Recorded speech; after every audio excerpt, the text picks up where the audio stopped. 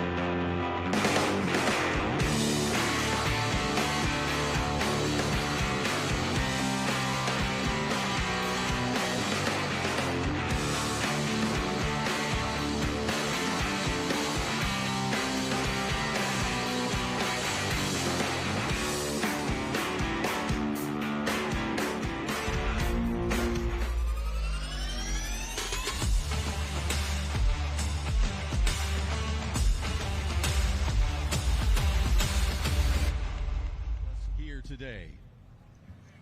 All right, good morning, everyone. What a beautiful morning. It is my distinct honor and pleasure to welcome you all to America's Airfield for the premier Joint Base Andrews Air Show.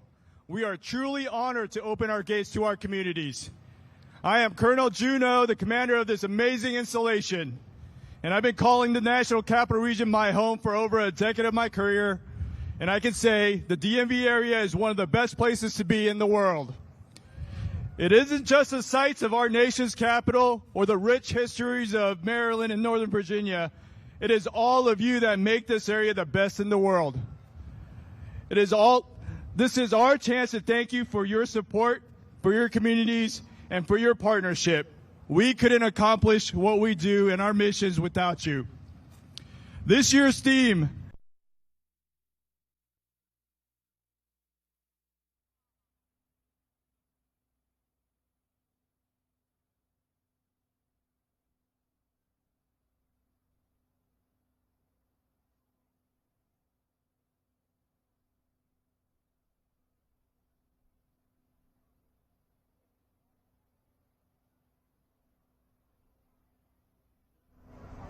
lost the mic.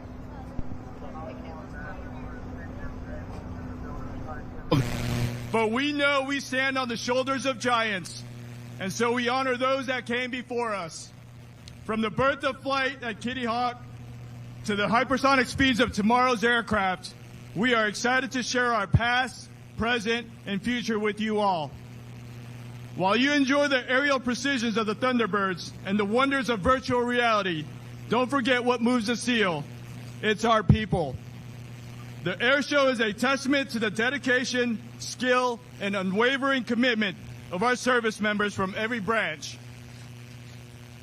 For decades, we have been your neighbors and part of this community, but also a beacon of freedom and security. Joint Base Andrews is where airmen, guardians, sailors, Marines, Coast Guardsmen, and soldiers carry out critical operations every day without fail.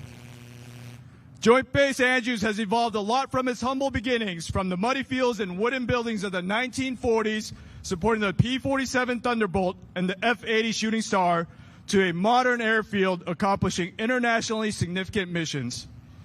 But none of these missions would happen without our service members and their families, and without your support. Today, you will get a glimpse of the incredible talent, precision, and dedication. We hope we inspire this generation and the next to dream big and to do great things now and in the future. Before I hand the mic over, I would like to thank the sponsors who helped to make our air show a success. Thank you, Andrews Federal Credit Union. I see you all there. And United Airlines serving as the presenting sponsors. Also, a warm thank you to all other sponsors whose donations made this event possible. We are eternally grateful for your unwavering support to our nation's service members. The weekend is going to be a blast, so please enjoy the sights, the sounds, and celebrate the men and women behind it all. Again, welcome to Joint Base Andrews, and get ready for an unforgettable air show. Thank you. Ladies and gentlemen, Commander of the 316th Wing, Colonel June O. Thank you, sir, for those wonderful remarks. At this time, would you please join us for our invocation, being presented today by Captain Charles Hugo.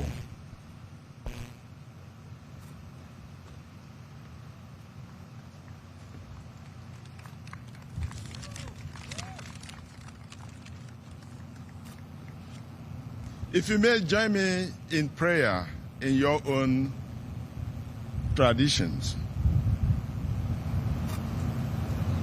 Lord, on this second day of our air show, we come to you with gratitude.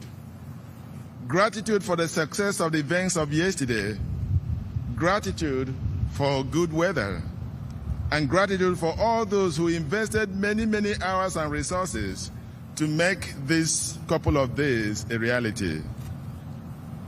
Now we ask you, Lord God, grant all our participants a safe and enjoyable day. Guard our pilots and those who direct them.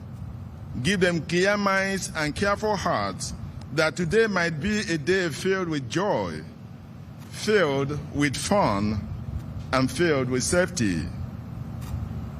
Bless and look after all our volunteers who are guarding entry control points, controlling crowds, picking up trash, caring for the sick, and all the while missing their loved ones.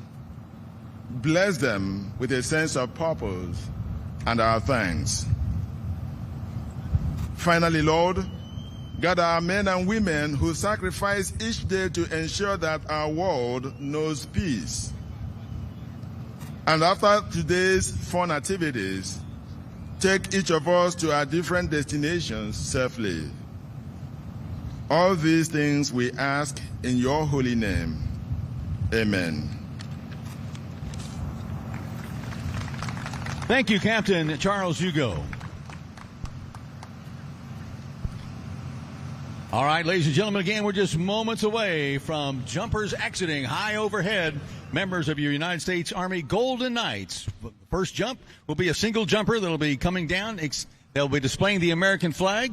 At that time, of course, we'll have our national anthem and get the official first day of Joint Base Air Show 2025 underway. My name is Mike McFarland with David Schultz Air Shows. We're excited to be a part of this exciting weekend. This is an amazing place to be. You're going to see some of the most incredible planes and pilots take to the skies today. We've got a lot to see and do here on the ground as well.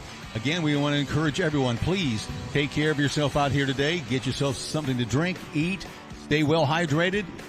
Get that sunscreen on, little shade, and make sure you have ear protection as well. It will be noisy throughout the day today. We'll try to give you a heads up when it's time to get those earbuds out, rather. Again, we're excited for this weekend. We know you are. We're looking forward to just a beautiful weekend. Couldn't have dialed up any better weather for the 2025 Joint Base Andrews Air Show.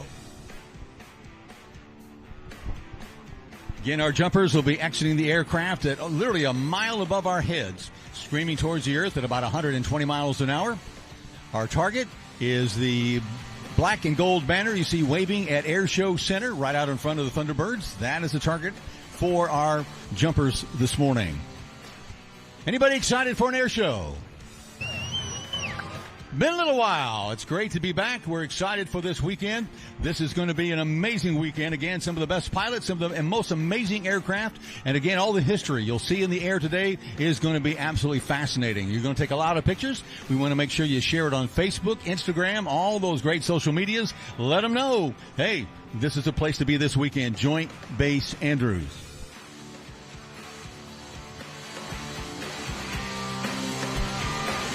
Again, we've got aircraft in the air, members of your hometown heroes. These are aircraft that will represent the 459th Air Refueling Wing. We've got members of the 1st Helicopter Squadron and also members of the 89th. We have got some of your local hometown heroes all in the sky today to be a part of this opening day one of this amazing air show. Some of the amazing pilots and things you'll see out here today. You heard us talk about the United States Army Golden Knights. You'll see the United States Naval Academy jumping out of an aircraft today. Robert Smittle. Robert is ex-military, flies an amazing demonstration in the Pitts aerobatic aircraft. We've got Warbird Thunder. These are 2 North American SNJs, naval versions of the advanced trainer used during World War II. You're going to see these aircraft in 2-ship aerobatic formations. That is really, really amazing because during World War II, pilots were told never fly aerobatics below 3,000 feet. And you're going to see these 2 aircraft never get above 3,000 feet, putting on an amazing demonstration, Warbird Thunder.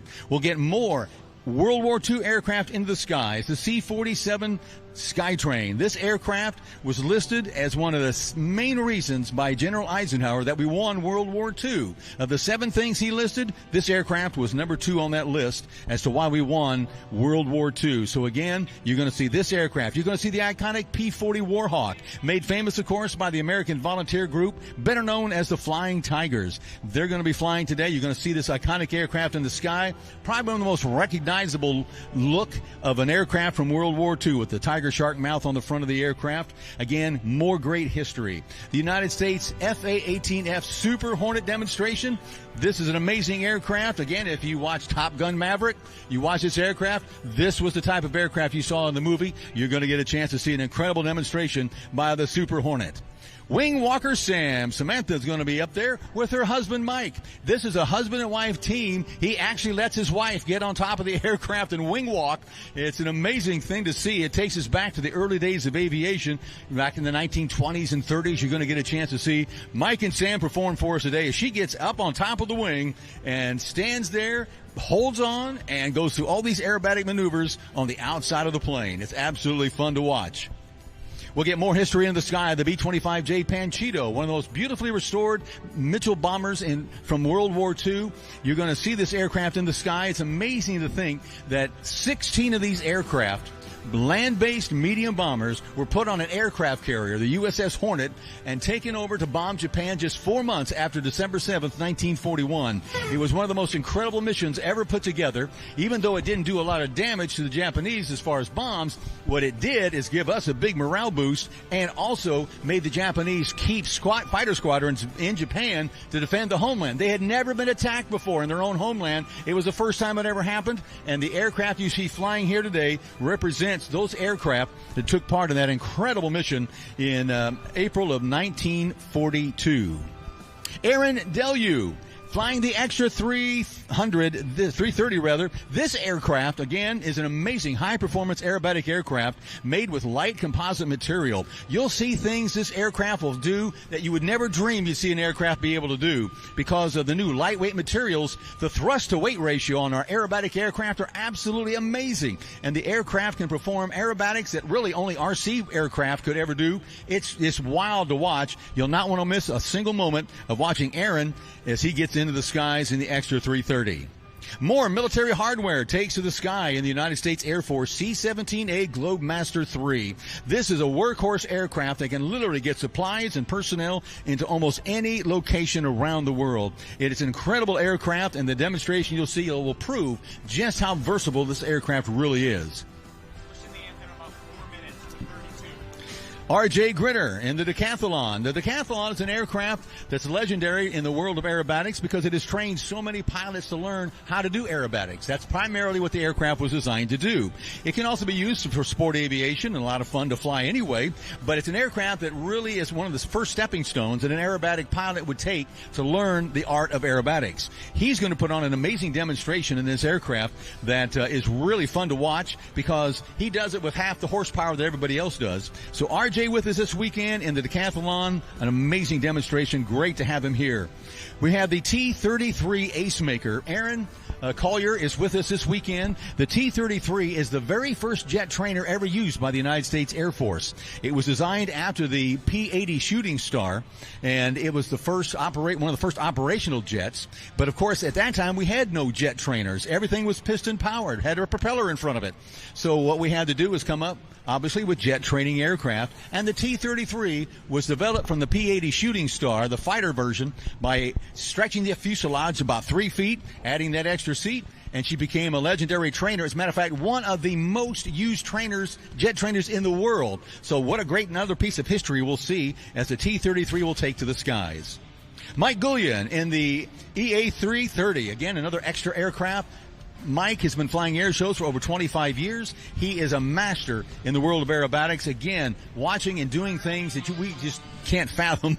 He's able to do it, pull it off. It's absolutely fun to watch, absolutely amazing. You'll not want to take your eyes off him for a single second. And of course, still coming up, the United States Air Force Thunderbirds. Ladies and gentlemen, this is an amazing weekend. Some great pilots, some amazing planes. We want you to avail yourself of all the activities out here today. Check out all the vendors. We've got a kids play zone. We have the inflatable slide. You'll see the space shuttle inflated back over there. Bounce around. The kids will love it. Burn off some calories. They'll sleep really well tonight. Let them have some fun over in the kids play zone. Plus, we're going to have Heritage Leadership Forum. These are going to be meetings where you'll get a chance to get up close and personal to some amazing people who have been a part of our military throughout the years. We want to encourage you to stop by and check out the American Heritage Leadership. These are, again, a chance to get up close and personal. These Heritage Leadership Forums, they'll start at 12 noon today, and they'll have different colonels that'll be our lieutenant colonels that you can meet up close and personal, hear their stories, and learn some amazing things from some of these amazing people who have served our nation so well. Again, these are Heritage Leadership Forums, and they'll get underway starting at noon today. All right, ladies and gentlemen, we're just minutes away from our first jumper out of the plane on his way down. Again, this will be an amazing sight as you look high overhead. Smoke on, Aaron Deluge across the sky. Ladies and gentlemen, please, at this time, stand and join us. Remove your hats.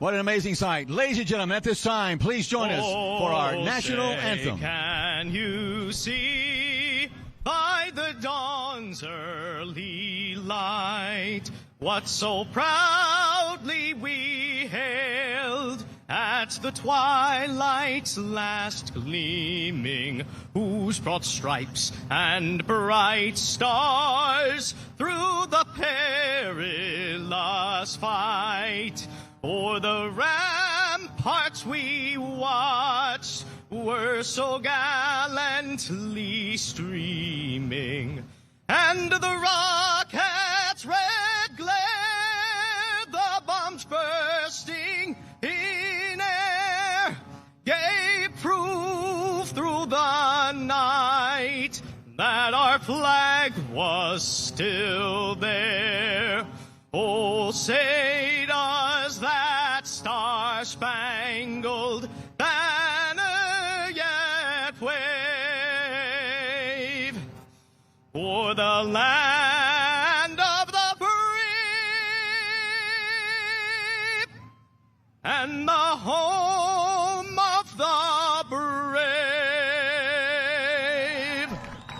Ladies and gentlemen, welcome to day one of the 2025 Joint Base Andrews 2025 Air Show. Watch now as our jumper comes down at a pinpoint target landing. Ladies and gentlemen, a big round of applause for our jumper. Great job, United States Army Golden Knights.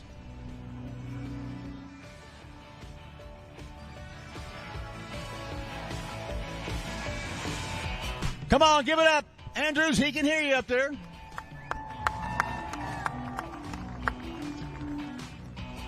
What a beautiful sight, ladies and gentlemen, as we kick off day one of the 2025 Joint Base Andrews Air Show.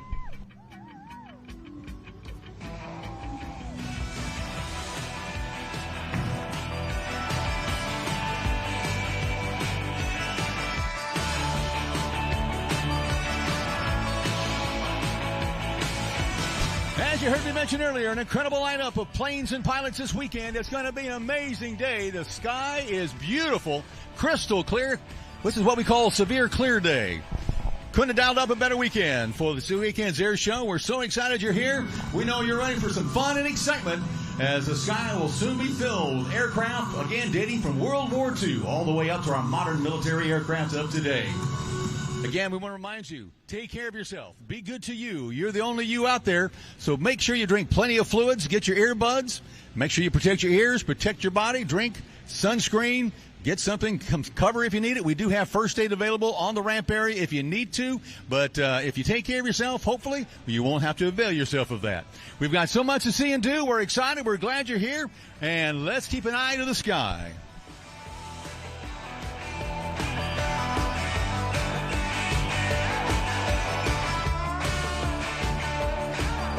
Excited to be here. You better believe it. Aaron Delu taxiing back in. We're going to see him again a little bit later on in this incredible aircraft. Aaron, again, coming to us from the land down under, originally from Australia. He's got an amazing pilot, an amazing friend. Got a chance to work with Aaron. This will be the fourth air show this year with him, and he is just an amazing pilot. Fun to watch, and we want to thank him for being a part of our opening ceremonies. That was a beautiful sight, wasn't it? Plane circling around the jumper, absolutely beautiful. Perfect weather, perfect sky. Could have dialed it up and made it any better than we are enjoying right now.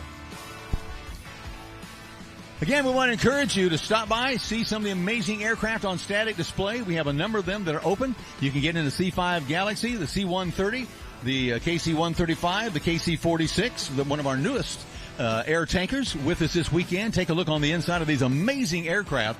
This is your chance to get up close and personal to all this military hardware that we see in the news and we hear about, but we don't often get a chance to get this close to them. So this is your opportunity to come by and ask questions. Take a look at these amazing aircraft, and if you're interested. From the early days of flight to the first step on the moon, man has relied extensively on a small deceleration device known as the parachute. Created initially to save a pilot's life as he jumped from his disabled aircraft, parachuting has evolved through modern aviation technology to become the extreme sport of the 21st century. Good morning, ladies and gentlemen. I'm Sergeant Clarissa Smith, originally from Rochester, New York. And it has been my proud honor to fly in our nation's colors on this, my 733rd free fall parachute jump. I will describe for you today a demonstration of precision free fall as performed by members of your United States Army parachute team, the Golden Knights. At this time, members of the Black Demonstration Team are circling high overhead in our distinctively painted C-147 aircraft at an altitude of 10,000 feet. The jump master is actually looking out the left door of the aircraft. His head is outside in the wind and the cold. Through a series of hand and arm signals, he is relaying heading corrections to the pilot, maneuvering the aircraft to a precise exit point for the jumpers. Watch closely as you may see the nose of the aircraft move slightly left or right in response to the steering instructions. The jumpers are out and the smoke is on. We now have members of the Golden Knights in free fall, rapidly approaching speeds of 120 miles per hour. The initial part of the formation is called the base, and it forms quickly as the initial jumpers fly their bodies together while interlocking their arms and legs to form the nucleus of the formation. The formation continues to fly at 120 miles per hour as our free fall photographer circles the formation. At 5,000 feet, the team leader will give a signal for the first two jumpers to break away from the formation, while the other jumpers alter their body positions to form 120 mile per hour spirals in the sky. Watch for the parachutes, and there you have the high-flying black and gold of your United States Army parachute team, the Golden Knights. Now, as you may have guessed, these jumpers are faced with a unique situation, a traffic jam in the sky. They must gain vertical separation to allow for individual approaches into the target area. This is accomplished by pulling down on the front part of the parachute and spiraling down at speeds of 60 miles per hour. This enables the jumpers to set up a traffic pattern just like you might see aircraft at a busy airport. At 1,000 feet, the jumper does what is called a wind penetration check, checking his distance and speed across the ground. He then flies a downwind leg, a base leg 90 degrees to the target, and then faces into the wind for a final approach. It takes a great deal of concentration to land dead center on the target. The jumpers keep a close eye on the windsock, located in the target area. Once on final approach, they then shift all their concentration to a small black dot located in the center of the orange X. As this jumper nears the target, watch the minor corrections used in obtaining a beautiful target landing. As this jumper brings the parachute over the target, watch the movements they make with the steering lines, showing you the full flight characteristics of the Ram Air canopy as they bring it over the target for a beautiful dead center landing. Looking high overhead, you may see that several of our parachutes appear to have become entangled, but that is not the case. These jumpers are performing a facet of the sport called canopy relative work. With the advanced aerodynamic design of these Ram Air parachutes, they are able to fly their parachutes right next to each other without adversely affecting their flight characteristics. As these jumpers set up their landing pattern, they must keep a very close eye on the windsock located in the target area, as it takes a great deal of concentration to bring these two parachutes and our 900 square foot Army Star drop flag into such a small target area. As the jumpers near the ground, the pilot will give a command of ready break, and both jumpers will separate for safe, soft, stand-up landings right here in the target area.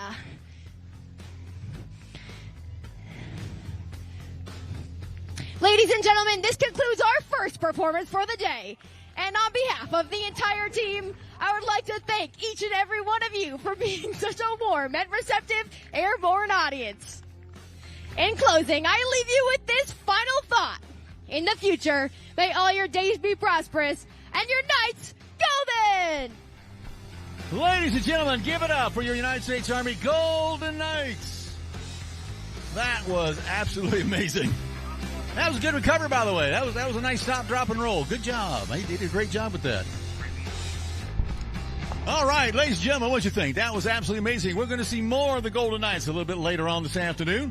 So if you love skydiving, this is the place to be. Amazing men, amazing women. What a great organization. Had the pleasure of working with the Golden Knights for a number of years at many different air shows. Great to have them here at Joint Base Andrews.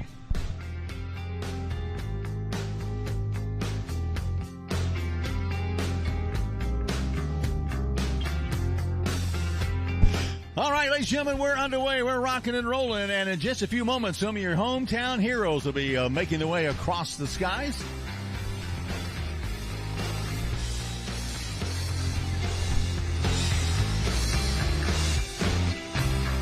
We're excited for the aircraft that will be flying here for us in just a few moments. Again, this will give us a nice look at some of your hometown heroes. We got members of the 89th Airlift Wing with us today. Flying the C-40, you're going to see members of the 1st Helicopter Squadron and the 459th Air Refueling Wing, all a part of as they'll bring their aircraft by. These are some of the planes, of course, that they maintain, operate, and fly. And they're based right here at Joint Base Andrews.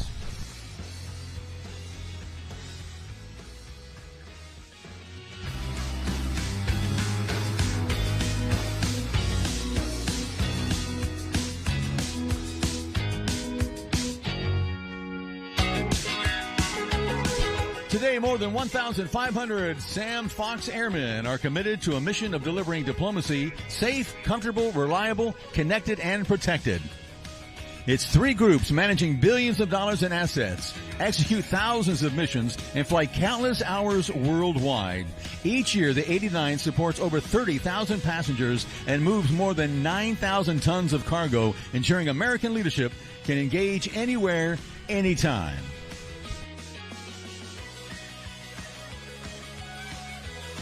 Inbound, ladies and gentlemen, members of the 1st Helicopter Squadron. Their mission is to deliver continuous, immediate response, capability vital to national security, provide priority airlift for national-level civil and military senior leadership in the National Capital Region.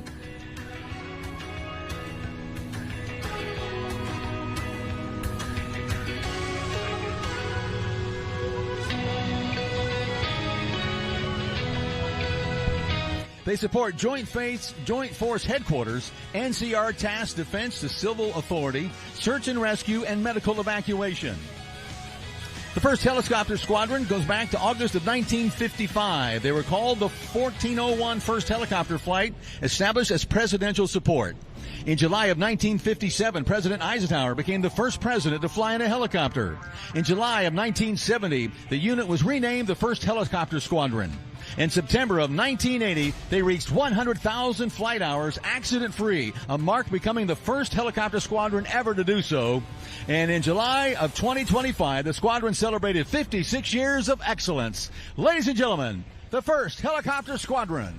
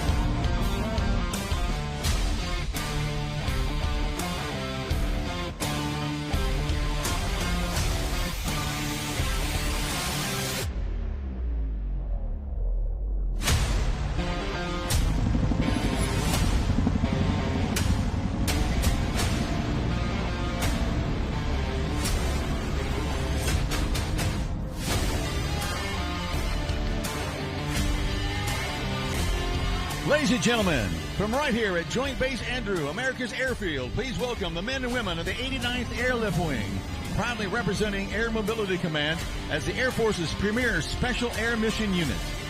With the motto of Experto Crede, trust one who has had experience, and the promise that perfection is the standard. The 89th is entrusted to fly America's most important leaders around the globe. The wing's heritage began in 1949 as the 89th Troop Carrier Wing.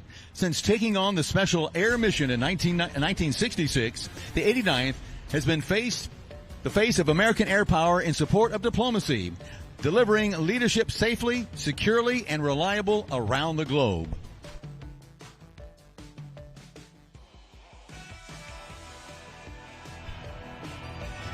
The mission exists to support the President of the United States and what are known as the top 5 customers: the Vice President, the First Lady, the Secretary of War, and the Secretary of State, and the Chairman of the Joint Chiefs of Staff. To execute these no-fail missions, the 89th operates a versatile fleet of aircraft like the C-32A, the C-40B, the C-37A and B, alongside with Presidential Airlift Group flying the VC-125A. The C-40, ladies and gentlemen, flying past members of your 89th.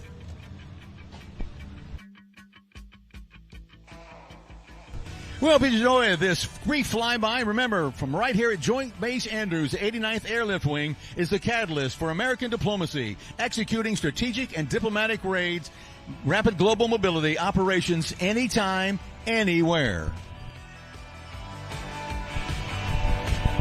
Now, coming inbound, the KC-135. The 459th Air Refueling Wing, a wing of the Air Force Reserve Command of the United States Air Force, is assigned to the 4th Air Force. The wing flies and maintains the Boeing KC-135 Stratotankers, providing air refueling. The wing, over the years, is a 6-time recipient of the Air Force Outstanding Unit Award. The 459th Air Refueling Wing recruits, trains, and equips its citizen airmen to fly and maintain the KC-135 Stratotanker to help the Air Force protect its interest in the air anywhere in the world. Ladies and gentlemen, from your right, the KC-135.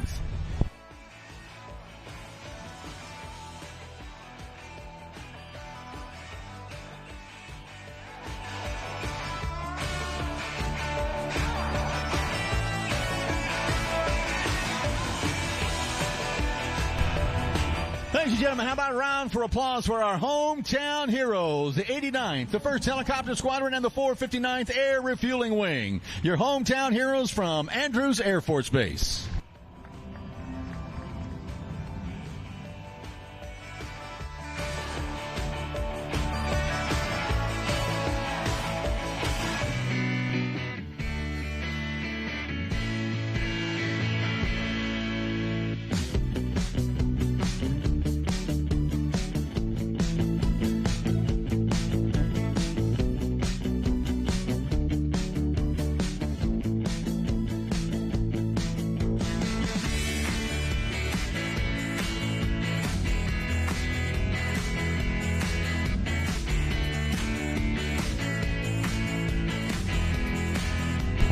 Airshow operational and announcing services are provided to the 2025 Joint Base Andrews Airshow by David Schultz Airshows of Clearfield, Pennsylvania.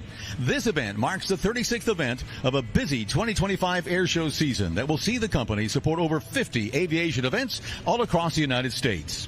From Naval Air Station Corpus Christi, Texas, to March Air Reserve Base, California, and from the Wildwood Beachfront, New Jersey, to Safford, Arizona, David Schultz Airshows provides the very best in aviation productions, operations, and announcing to military and civilian venues across North America. For more information on David Schultz Airshows, please look at our award-winning website, schultzairshows.com, and follow us on social media, Facebook, YouTube, and Instagram.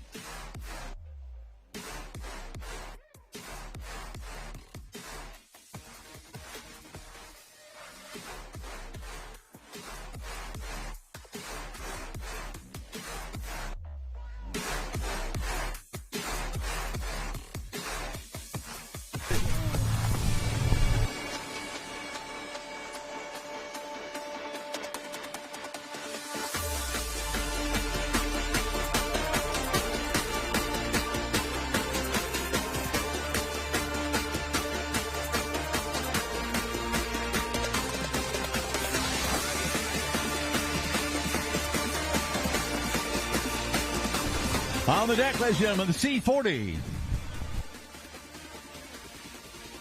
Again, these are some of the aircraft you won't see anywhere else in the world, but right here at Joint Base Andrews.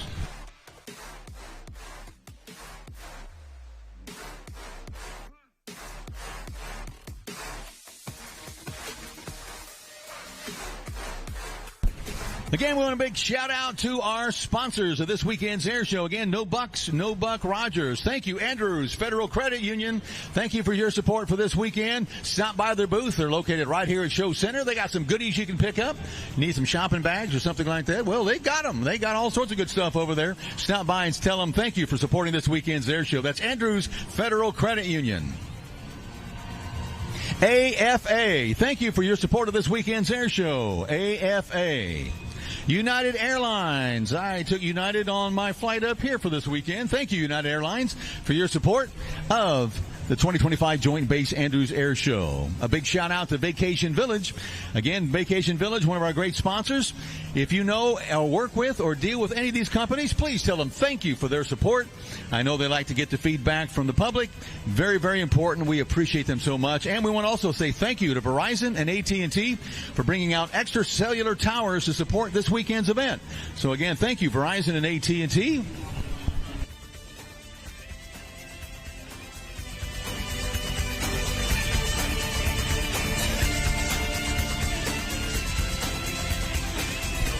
So much to see and do. You want to avail yourself of all the fun and activities out here today. Not only do we have a lot of aircraft on static display, look at this. I mean, we've got the C-5, one of the largest aircraft in the world. It's bigger than a 747, parked on the far north end of the ramp. You can take a tour through this amazing aircraft. Check it out. We got the C-130. We've got the a C-32, I believe, over there. We've got the Osprey, an incredible aircraft, those rotating engines. It can take off like a helicopter, and then those engines rotate. You've probably seen a movie with those in there. They're pretty cool. We got two great examples of that. Along with F-35, we have the F-15s parked out here on the ramp. We got a lot of history parked on the ramp. We have a P-51 Mustang, considered by many to be the best overall fighter of World War II. We have a C-54, the aircraft that flew in the Berlin airlift at the end of World War II. Again, this aircraft originally designed as a passenger airliner, something that it would later go on to do after World War II. You can take a tour inside the C-54. It's got a mini museum about the Berlin airlift. You can learn more about the history of this aircraft and how it participated in the Berlin airlift. Check it out. It's the big silver 4-engine aircraft called the C-54. If you've ever wondered what it would be like to be in the cockpit of an aerobatic aircraft, well, you can experience that. Mike Goulian has got a semi-tractor trailer parked right over here by hangar number 4. You can't miss it. The big black and gold trailer, the black 18-wheeler. You can take a flight simulator ride of what it's like to be in an aerobatic aircraft. If you've ever wondered what it might be like, check it out. He's located right over by hangar number 4, the big 18-wheeler. You can't miss it. Go check out that flight experience. It's something you'll remember from this weekend. I'll guarantee it.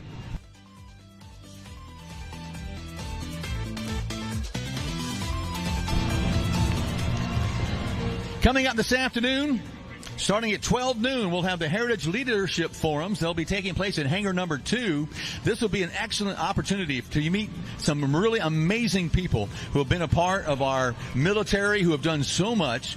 We have Colonel Chuck de Bellevue. I hope I'm pronouncing that correctly. Chuck will be here. Chuck is America's top ace in the Vietnam War and the last ace to serve on active duty in the United States Air Force. He flew 220 combat missions as a Laredo high-speed forward air controller and was credited with the destruction of 6 enemy fighters. Now, to become an ace, you have to shoot down 5 enemy aircraft, and after that, you consider an ace. He shot down 6 enemy fighters in aerial combat in the Vietnam War. He's also the recipient of the Air Medal Distinguished Flying Cross, Legion of Merit, and the Air Force Cross and Silver Star. Along with Colonel Chuck, you'll see J.B. Stone. Colonel J.B. Stone will be there, along with James Bowen in the United States Air Force, Lieutenant Colonel, and Colonel Ethan Bluto Sabin. These gentlemen will be a part of our first Heritage Leadership Forum. This takes place at 12 noon, hangar number 2. From 2 until 2:30, the drill team, the United States Air Force Honor Guard drill team, will be with us. The Air Force drill team mission is to showcase drill performances at public and military venues to recruit, retain, and inspire airmen. They support Air Force Recruiting Service as an official ambassadors in blue. Check it out over by hangar number 2. If you love that precision military with the rifles flipping and flying and all that, it's amazing to watch. Again, the United States Air Force Honor Guard drill team performing at 2 o'clock this afternoon at hangar number 2. If you have not downloaded the official Joint Base Andrews 2025 Air Show app, well, you're behind the curve. Get up to date. Go on your Play Store. Go where you download your apps. It's good on Apple. It's good on Android. All you have to do is go into your app store, dial it up, look for Andrews Air Show, okay? That's the easiest way to find it. Just type in Andrews Air Show. It'll take you right to the app. Download that app. You can use it to get schedules, information about things like the Heritage Leadership Forum that I've mentioned before. You can also walk around. You'll notice on the ramp area, we have signs with QR codes. Scan those QR codes. It'll give you more information about what you're looking at there. And again, all the information you need is on the Joint Base Andrews Air Show official 2025 Air Show app. Again, Andrews Air Show. All you have to type in, it'll take you right to the app. Download it. You'll find it super convenient and easy to use. Check it out. What a great thing. I mean, that's one of the first air shows I think I've done that has its own dedicated app. It's absolutely amazing. Take advantage of it.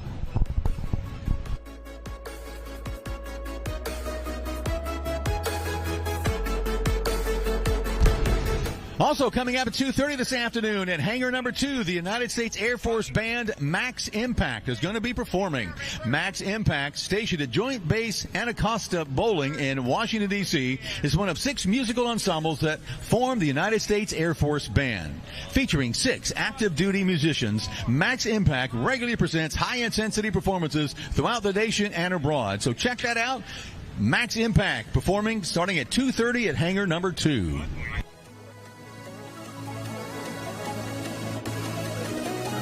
Ladies and gentlemen, high overhead, members of the United States Navy Academy skydiving team.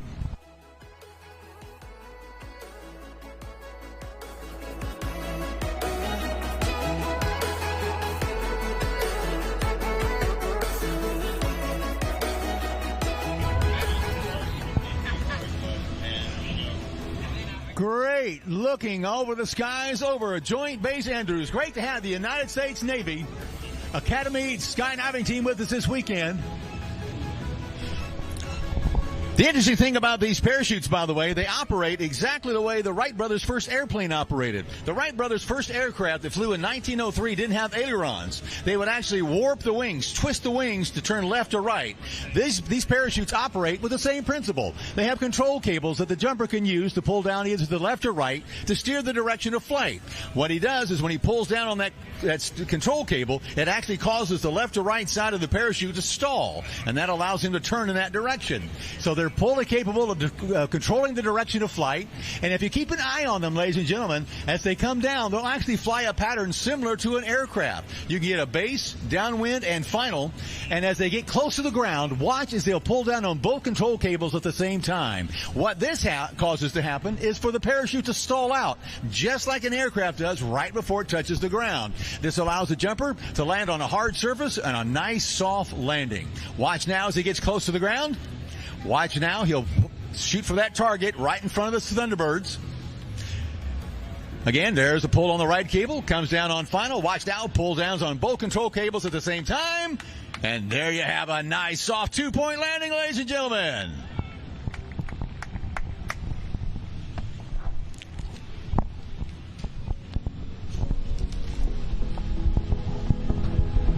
Over the course of 4 years, midshipmen at the Academy complete an undergraduate degree while undergoing continuous morale, mental, and physical military development to prepare them for commissioning. The Naval Academy's parachute team is one of many unique opportunities midshipmen can experience during their 4 years. After trying out during their freshman year, midshipmen spend their time learning both free fall and parachute disciplines to compete in competitions and execute demonstration jumps like the one here today. The team is currently composed of 22 midshipmen that have over 3,500 skydives. The jumpers featured today are from the current senior and junior class and are hoping to commission into various communities such as naval aviation, marine ground, submarines, and surface warfare. Following the demonstration jump, the team will be packing at the south end of the runway and walking around the air show vendors. So go Navy, beat Army. Again, watch as they come down, pulls on both control cable. Look at that. Another perfect landing, ladies and gentlemen. And there's the challenge, the Beat Army flag. The Golden Knights didn't take that too well. I mean, it's on. I mean, it's on like Donkey Kong between the Army and the Navy.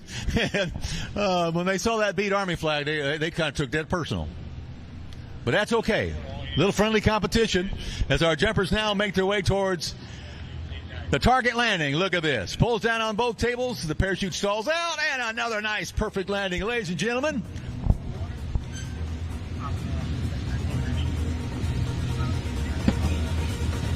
One more jumper to go, ladies and gentlemen, from the United States Naval Academy. Great to have him here this weekend at Joint Base Andrews 2025.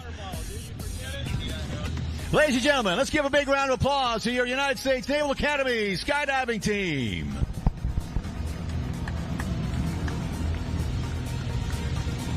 And another perfect landing, ladies and gentlemen. A great job by the United States Navy Academy skydiving team.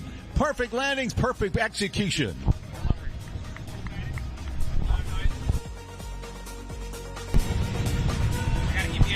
Great to have him here this weekend with us. As a matter of fact, I'm going to take just a few moments while we got a moment or two. How many veterans do we have in our audience today? If you're a veteran of any of our armed forces, would you please raise your hand? Veterans, please raise your hand. Now, the rest of us, let's put our hands together. Let's thank these amazing men and women for their service to our country. Thank you. Thank you to all our veterans. You are amazing. Thank you for serving our country. They do it freely, ladies and gentlemen. Nobody is forced to get in the military. We appreciate all of your veterans that are out here today. You guys are amazing. We can't express it enough, believe me. The Golden Knights aircraft, the C-147, landing, touching down, we'll be taxiing in. If you look very carefully at the back of the fuselage, you'll see the door completely removed from the back of the fuselage so our jumpers can exit.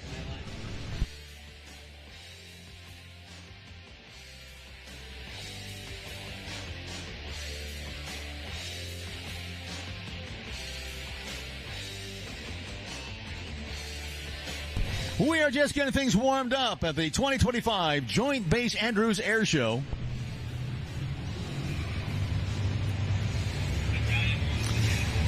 Coming up, we've got Robert, call sign Rooster Smittle in the Pitts aircraft. Again, the Pitts, is an amazing aircraft that dates back to the 1940s when it was originally designed by Curtis Pitts. The aircraft, of course, used for sport aviation for many, many years and went on again to dominate the world of aerobatic competition in the 1960s and 70s and is still the favorite mount of many air show performers. As a matter of fact, a number of them will take a basic Pitts aircraft, do some modifications, like give it from 2 to 4 ailerons, which ups the performance, put a little heavier engine out on front, a little more horsepower for kick, and you've got an incredible air show performing aircraft like you'll see here today. And Aaron is with us. Aaron's going to be calling the shots. Aaron, you ever wonder what is going on up there? Why someone would want to do all this? No, actually, because I'm his student and I do it too. So we're all crazy. Well, somewhat crazy, but it's so much fun. So much fun. Aaron, how long have you? Now you said you're learning aerobatics. Yes, I'm learning aerobatics. I've been flying with Rooster for 2 years now. I got my license 2.5 years ago, so I pretty much immediately started flying around with him. So, yes, crazy. And we also have, I'm going to give a shout out, we have another, I know at least one aerobatics student out here, conveniently also named Aaron, but he's here with his family, sitting out here. Awesome. Hi, Aaron. Other Aaron. Awesome. So what got you interested in aerobatics? What clicked that trigger? I had a hard time envisioning myself only flying around to get the $100 hamburger. So I thought it would be something interesting to do, kind of like a structured flying program. Like growing up playing sports, there's different levels and things. So I think it's a good way for people who learn how to fly to kind of level up and have different goals that they can work towards. Well, and it's also a great way of learning how to become comfortable in an uncomfortable situation. Exactly. It really helps you envision and learn how to use the airplane in the full envelope and not be... you should still be concerned if you're flying a plane and you're doing things it doesn't want to do, but it at least helps you understand really how far a plane can go before you're really going to be in trouble and what to do if you do get in that situation. Yeah, because, really, civil aviation, especially, it's a very safe way to fly. And if you understand those principles, those aerodynamic principles, you don't panic as much when that propeller quits spinning or something goes wrong. Right. It's like, any type of job training. If you have a dangerous job or, you need to work on skill set, you do training. Cops go in the field. They do practice shooting and things like that. So when the event happens, you have some training to fall back on, and you know what to do when you get into unexpected situations. So do you see yourself maybe one day becoming an airshow pilot? I don't know. We'll see.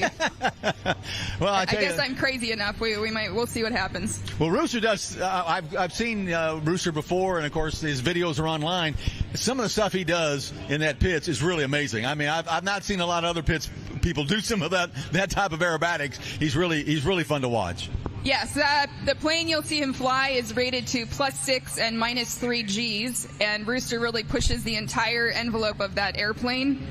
And here he is. He's going to take off and go out and hold, and then he'll come back around. But the little red plane taking off now, there's Rooster. He really pushes as hard as he can to do all of the things that plane was designed to do. So, yeah, you'll see he tries hard to think up new things all the time. He's always coming in and saying, Aaron, I was working on something the other day. What do you think? Hey, watch this. Yeah. Yeah. No, exactly. he'll be climbing out to altitude here in just a few moments. He's what we call an air start. And that's that many of our performers actually get into the air and start by already coming down into flight. Some performers will actually start from the ground, and Robert will take his pits. Again, we've been seeing some pretty big airplanes out. He looks pretty small out there, but what you're going to see is some amazing flying as he gets up to altitude. Yeah, you can probably fit a lot of those pits inside that C5 over there. A lot of them. You know, one of the interesting things about the Pitts airplane, though, of course, pilots will always tell you you don't stop flying a Pitts until the engine shuts off. That is correct. That is true with, of course, any airplane, but especially of tailwheel airplanes, and especially of the Pitts. They can be very squirrely, so you want to make sure you're on the rudder the whole time and paying attention. Well, and because the front landing gear is so narrow, they're not very far apart, so it does make it a little tricky. Yeah, the front landing gear is narrow. The plane is low to the ground. It has a lot of horsepower. Everything's small and quick and happens quickly. Good or bad, yep. So Robert, again, will be up to altitude here in just a few moments. We're going to get some high-performance aerobatics from him. Now, Robert is ex-military. That is correct. He is a retired 3-star Marine Corps general. I heard some shouts out. Do we have some Marines in the audience today? Where's my Marine Corps? Right. There we are. I know we're at an Air Force base, but they do let Marines on here sometimes. All right, we're going to find out the real Marines out there. All right, Semper Fi. There they are. Come on, now we found you. All right. Yes, of course, he always wants to give a shout out to all of our Marine Corps, active duty, reserve, and retired. A beautiful day, ladies and gentlemen. Hope you're enjoying yourself. This is what we call a severe clear day. I mean, we can still see the moon up there. One of the targets. Got to interview Nick Hague yesterday. That was really cool. Brigadier General. Yeah, how did that go? What did he have to say? Yeah, he was with us. Warbird Thunder taking off in the North American SNJs. During World War II, this was an advanced trainer. If you were in the Army Air Corps, it was called the T-6 Texan. The Navy called it the SNJ. These are two SNJ versions of this advanced trainer you're going to see also performing here today. I have a fun fact for you here. My grandmother was a pilot in World War II with the Women Air Force Service Pilots, and she flew that T-6 that is out here with the Warbird Thunder. So she actually flew one of them. Yep, she flew the T-6. That's awesome. That is awesome. During Wasps World were War amazing. II. It was cool. an amazing time in our history. It really was. Indeed. But she flew it when it was a new plane, so that's pretty cool, too. That's one of the coolest things. You talk about neat things about history in World War II. Was there was a woman that flew the submarine Spitfire. Yes, in World War II, and one of the planes that was restored and they flew to her to surprise her was a plane she had autographed during World War II. Wow, and she only flew cool. one of them and autographed it. That plane survived. That's amazing. That's amazing. She autographed it again 80 years later. That's amazing. Yeah, so these aircraft are about 80 years old now, but when my grandma flew it, it was only 6 months old. Yeah, you can find parts. Wild. Takes a lot of work to keep some of these classic warbirds in the air because you can't run down to the aviation parts store and find parts for a T-6. That is true. And they do take a lot of work and effort to maintain, but wow, what an effort. And you're going to see some of those beautifully restored World War II planes in the sky today. Yes, they also use up a lot of oil and a lot of fuel and a lot of smoke oil. So those T-6s, our SNJs that just took off, have 25 gallons each of smoke oil. And we've always talked about the fact that with a round engine, if there's no oil leaking out of it, there's no oil in it. So exactly. They're used to leaking, but again, they are amazing aircraft. And by the way, ladies and gentlemen, in case you're wondering, the smoke trail that comes off behind these aircraft is a biodegradable oil. We're not messing up the atmosphere. I believe Rooster is starting his routine. If you look high and to the right, everybody, here comes Rooster diving into the box with the smoke on.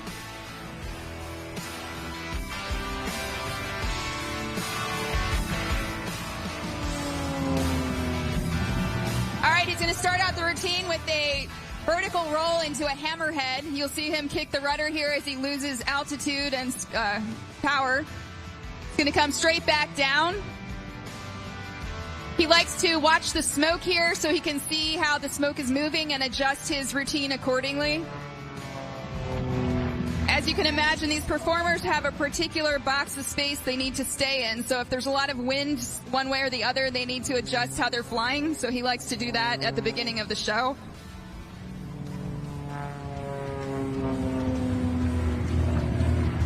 If you see anything cool, make sure and give a nice shout out. I can hear you up here for the most part.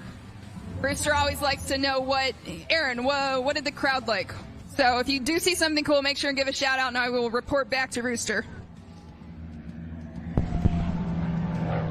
I think he's going to do some point rolls across here.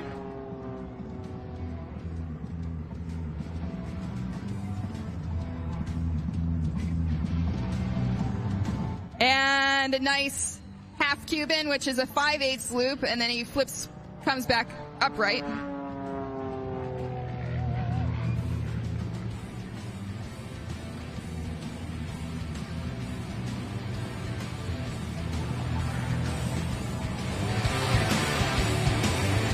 Was cool. I heard some people cheering for that one. Very cool. He's always changing his routine up to adding snap rolls, adding lomshavaks, tumbles. So as we mentioned,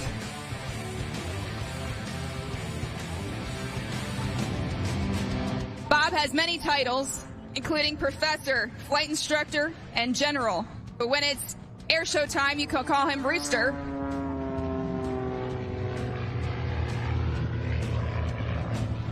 Rooster is his call sign he earned flying for your United States Marine Corps. I know, I hear some shouts. I know there's some Marines out there. All right. You can hear this nice engine when he comes across the front of the crowd here. Rooster hails from Connecticut. He's a retired Marine Corps Lieutenant General. That's 3 stars. He's a recipient of the Distinguished Flying Cross with Valor device for his service in Desert Storm. And he holds a PhD. He teaches national security and cyber studies.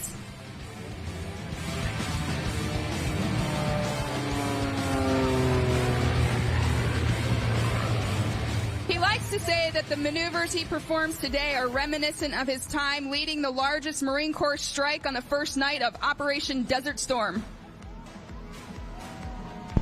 This is an awesome, that's one of my favorites, a nice tail slide. That's a good one, huh? Yes. Favorite. A true Renaissance man.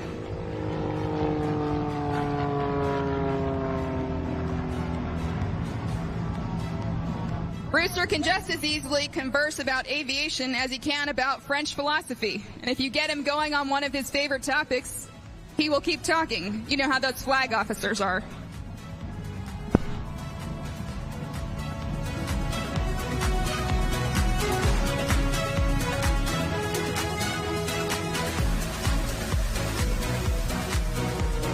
Here's a beautiful knife edge pass. You can see that wonderful red and white iconic paint scheme on the pits. It's great for pictures. He'll do another one of those at the end of the routine. Rooster has almost 7,000 hours of flight time, including over 4,700 hours in tactical fighters, including the F-4, F-18, and F-5, with numerous aircraft carrier landings. Rooster is a Top Gun graduate, and he likes to say he begins his air show routine like a pop-up attack, flying at low altitude and acquiring enemy radar.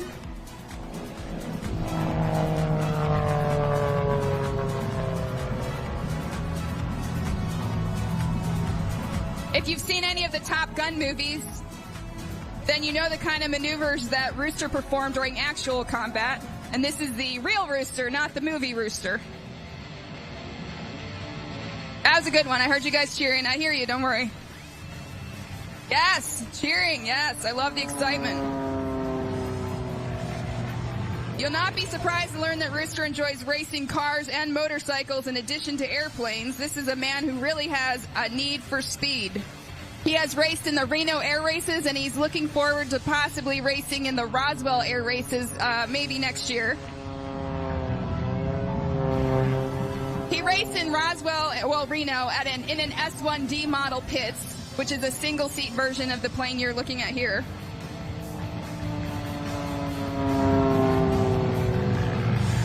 This plane you're looking at here is a certified S2B 1984 model with a 6-cylinder Lycoming AEIO 540 engine with 260 horsepower. The plane has an inverted fuel and oil system, so you'll notice when he flies upside down, the engine doesn't quit. He can't do it forever, but for a while. If you ever wonder, how can I learn to do some of this aerobatic flying? You're in luck because Rooster, as I mentioned, is a certified flight instructor. He teaches right here in Maryland out of Easton Airport, and he also teaches out of Leesburg Airport in Virginia. Rooster taught advanced fighter tactics to the United States Marine Corps aviators for over 35 years. We also have a super decathlon at Rooster Aerobatics, which is a training aerobatic plane. So we have pilots flying both of them.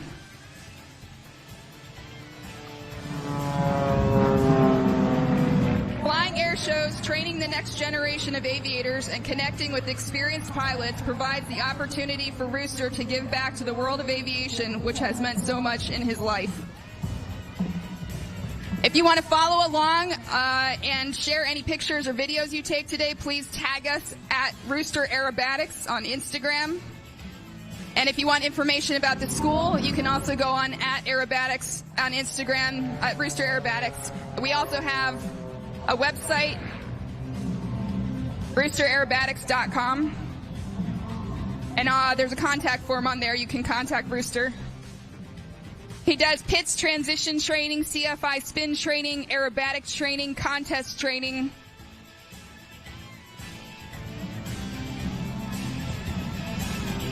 And he's having students come from all over the country these days to train in the pits with him.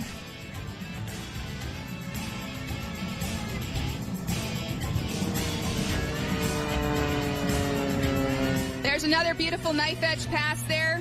Nice picture, opportunity.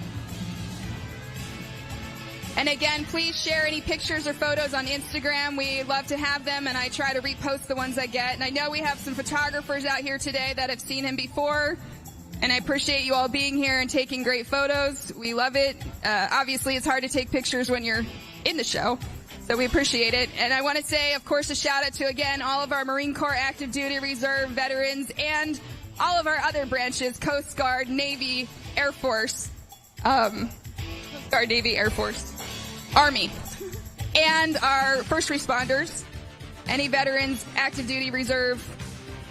Thank you all for being here. Thank you for bringing your families and supporting the air show here. We have some awesome stuff coming up, right? What's next? Warbird Thunder, I think. Thank you, Aaron. Ladies and gentlemen, give it up to Aaron. She did a great job, didn't she? Fantastic. All right.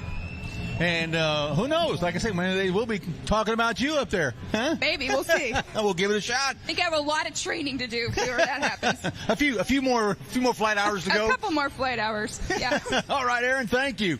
Thank you. We look forward to some more fun tomorrow. No, actually, you guys are leaving. Yes. You're bugging out of Unfortunately, here. Rooster will not be here tomorrow. He will be at Ocean City Air Show in New Jersey. So that's right. So those who came out here today, you got a special treat. You got to see Rooster. Absolutely. So. Well, we thank you guys for coming. Amazing performance, and great to meet both of you. Thank you. You too. Good job. Thank you. Hope everyone enjoys the air show today. I know we're having fun. You're enjoying it so far. Come on, Joint Base, let's give it up. Wow, we are really getting things warmed up around here. We got a lot more to go. Get yourself a good seat. Get yourself some good food. Again, take care of yourself out here today. Get some shade. Get some sunscreen. Drink plenty of fluid. If you don't have any ear protection, I know the vendors out here do have earbuds. They are available, ear protection. You'll need it. We'll try to warn you when it's time to put the earplugs in. Give you a little earplug warning when it's going to get noisy out here today, and especially if you have children under the age of 2. The jet noise really hard on small ears. It's tough on big ears, but especially small children. Make sure you have ear protection for your kids. And again, we'll try to give you a heads up when it's going to get noisy. Still got more to go, a lot more to go here at the first day of the 2025 Joint Base Andrews Air Show. We do remind you, listen, if you have fun out here today, you can come out again tomorrow. We're going to do it all over again. So if you're an air show junkie like myself, love to come to them, then come on out. If you love it, we'll let you come back tomorrow.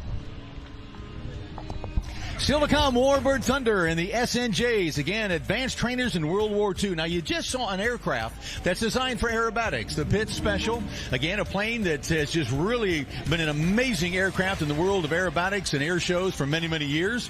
But what you're about to see now, ladies and gentlemen, are two very big and heavy World War II training aircraft that dates back 80 years ago. These are SNJs built by North American Aviation. If you're in the Army Air Corps, you called it the T-6 Texan during World War II, and shortly after, the Navy would call the aircraft something different. So again, you have to kind of know that the Army Air Corps called it an AT-6 Texan, advanced trainer, and then the Navy called it an SNJ.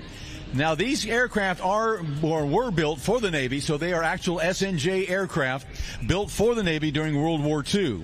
If you're in the Royal Canadian Air Force, you call this aircraft the Harvard. So you might hear those names expressed. It's all the same aircraft, basically, with only a few slight modifications. But it's an incredible aircraft. They weigh over 5,000 pounds, and what you're about to see is really amazing because, again, high-performance aerobatic aircraft are designed to maneuver and move and snap and roll very quickly. But this is a big World War II trainer, and during World War II, air cadets were told never, ever, ever fly below 3,000 feet and do aerobatics. But what you're about to see here today are two of these amazing aircraft flying in formation, performing aerobatics well below and never getting above 3,000 feet. So Warbird Thunder coming your way in just a few moments. We'll get more of the classic Warbirds into the air. We have a C-47, better known as the DC-3 if you're a civilian pilot. The DC-3 and the aircraft that you'll see here today are just amazing. As a matter of fact, the C-47, one of the most legendary aircraft of all time, still being used all around the world today. All right, ladies and gentlemen, let's get ready. We're just seconds away from Warbird Thunder.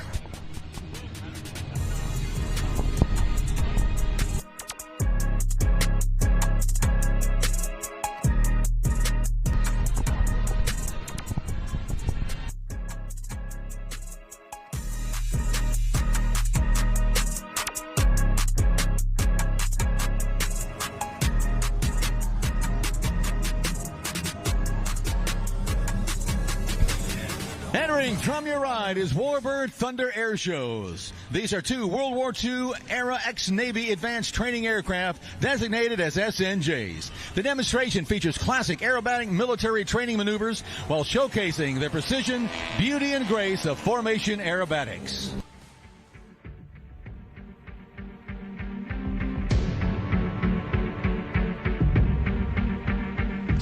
This is one of the oldest aerobatic maneuvers. It's called the Classic Loop, first performed in 1913.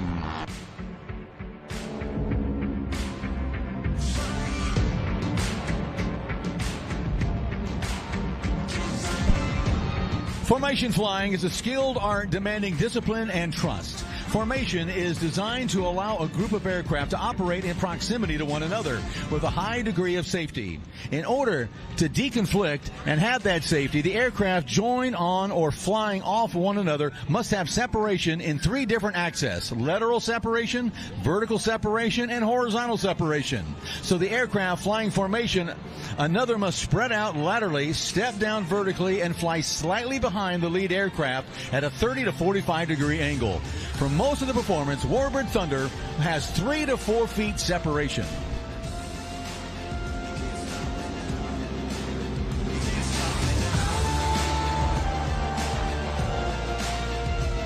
This next maneuver is part of a loop and part roll. It's known for its elegance. It's the barrel roll. Since the 1930s, the barrel roll has been a cornerstone of military flight training worldwide.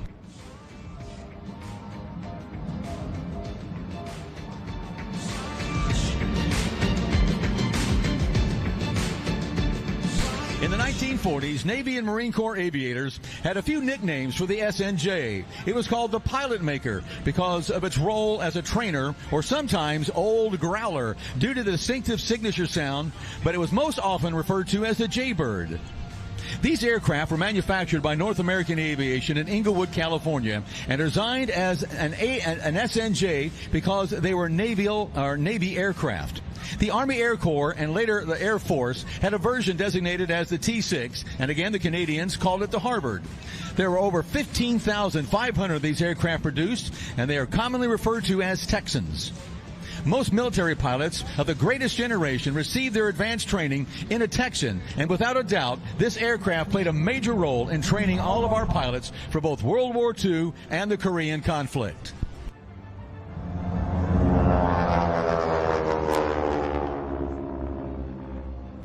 Notice that the formation has changed. Warbird Thunder is what is now called a close trail formation. An aileron roll is a very common maneuver, but rarely flown while in close trail formation. This requires incredible precision and trust because the wing pilot is singularly focused on the lead aircraft.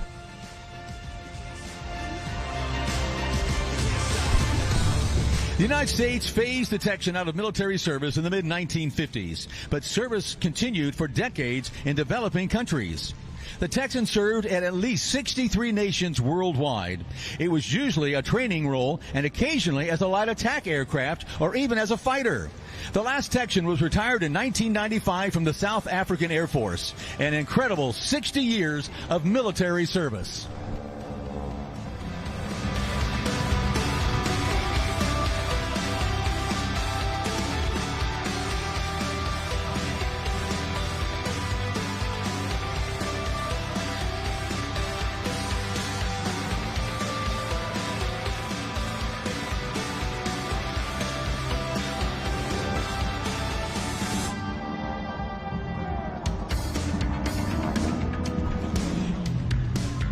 We are now going to see a line abreast loop. The wing pilot on the right and his sole focus will be staying in perfect alignment and synchronized on the lead aircraft.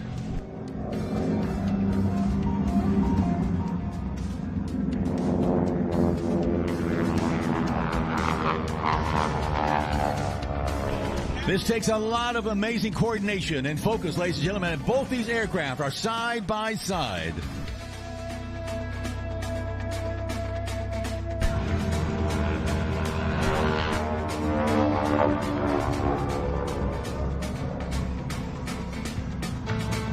The Warbird Thunder pilots are Chris C.T. Thomas and Chris Soto Orr.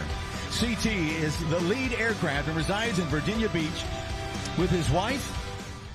He is a third-generation pilot and learned to fly at 17 years of age. With his naval aviator father as a flight instructor, C.T. earned flight time, flight instructing, towing banners, and also flying charter and freight.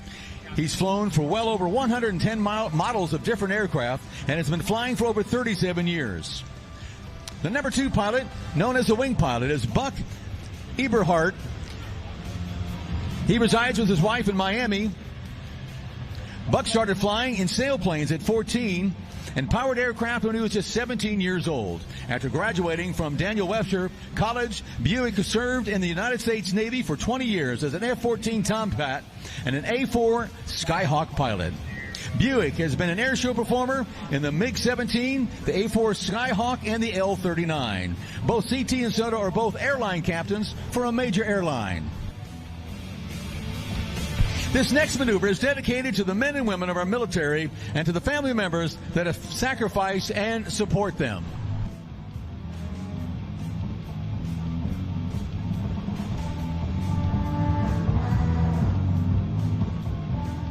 Watch now as Warbird Thunder approaches from your right.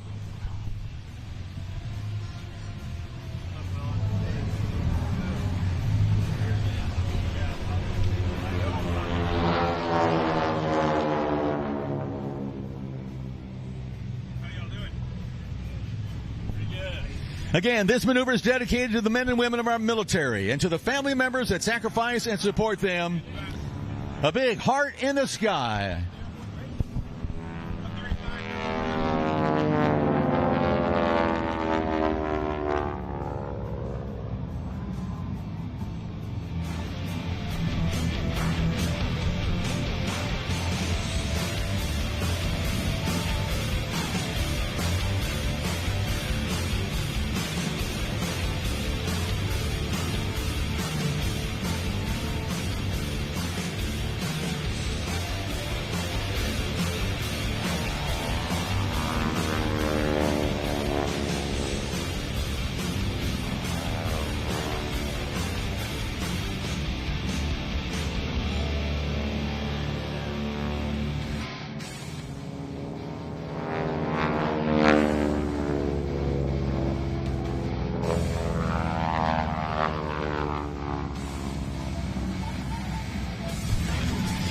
Paul Gleaton handles the Warbird Thunder's maintenance and ground support. Paul is an FAA licensed airframe and power plant mechanic and is also a private pilot. He spent over 30 years as a professional firefighter and a paramedic. Paul is also a member of Virginia's FEMA Task Force 2, responding to national disasters as an expert in building collapse, confined space, and high-angle rescue.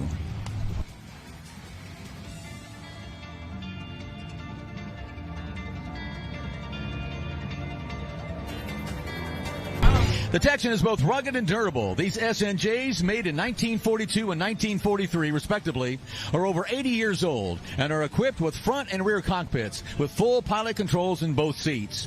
Usually, the student will usually sit in the front seat with the instructor in the back seat. The Texan has a maximum speed of 240 miles an hour, a gross weight of 5,300 pounds, and is powered by a 9-cylinder R1340 radial engine manufactured by Pratt & Whitney.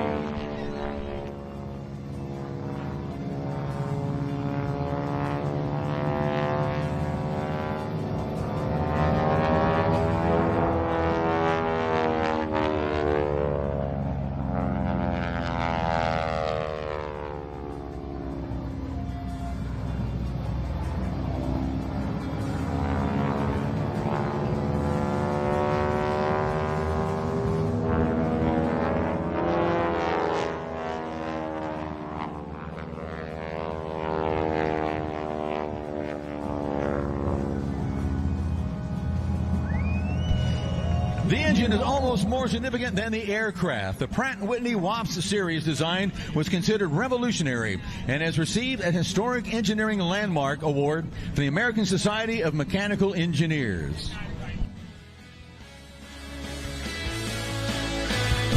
To transfer the R1340 600 horsepower into thrust requires a huge propeller. It's a 9 foot in diameter.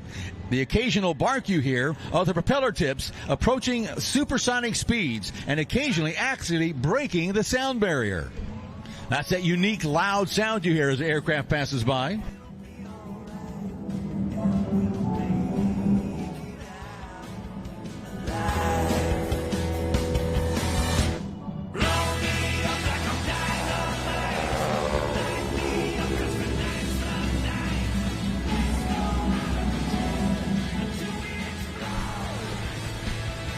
A beautiful barrel roll in the SNJs. Takes a lot of work for the number 2 pilot to stay outside and stay in formation. He has to go twice as far and travel twice as quickly as the lead pilot.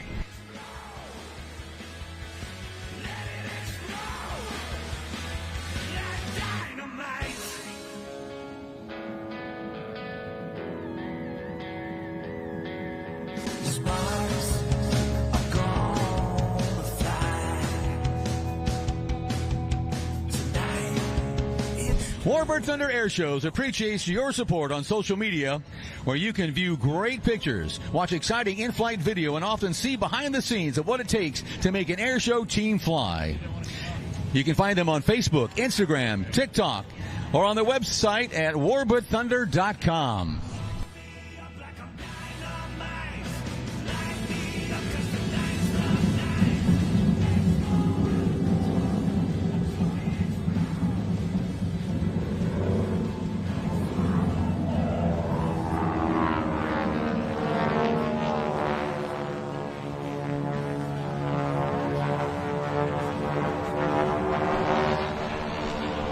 And you can see how the number 2 pilot has to roll and move that aircraft twice as far as the lead pilot. Again, beautifully done.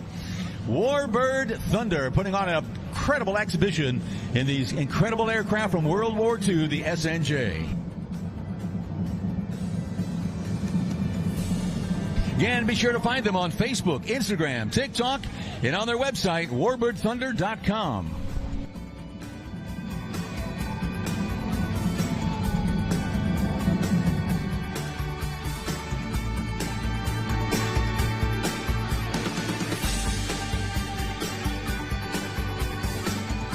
Smoke on approaching from the right. Chris Thomas and Chris Orr, your pilots for Warbird Thunder.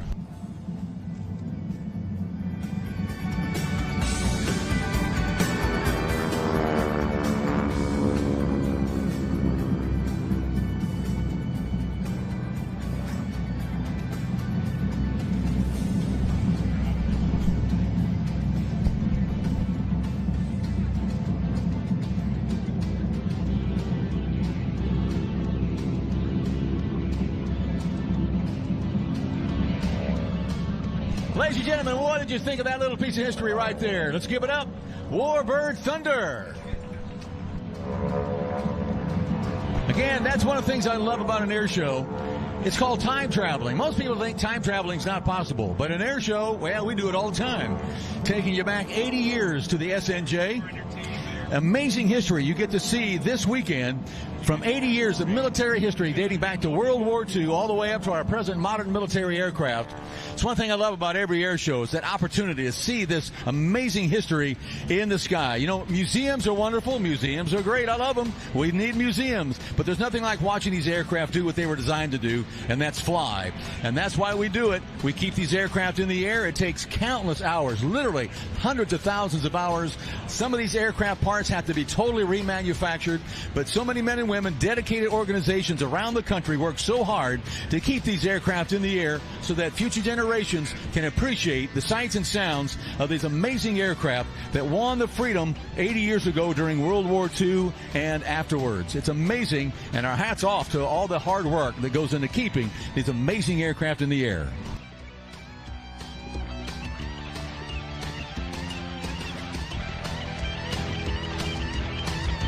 And in just a few moments, ladies and gentlemen, history is going to continue to take to the sky as we get ready for the C-47 and the P-40 Warhawk. The C-47, again, one of the most legendary aircraft of all time, designed originally as a passenger airliner called the DC-3. This is would have been a plane that our grandparents would have flown in an airline. This was an airliner back in the 1930s and the 1940s. This was state of the art. Unlike some of the incredible jets we have today, we're going to take you back to when our grandparents and great-grandparents flew across the nation in propeller-driven aircraft. And the DC-3 was one of those most legendary planes that did the workhorse work during World War II. It was pressed into service, as were many civilian aircraft during World War II, because, again, we needed airplanes. We needed training aircraft. We needed all support, because when World War II happened, we were building aircraft primarily for other countries. America did not officially enter World War II until December 8th, 1941. But the war had already been going on since September of 1939. So when America officially joined the war, so many civilian aircraft were quickly transferred into military service, and the C-47 was one of those amazing aircraft. Maybe the C-17 guys. If you were in the Navy during World War II, you called this aircraft an R-4D. The British called it the Skytrain. And a matter of fact, its history is absolutely amazing. As you heard me mention earlier, that General Dwight D. Eisenhower, commander of Allied forces in World War II, listed 7 things he thought were the top reasons why we won World War II. The C-47 was number 2 on his list. Again, getting supplies and information where it's got to go is vital to any ground campaign, and this aircraft is one of those that got the job done, getting supplies, getting personnel into the war zone. Matter of fact, thousands of paratroopers, hundreds and thousands of pounds of cargo. This aircraft still goes strong today. They actually have a program, a company that will allow to modify a C-47. They'll put turboprops, replace the radial engines, rebuild the airframe to zero time, and the C-47, the DC-3 with turboprop engines are flying around the world today. They're amazing, still going strong. An aircraft, you got to realize, ladies and gentlemen, that was built in the 1930s and 40s. And because of its amazing design, rugged ability, incredible performance, the aircraft still is flown around the world today. The P-40 Warhawk, into the skies one more time, ladies and gentlemen. This classic aircraft from World War II, one of the most iconic aircraft from World War II. Of course, that distinctive tiger shark mouth painted on the front. Absolutely amazing, of course, made famous by the American Volunteer Group, better known as the Flying Tigers. Oh, I got some. The C-47 lifting off, ladies and gentlemen. Again, the C-47. The DC-3, you'll note the distinctive black and white stripes painted on the fuselage and wings. These black and white stripes were indicative of aircraft that were Allied, used in the Normandy invasion in June of 1944. There were so many aircraft in the air, it was very difficult many times to determine who was friend or foe. So these black and white stripes were painted on our aircraft, so anti-aircraft gun from ships wouldn't fire at these aircraft. And of course, if the enemy did show up, we knew exactly who he was. He didn't have black and white stripes on the aircraft. The aircraft you see flying today are a part of the American Airpower Museum Warbird aircraft that for over 90 years, the current home of the American Airpower Museum at Republic Air Force was established as Fairchild Flying Field, and its aircraft manufacturing added to the Farmingdale aircraft to a long legacy of people, places, and companies that would make New York's Long Island the cradle of American aviation. Today, no American aviation museum with such a unique squadron of operational warbird aircraft and has more appropriate setting for its time. On display in and around the same hangars and flying off the very same runways that dispatched Thunderbolts and the United States Air Force's premier jet bombers of their era into service. This legacy setting allows the public to immerse in the history of aviation and watch these planes roar to life and take to the skies over Long Island. Founded in 2000 through the gracious and hard work of our founder, Mr. Jeff Kleiman, this family and the incredible dedication and help of then New York State Governor George Pataki bring aviation history to life to honor our veterans. The legacy of local aviation pioneers, the men and women who built and flew the aircraft, and the legacy of New York's part in the arsenal of democracy through the 20th century and today. Ladies and gentlemen, the P-40 Warhawk. The legacy Curtiss P-40 Warhawk fighter was manufactured by Curtiss Aircraft Company in Buffalo, New York, through its entire production run from 1939 until 1944, and first flew in 1938.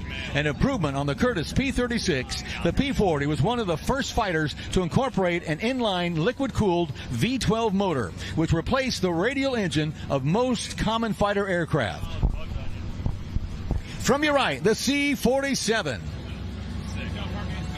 Flown this weekend in honor of the 76th anniversary of the service and sacrifice of the crews of the 9th Troop Carrier Command and painted in the markings of D-8, flown by the 439th Troop Carrier Group on D-Day. The aircraft also flying pays tribute to the men of the 101st and 82nd Airborne who on the night of June 5th and 6th, 1944, jumped from C-47s just like the one that you see here today.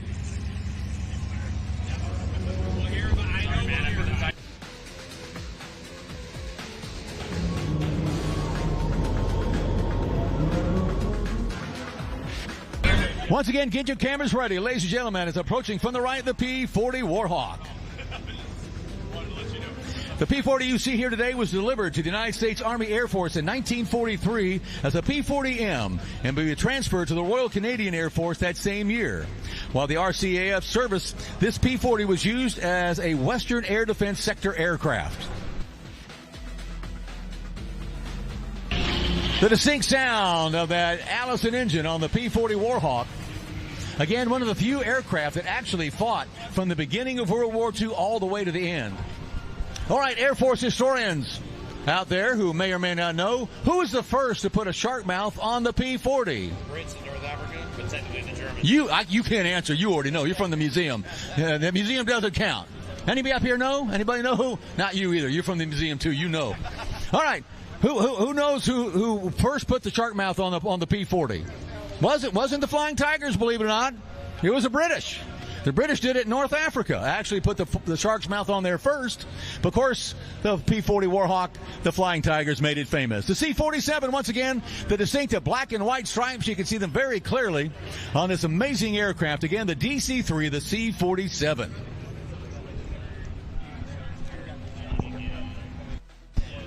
The C-47 you see here today was produced in 1944 and delivered to the United States Army Air Force and would be transferred to the RAF after its arrivals in England in April of 1945. It would service with the RAF through 1949, and records and photographs document its participation in the Berlin airlift, similar to the C-54 we have here today that also participated in the Berlin airlift. If you want to learn more about it, go inside the C-54. It's a little flying museum with information about the Berlin aircraft, Berlin airlift, and how the C-54 played a big part in that, along with the C-47.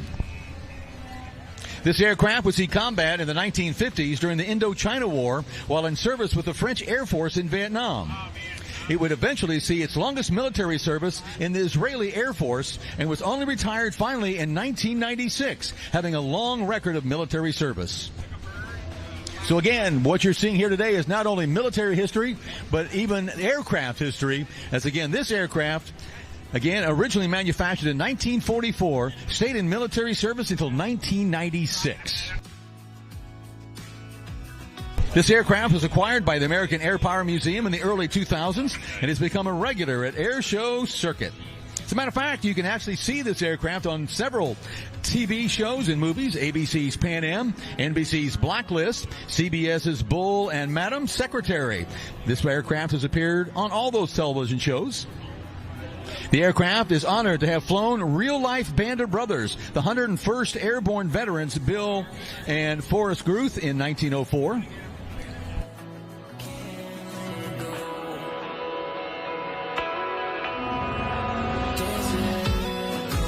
So again, real American history, ladies and gentlemen, the P-40 Warhawk touching down.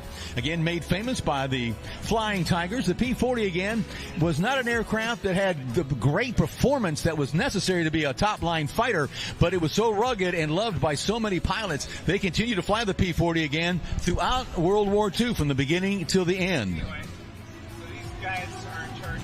The P-40 again powered by a V12 liquid-cooled engine producing 1,240 horsepower. The P-40 has a wingspan of 37 feet, a max speed of 334 miles an hour. It was armed with 6 50 caliber Browning machine guns and can carry up to 2,000 pounds of bombs.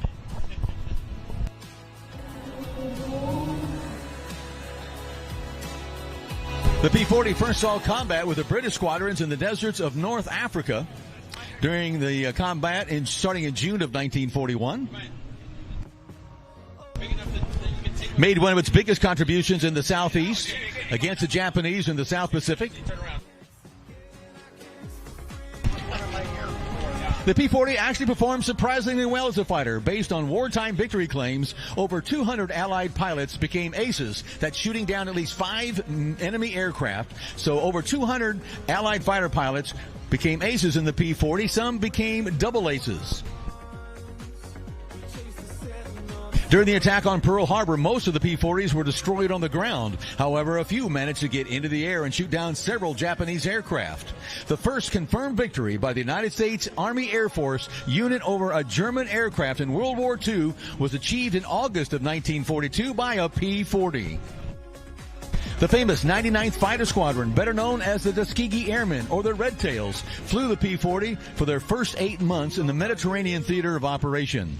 The versatile P-40 would serve until finally being retired from military service by the Brazilian Air Force in 1958. Inbound for landing, the C-47. Again, an amazing aircraft, ladies and gentlemen. The C-47, again, a workhorse of World War II that has kept going and going and going. And again, you heard me mention earlier, still being flown all around the world today.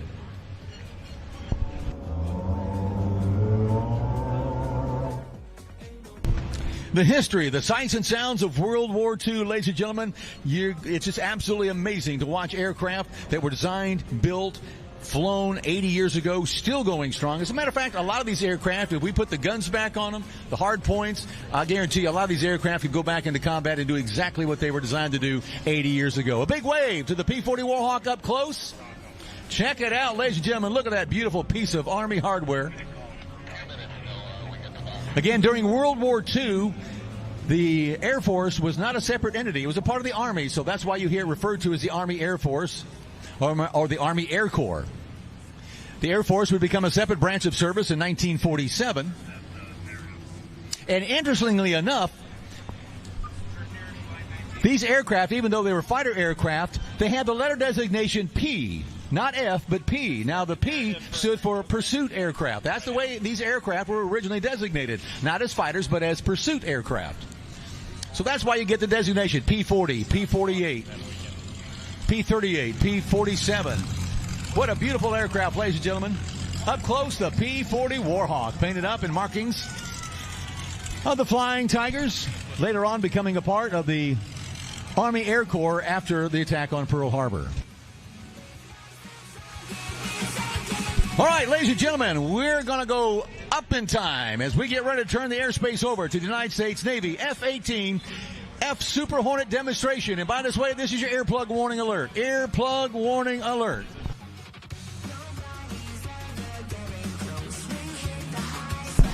Good afternoon, ladies and gentlemen. My name is Lieutenant Rudisill, call sign Donkey. And on behalf of the United States Navy and Strike Fighter Squadron 106, we are proud to present your U.S. Navy Rhino demo team. The demo flight profile you're about to witness highlights the mobility, versatility, and power of the most lethal carrier-based strike fighter aircraft in the world, the FA-18 Super Hornet, nicknamed the Rhino. The aircraft performing today is the F model, the two-seat variant of the Super Hornet. In today's demonstration, Lieutenant Commander Mike Segala, call sign Longshot from York, Maine.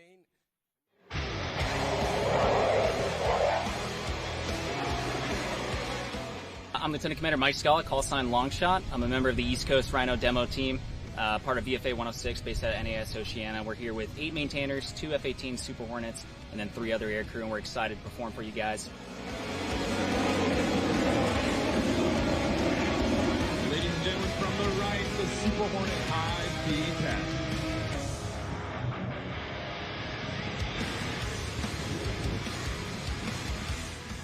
So what makes the Super Hornet unique at this air show? It's a multi-role aircraft. Think of it like essentially the workhorse of the U.S. Navy. It's capable of doing essentially every mission set that you can think of. So air to surface, dropping bombs, air to air, firing missiles, refueling other aircraft airborne, and also naturally we land on the carrier as part of the U.S. Navy.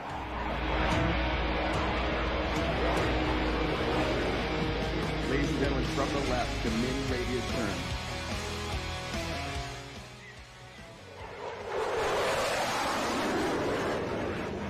What can you expect to see out of our show today? We'll start off left to right on takeoff, executing a dirty roll, and then from there you can expect max afterburner to be plugged essentially the whole time. The show will be very tight, within 2 nautical miles of the airfield. Honestly, a big privilege to be part of the team. We get the privilege of representing the U.S. Navy in front of the public, so it means a lot. We're very happy to be here.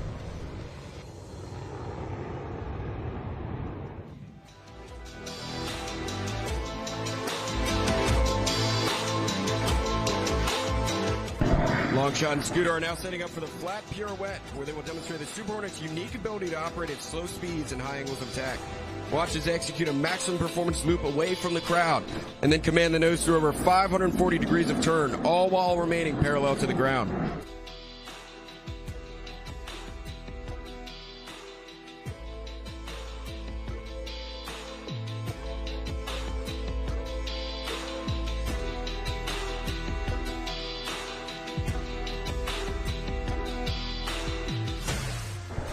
Longshot and Scooter are now setting up for the minimum radius turn to tail stand. With maximum afterburner selected, aircrew will set 90 degrees angle of bank and hold 7.5 Gs for 360 degrees of turn. At the end of the minimum radius turn, aircrew will perform a vertical followed by a negative 2G pushover to return to level flight. Ladies and gentlemen, from the left, the Super Hornet minimum radius turn.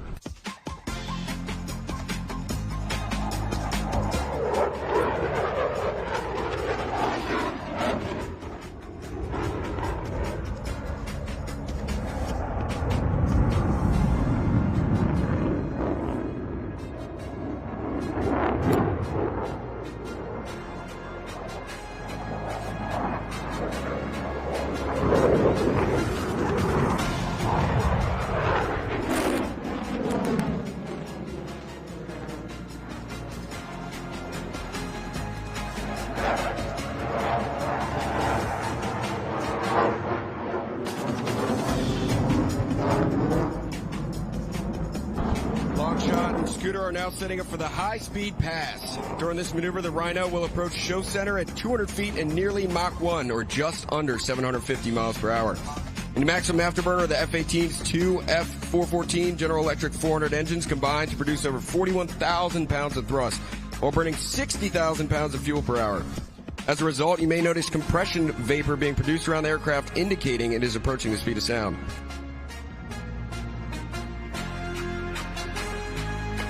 Let's check in with Scooter on the radio to see how fast they're going.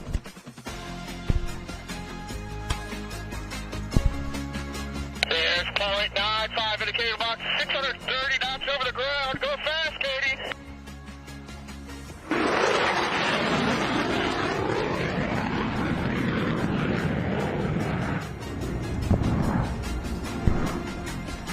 In the pole, setting up for the vertical pirouette, Longshot Scooter will first pull the aircraft into the vertical, then roll the canopy towards the crowd, following a negative G pushover to wings level. Aircrew use the F-18's two digital flight control computers to rotate back to bullseye nose low, all while keeping their canopy pinned to the crowd. This ability to rapidly swap nose and tail position gives the Super Hornet a distinct advantage in the air-to-air arena of a dogfight.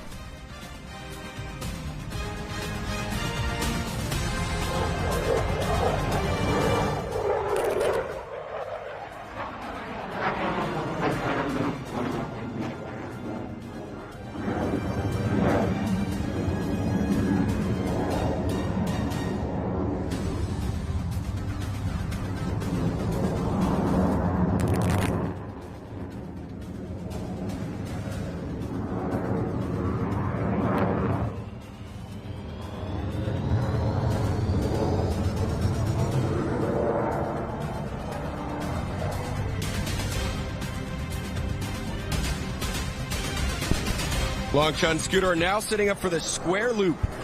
As the Super Hornet approaches show center at 350 miles per hour, Longshot will rapidly reposition the nose 4 times, flying a distinct square path through the sky. Ladies and gentlemen, from the left, the square loop.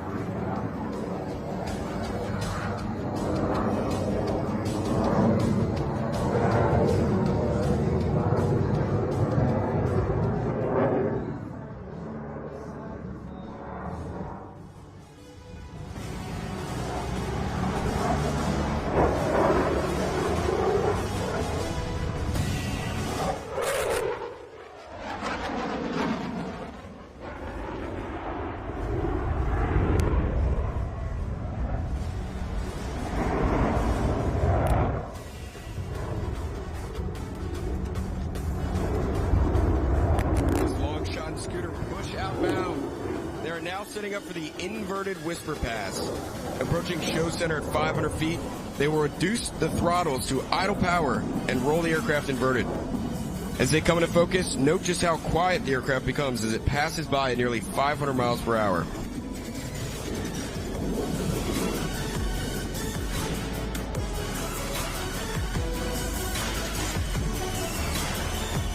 Ladies and gentlemen, from the right, the Super Hornet inverted whisper pass.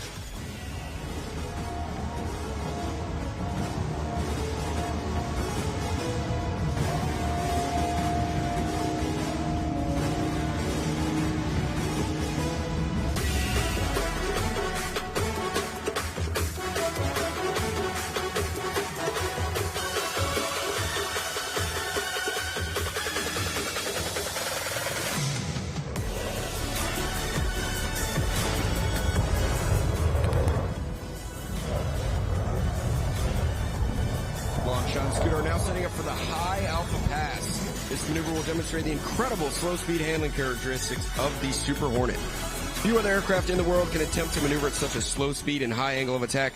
However, the Rhino's digital flight control computers allow it to remain completely controllable even at less than 100 miles per hour. In the 1v1 air combat arena, this ability to fly slowly is a premium as it allows the Super Hornet to flush enemy aircraft out in front of it in the employ follow-on weapons and win the fight. Let's get back to the cockpit for another speed check. All right, Scooter, how slow can you go? There's 15 Alpha, 105 miles an hour. There's 24 Alpha, slowing down. Long shot here from the front seat. I just want to give a shout out to my beautiful wife, Haley. Thanks for coming out and supporting me.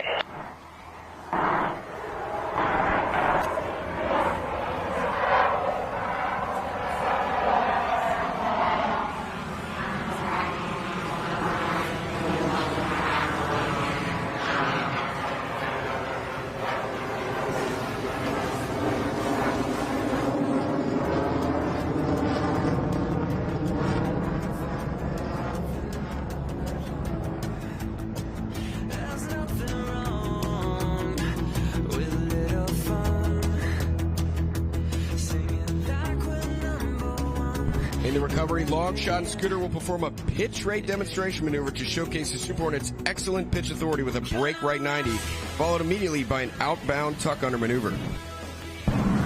From the right, the Rhino pitch rate demo.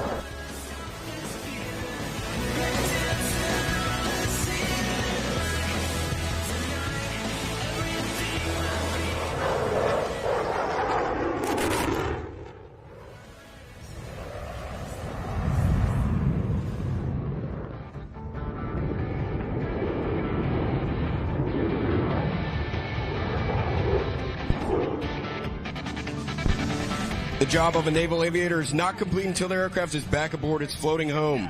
And we take great professional pride in our unique ability to land aboard a 100,000-ton U.S. naval aircraft carrier. To land in an arena 1/10 the length of a normal-sized runway, carrier aviators must touch down between 4 wires stretched across the deck of the ship. To do this, we use an optical landing system commonly referred to as the ball. During the final portion of the approach, aircrew and the landing signal officer, known as paddles, work together to get the aircraft safely aboard. Let's check in and listen on the final approach. Tower paddles, radio check. Tower paddles, has you loud and clear. Gotcha, loud and clear on backup. Gag paddles, we're getting 25 over 10. Slightly.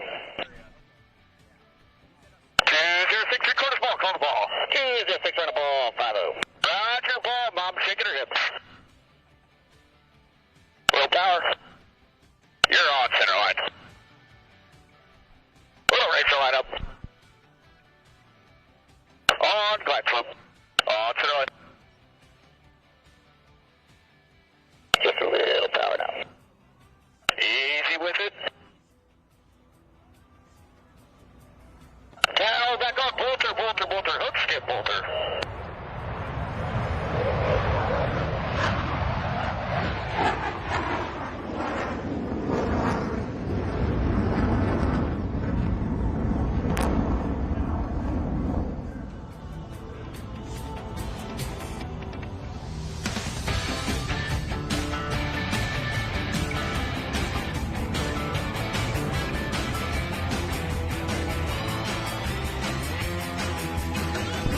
Ladies and gentlemen, get your cameras ready. Longshot and Scooter are now setting up for their photo pass.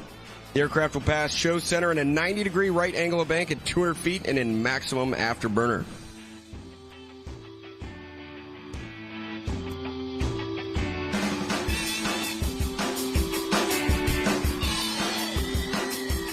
Ladies and gentlemen, from the right, the Super Hornet photo pass.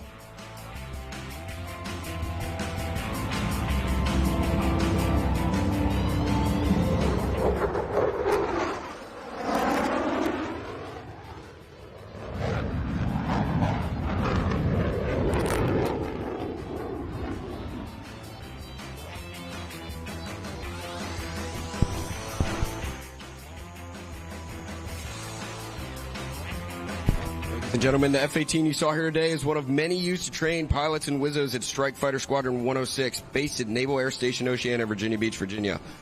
Longshot, myself, Scooter, and Diva are instructors teaching new aircrew how to fly and tactically employ the Super Hornet. Currently, there are 33 operational Super Hornet squadrons in the Navy defending freedom and democracy around the world.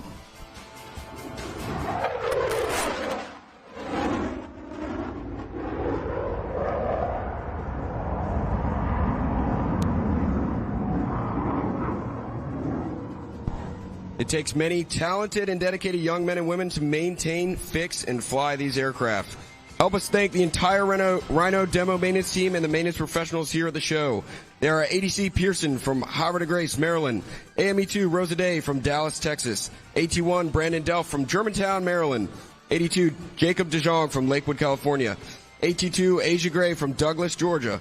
AE2 Kevin Sassnett from Fort Lauderdale, Florida. AME2 Joshua Singleton from Jacksonville, Florida. And AO2 Zachary Monk from Naugatuck, Connecticut. Ladies and gentlemen, on behalf of the entire United States Navy, we thank you for allowing us to demonstrate the capabilities of the F-18 Super Hornet. If you are interested in meeting the crew, checking out our merchandise, or just simply learning more about the aircraft itself, please visit our tent located right behind the F-15s.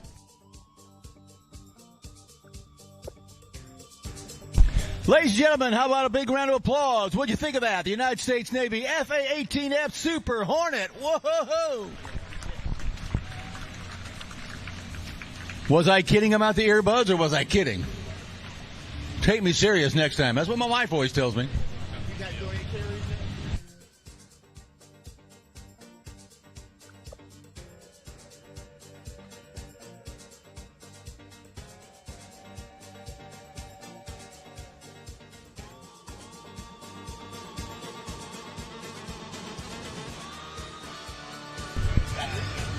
Still to come, ladies and gentlemen, more to go at day one of the United States Air Force's premier air show. Yes, it's the 2025 Joint Base Andrews Air Show. Wing Walker Sam, Samantha's going to get on top of the wing of an aircraft and fly through the sky. I kid you not. Absolutely amazing. And it's a husband and wife team. She wing walks, he flies. So guess who'd better be nice? Still to come, United States Air Force's C-17A Globemaster 3 demonstration. R.J. Gritter and the decathlon. More aviation history, military aviation history. The T-33. Craig call sign. What's Craig's call sign? I got it around here somewhere. Craig's going to be flying the T-33. This takes us back to the early days of Army naval. I'm talking about Air Force aviation when we're getting jets. This will be the one.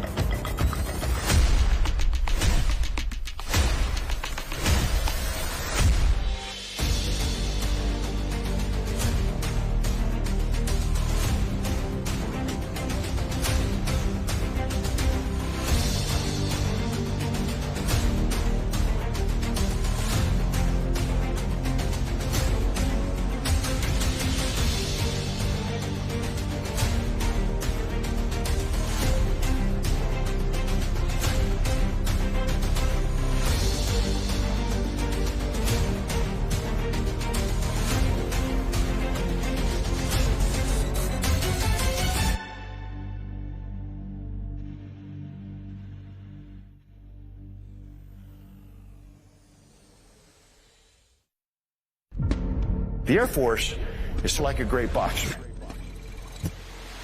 When you've got a bad guy considering doing bad actions, the Air Force is the most responsive. So we got the ability to pop the jab. But if not, we're already back in fighting stance. And you know what? We haven't committed hundreds of thousands of forces over there getting entangled in something that may take us years to get out of and loss of blood and treasure.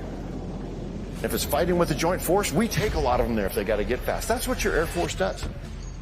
So we can take it across the entire spectrum. Your Air Force provides that opportunity without the escalation threat.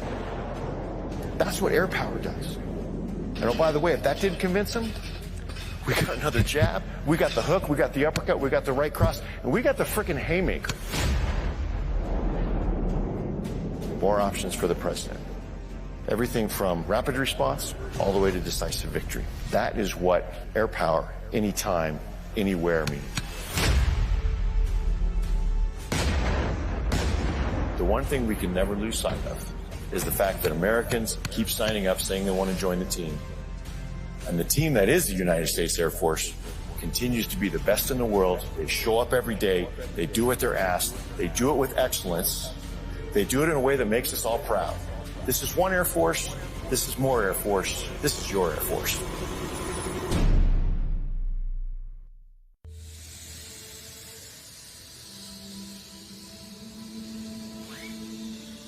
The radar just lit up.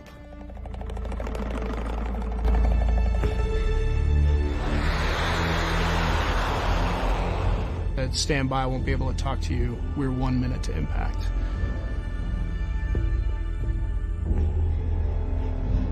Launch to survive and defend the base. At that point, we were in an hour-long fight, just trying to kill whatever we could.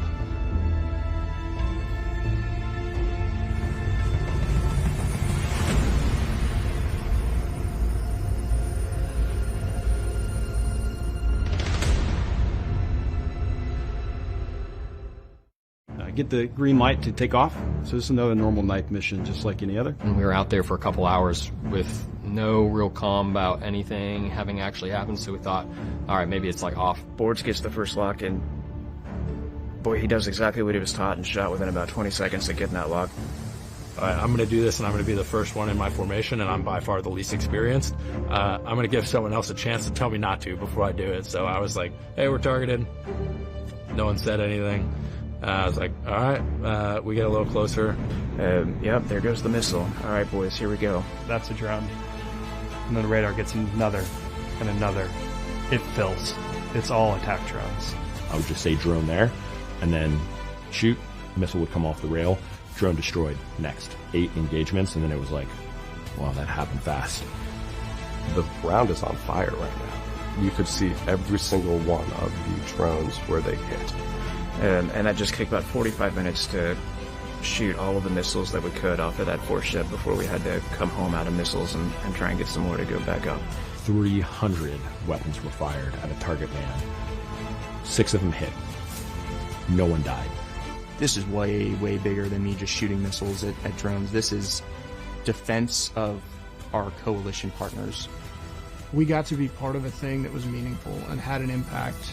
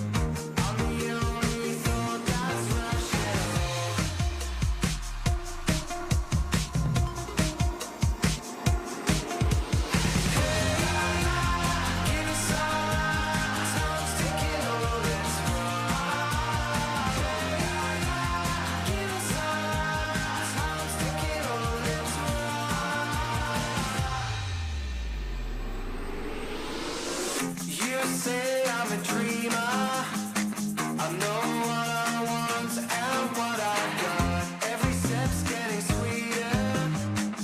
Every word I'm a mile deeper. My door's always open. I'll welcome you with open arms. I'm a winner. I'm the only thought that's rational.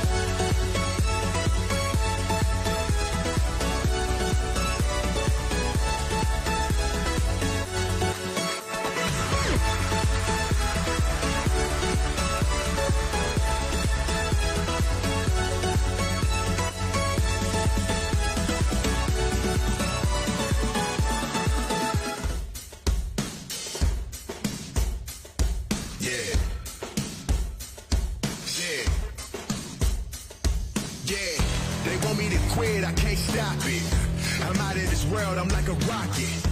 We got the drip, no other options. You breaking the noise, okay, let's get it rocking.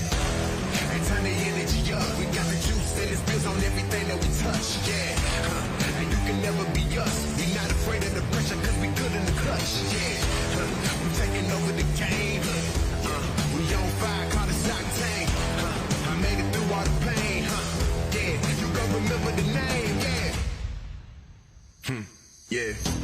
Hey, turn the energy up. We got the juice and it spills on everything that we touch, yeah. And you can never be us. We're not afraid of the pressure, cause we good in the clutches, even at a red light, you couldn't stop me. You can't defeat me by yourself, you need a posse. I'm so original, my life is a motion picture. I practice what I preach, I guess it's something like a scripture. When I started out, nobody believed. I just put in on the work, now I'm who they wanna be, We out of your league, we don't play the same game. Got a vision and a plan, we don't want the same things. We taking over the game, Hey, we on fire, call it Octane. I made it through all the pain, yeah. You gon' remember the name, yeah. They want me to quit, I can't stop it. I'm out of this world, I'm like a rocket. We got the drip, no other option. You bringing the noise, okay, let's get it rockin'.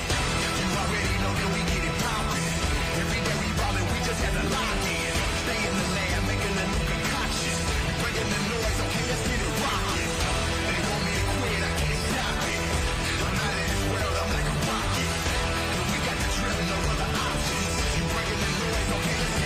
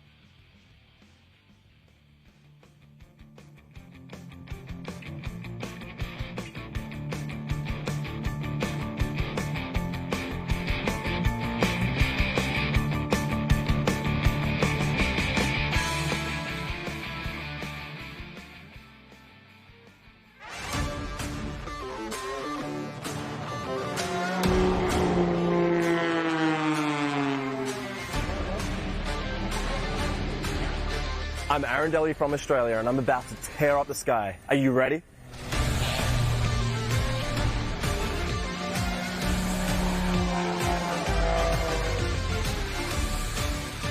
JB Andrews is such an amazing airshow. I can't believe that an Australian boy was invited to fly here.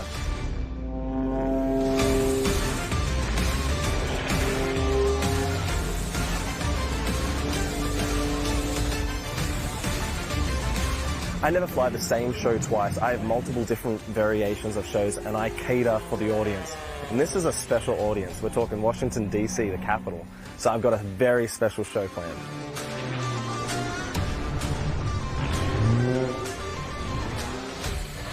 My most favorite part of the show is actually the interaction and the connection. So during my flying, I talk on the radio. You're going to be hearing me grunting, tensing, handling and pushing through the G's, whether it's negative or positive, and also during some crazy maneuvers like the boomerang. It's going to be wild.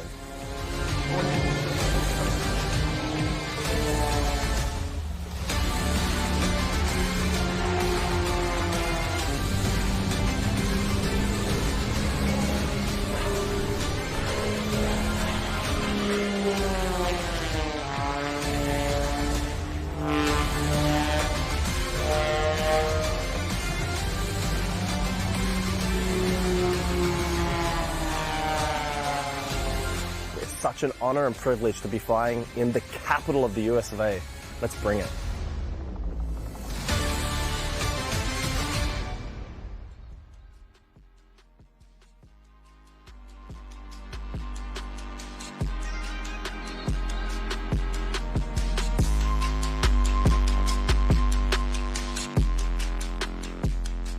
Watch it, say aircraft comes all the way across the top. Look at this, ladies and gentlemen, upside down, right side up. It happens very quickly as he's in a knife edge spin as he heads towards the ground. This aircraft has a roll rate of over 400 degrees per second. Aaron right back up in the sky. Now he's going to be pulling anywhere, sometimes up to 6 to 7 G's. That's 6 to 7 times his normal body weight as he corkscrews across the sky, hangs on the tail. Look at that. Still hanging on the tail. The tail slide, falling back through his own smoke. Somewhere in there is Aaron. There he comes, tumbling out. Again in the knife edge spin. Now you hear us talk about G-forces. G-forces are the force of gravity that pulls on a pilot's body. All of us out here today are experiencing 1 G of gravity. If you're 100 pounds, you feel like you weigh 100 pounds. But if you went into a 4G turn, it makes you feel like you weigh 400 pounds. So when you talk about forces of 6 to 7 times your own body weight, you can imagine the force of gravity that pulls on Aaron. And there's some negative G's right there. That's the force of gravity. Want to throw him out of the cockpit. Only his shoulder harnesses and seatbelt keep him in the plane. Again, snapping on the vertical upline. Watch as the aircraft comes to a stop in the sky right there. Into a flat inverted spin. Rolls out of it and heads back towards show center.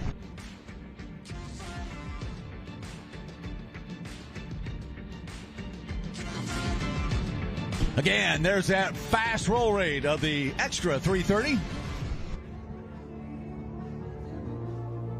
Watch as Aaron repositions, going straight up, tumbling across the top. Watch this. He's going to slow that aircraft way down. Look at this. He pulls that tail up underneath him. Holds it, holds it, holds it. Again, he's got that airspeed well below stall speed. That's the power of the engine keeping him up. Points the nose down to quickly accelerate. Again, airspeed always essential for the next aerobatic maneuver.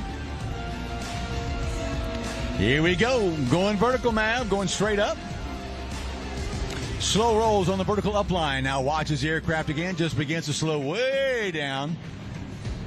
Still rolling the aircraft. Building up to airspeed tremendously as it points down and heads towards show center.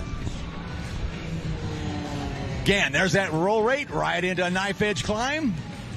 Tumble back into knife edge climb. Snap back. Look at that, ladies and gentlemen. Holding the aircraft on the nose one more time. Rolling, spinning, going, and oh, finally, gravity pulls that nose down.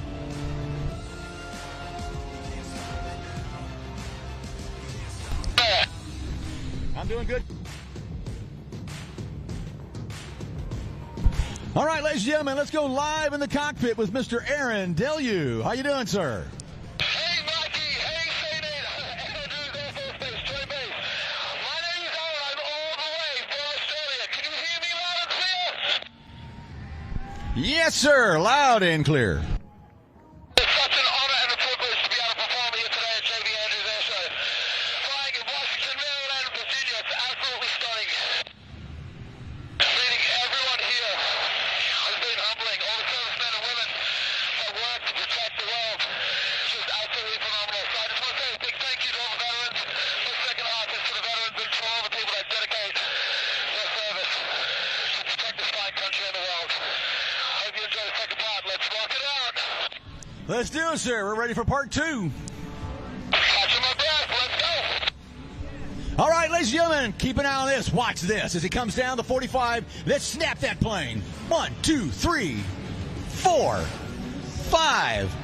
Again, look at that incredible handling of the extra 330. Woo! Again, there's about 5 to 6 positive G's as he pulls up into the vertical. Going straight up, straight up, straight up, straight up, and the torque roll. That's the plane rolling in the opposite direction of the propeller.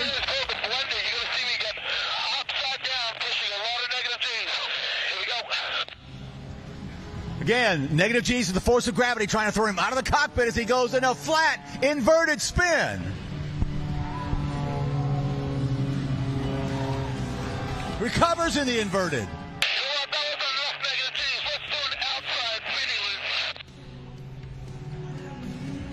Woo! Pulling on those shoulder harnesses, sir.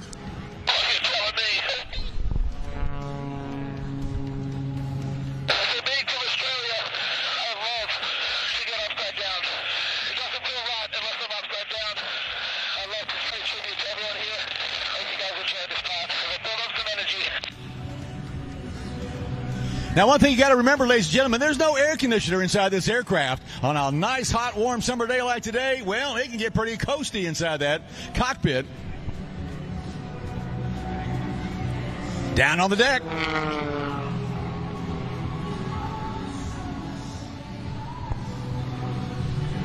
Watch this. Outside tumbles on the vertical upline.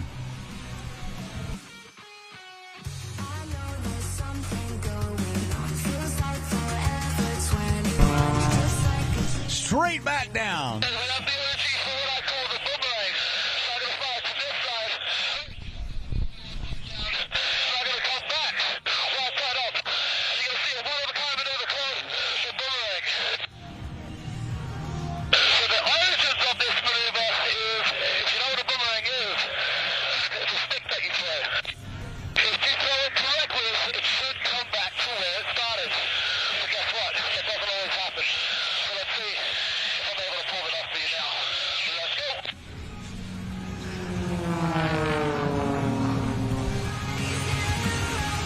Again, there's an incredible roll rate. Look at that. He hits the brakes in the sky, ladies and gentlemen. That is literally like slamming on your brakes. Woo-hoo-hoo-hoo.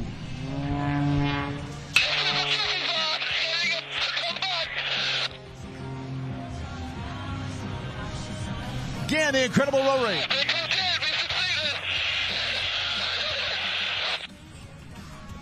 I don't know how he did. Amazing, sir. Absolutely amazing. The world spins around like you've never seen before. I'm going to be posting that video on my Instagram later, so you guys have to check it out. My Instagram is my name, Aaron Deleu, A-A-R-R-O-N-C-E-L-I-U. I'm going to continue to get some more down on the things coming up. Let's go. Right down on the deck, ladies and gentlemen, just feet off the ground. He pulls up again. 6 to 7 positive G's. Snaps the aircraft on the vertical upline. Woo! The Humpty. Look at this. All the way around. Look at the micro loop, ladies and gentlemen. How do you get a loop that small in the sky? Aaron does it.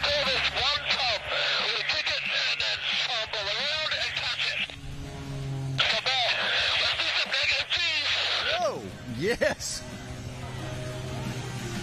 Pulls across the top, quickly reverses direction that quickly, ladies and gentlemen.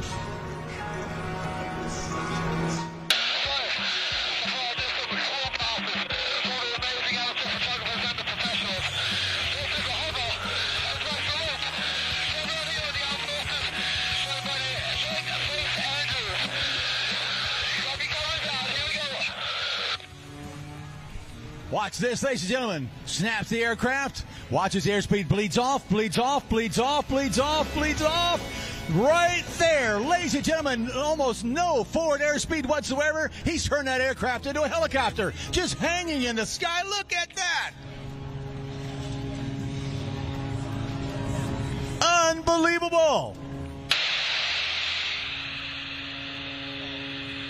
Still holding. That's fantastic, sir. Oh my! You didn't hold it this long yesterday. I saved it special for the crowd here today. Ladies and gentlemen, wow! What'd you think of that? A couple of tosses before I do it. Inverted spin landing. First one's going to be inverted. They're going to come from the left. Get your cameras out. Never a dull moment with Aaron Deleu at the controls of the Extra 330.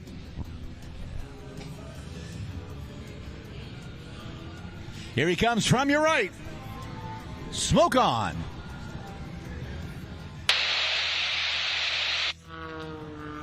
Upside down. Ladies and gentlemen, the vertical upside down pass. Again, now one thing you got to remember when you're upside down, your controls are reversed. If you want to go up, you better put the stick down.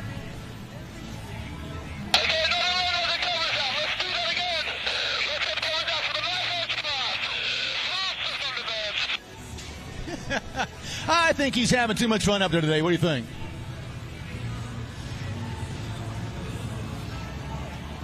Watch now as he approaches from your left.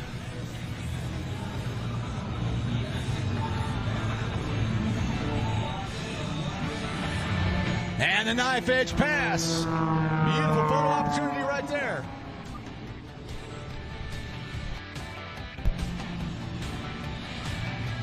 Hey, Aaron, I got to ask you real quickly. Did you get your sunglasses fixed? I apologize for breaking them this morning.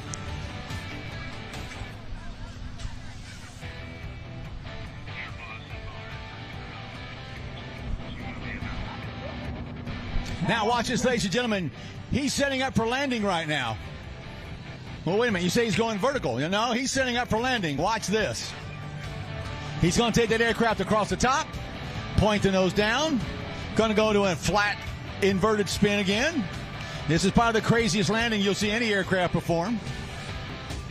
Recovers, kicks a little rudder in there. Get a little side slip.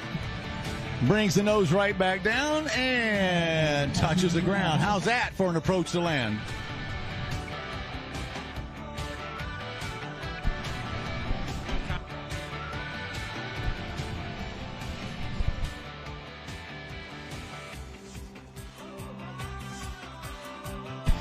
Yeah, I made a mistake. Well, we were at pilot briefing this morning, and everybody's kind of greeting each other, and I accidentally broke Aaron's sunglasses, so we had to make an emergency run somewhere to get some more sunglasses for Aaron this morning.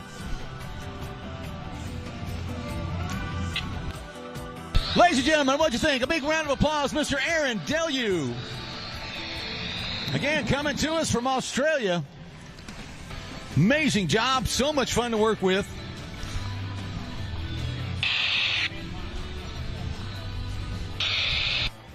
And we still got more to go at day one of the 2025 Joint Base Andrew Air Show. Coming up, the United States Air Force's C-17A Globemaster 3 demonstration. Again, what an amazing aircraft this is. The C-17, one of the workhorses of the Army, of the Air Force. I tell you, you're going to see an amazing aircraft that can literally get in and out of any situation. It's a big jet, but it's an amazing workhorse. You're going to see the demonstration of the C-17A. Still to come, R.J. Gritter in the decathlon. R.J. is going to put on an amazing demonstration in the decathlon, an aircraft built really specifically to teach aerobatics. And he's going to perform for us today. We still got more history to take to the skies. The T-33 Ace Maker, the T-33 Shooting Star. Mike Gullion in the Extra 330. And, of course, still to come, the United States Air Force Thunderbirds.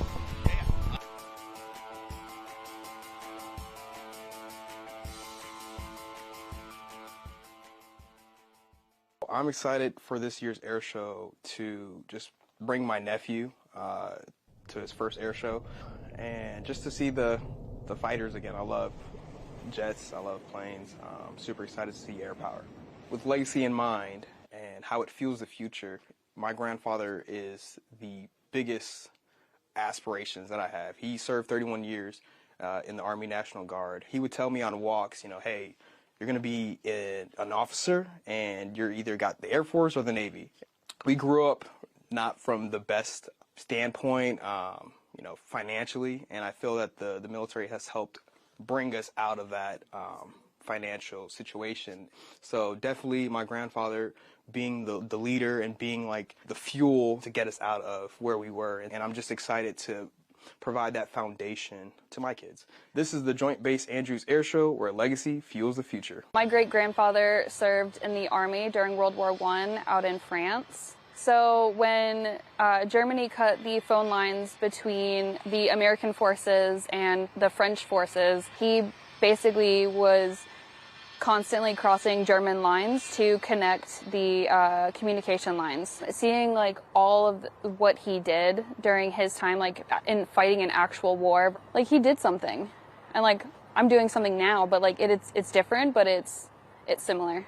I don't know, it's just kind of exciting to know that I do have like family out there that also served. The thing I'm most excited to see for the air show is the F-35 demonstrations. I just find it interesting because it is like the newest fighter that the Air Force has.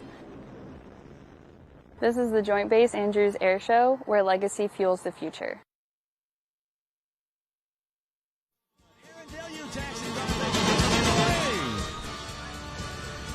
What an amazing job. You get a nice close-up look at that AI performance aerobatic aircraft. Oh, Aaron's going to grace us with his presence. Woo! I know he's looking forward to getting that cockpit open. Ladies and gentlemen, give it up one more time. Aaron Deleu.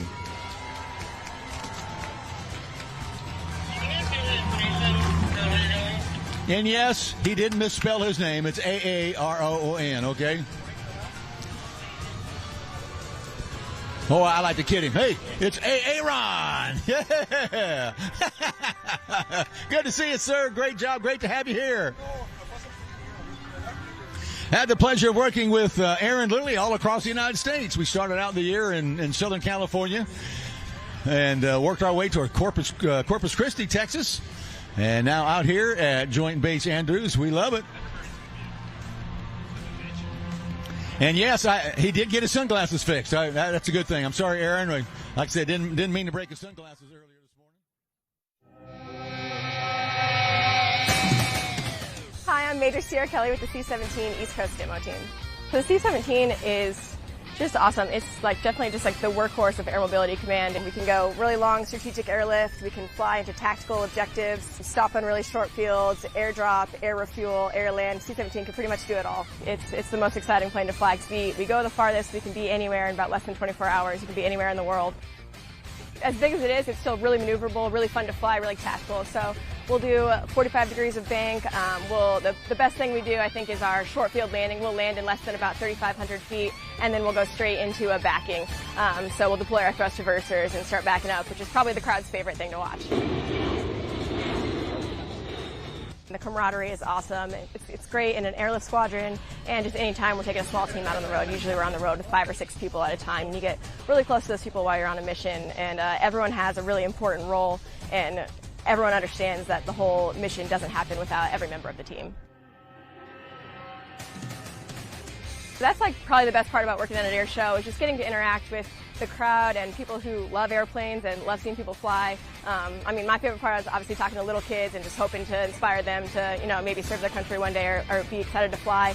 And then, just people of all ages. Like, everybody loves an airplane, everybody loves an air show. So it's cool to just get out there and talk to the public and be excited about what we're doing.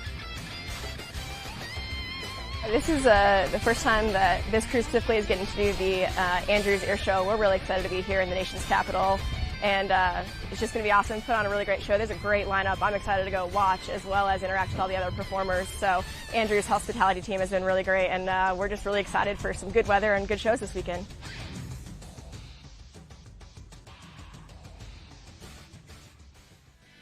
Does just an amazing job flying. You'll see, again, precision flying at its finest.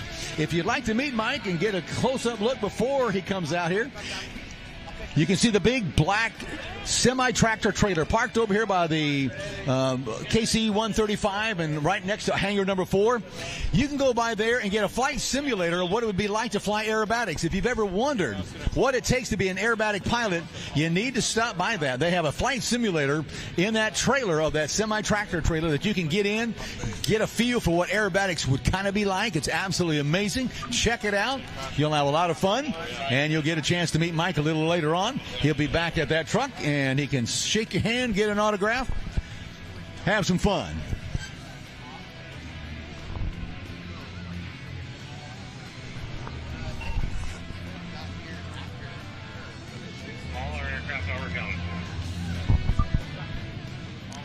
Once again, we'll remind you, in hangar number 2 of the Heritage Leadership Forums, this is a chance for you to get up close and personal with some amazing people that have done amazing things in the armed forces.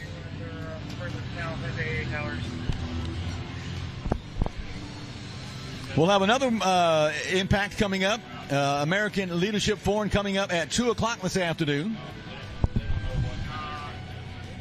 Coming up in just about an hour at 2 o'clock at Hangar 2, the United States Air Force Honor Guard Drill Team. The drill team promotes the Air Force mission of showcasing drill performance at public and military venues to recruit, retain, and inspire airmen. They support the Air Force Recruiting Service as an official ambassadors in blue.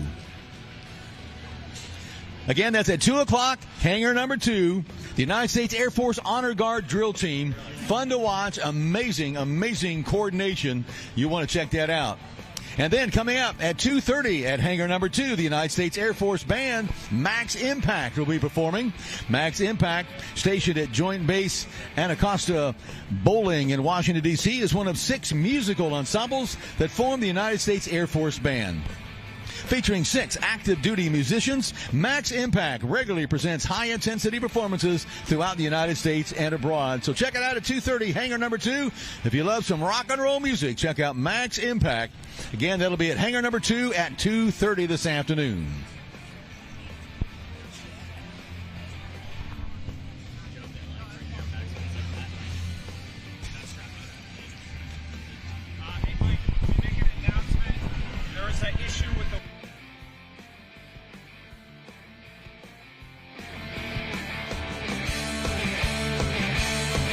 Just to let you know, ladies and gentlemen, again, we're refilling the water buffaloes. So those of you who are looking for water, we are getting them filled back up, and we'll have them restationed here in just a few moments. So again, we apologize for the inconvenience, but you must be doing a good job of drinking a lot of water. So that's what we want you to do. Drink it. Drink it. That's why we're bringing it out here. But again, we are getting those refilled. We'll have them back in position in just a few moments. So thank you for your patience. All right, are you loving it so far? What do you think, Andrews? Huh? You having fun out here today? Anybody? There's a few of you having a good time. Well, that's good. If you haven't checked out all the aircraft on static display, we got a bunch of them out here today. Starting off to my left or your right, depending on which way you're pointing, by the KC-46, one of the newest air tankers in the United States Air Force inventory. You can check out this aircraft, tours on the inside. You got the KC-135, the workhorse. This aircraft, again, dates all the way back to Boeing 707 airliner. This was one of the first, it was actually the first air passenger liner aircraft developed, and they were modified. Many military aircraft modified from this original design. The KC was one of those. It looks, the fuselage, very similar, the wings and tail to the 707 airliner, but again, more modern engines put on board the aircraft now. And you got the KC-135 sitting here ready for tours on the inside. We have aircraft also on static display like the P-51 Mustang. We got, I think there's an L-29 back there. We've got the case. We got the F-15s. We got the F-35s. A couple of those on static display. We got the unique Osprey, one of the most unique aircraft in the military inventory. 2 of those examples right here. Come up and take a look at them. We've also got the C-54. The C-54 is that large silver aircraft. You'll see the red stripes painted on the tail. Inside that aircraft is a mini museum of the Berlin airlift because many C-54s participated in the Berlin airlift. And this aircraft actually has a mini museum of how the Berlin why it was necessary, why it took place, how it was done. And so more than just a tour of the inside of the aircraft, you can get a little piece of history in there as well. Check out the C-54. On the far north end, you got the C-5 Galaxy, one of the largest aircraft in the world, bigger than a 747. The C-5 Galaxy with us this weekend. We got the C-130 and other aircraft as well. Check it out. We've even got, I believe, we got the Royal New Zealand Air Force represented out there. So amazing aircraft, ladies and gentlemen. Check them all out. This is your opportunity to get an up-close look and personal look at some of the military hardware that we're supporting and are defending our nation 24/7. So many of these aircraft, of course, we don't get a chance to see close up because what they do are thousands of feet above the air. So come out and check out these beautiful aircraft. This is your opportunity to ask questions, get answers, or maybe even find out how you can participate by becoming a member of the United States Armed Forces.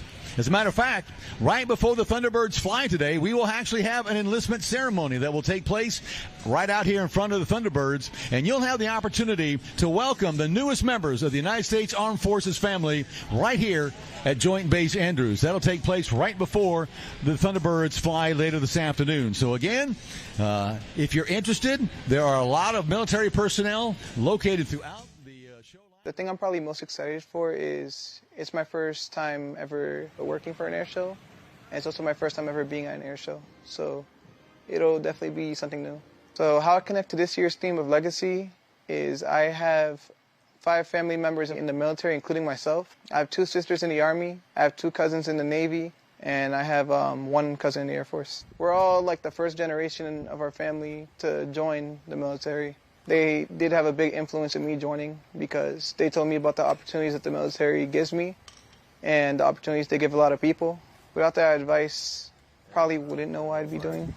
If anything, it has really helped me a lot, and I'm probably going to stay in for a while. This is the Joint Base Andrews Air Show, where legacy fuels the future.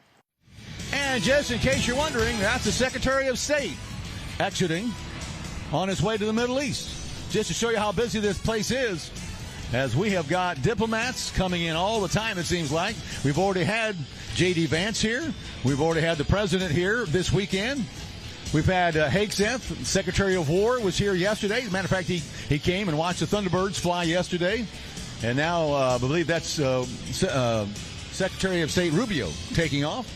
So a lot of great diplomats, ladies and gentlemen, that fly all in and out here. As a matter of fact, Andrews is the place when diplomats fly into the United States, they come here. And then they get disseminated around the country wherever they got to go. So this is one amazing airfield, ladies and gentlemen, that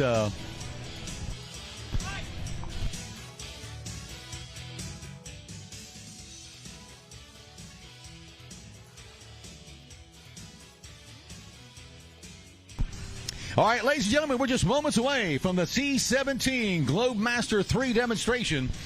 Again, this is an amazing workhorse of an aircraft. And looking at it, you think, wow, this plane can land in a place like that? Absolutely. Just like the predecessor of the C-47 before it, the C-130 Hercules, these 2 aircraft, again, could literally get into areas you wouldn't dream such a large aircraft could get into. But the C-17 carries on that tradition admirably, very, very well. And you're going to get a unique look at this incredible workhorse that carries on the tradition of getting the supplies, getting the personnel where they need to go. It's an amazing aircraft, and you're going to get a nice demonstration by the C-17 Globemaster 3.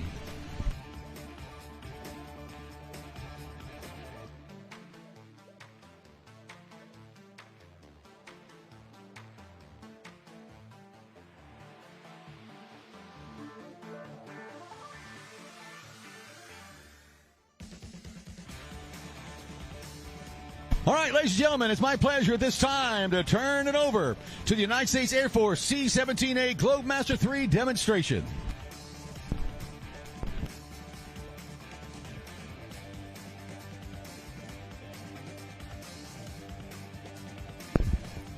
Good afternoon, ladies and gentlemen. My name is Captain Chuck Swartz from Charlotte, North Carolina. It is my pleasure to describe today's flight demonstration by America's premier airlifter, the Boeing C-17 Globemaster III. In just a few seconds, the C-17 East Coast demonstration team will be performing a max effort takeoff. This maneuver will have the giant aircraft airborne in less than 3,000 feet and at an altitude of 1,000 feet well before the end of the runway. Let's watch as the C-17 takes to the skies here for the 2025 Joint Base Andrews Air Show.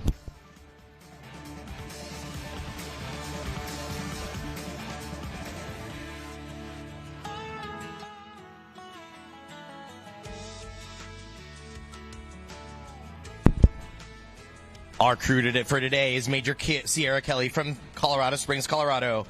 She's the aircraft commander and pilot flying for our demonstration. She is joined by pilots Major Darren Slick Gelson from Guilford, Connecticut, and Major Eddie Deacon Duval from Denver, Colorado.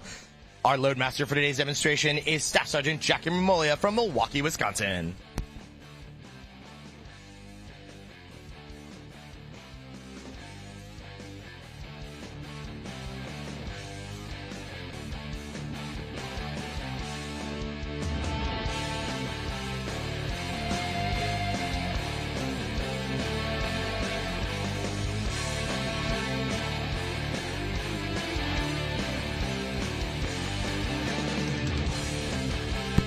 We are based at Joint Base Charleston, South Carolina. This highly experienced crew has a combined total of over 10,000 flight hours with 12 deployments in support of combat and humanitarian missions throughout the world.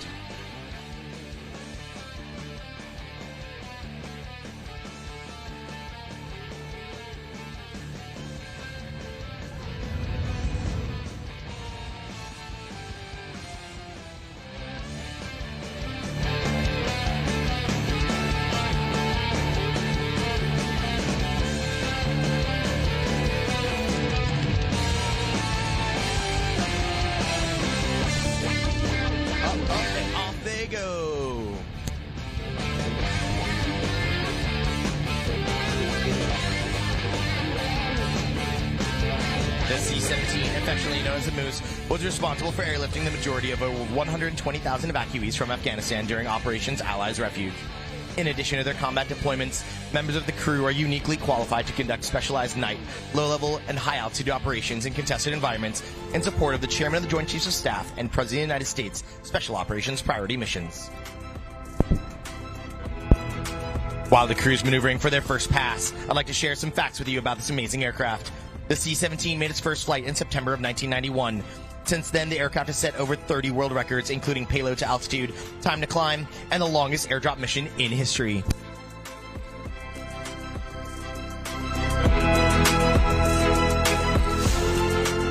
When the C-17 was created, its design was revolutionary, including digital glass cockpit displays, heads-up displays at both pilot stations, control sticks instead of yokes, and an advanced cargo handling system. These features allow pilots to make precise control inputs for easier maneuvering and enables loadmasters to quickly load and offload cargo.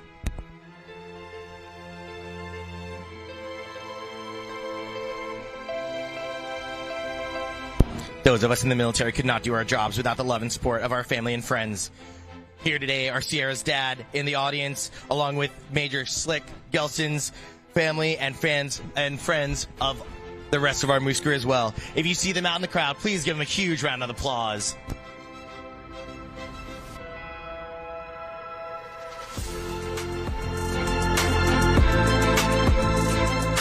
The crew is setting up to perform a high-speed pass.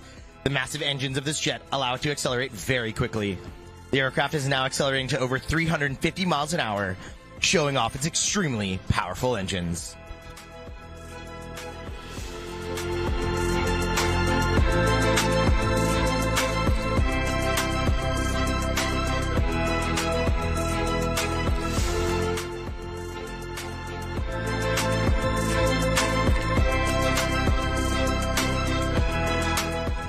Ladies and gentlemen, the C-17 is now approaching from your left.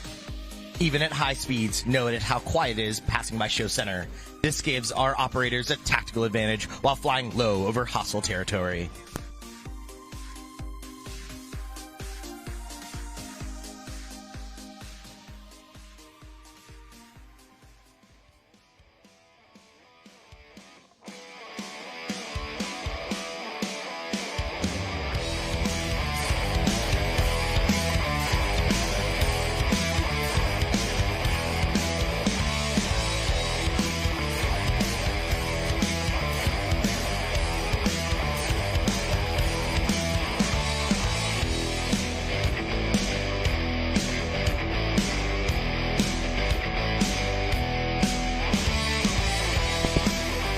mentioned earlier, the longest airdrop mission in history, in 1998, 8 C-17s departed the United States, flying over 8,000 nautical miles to Central Asia to airdrop troops and equipment.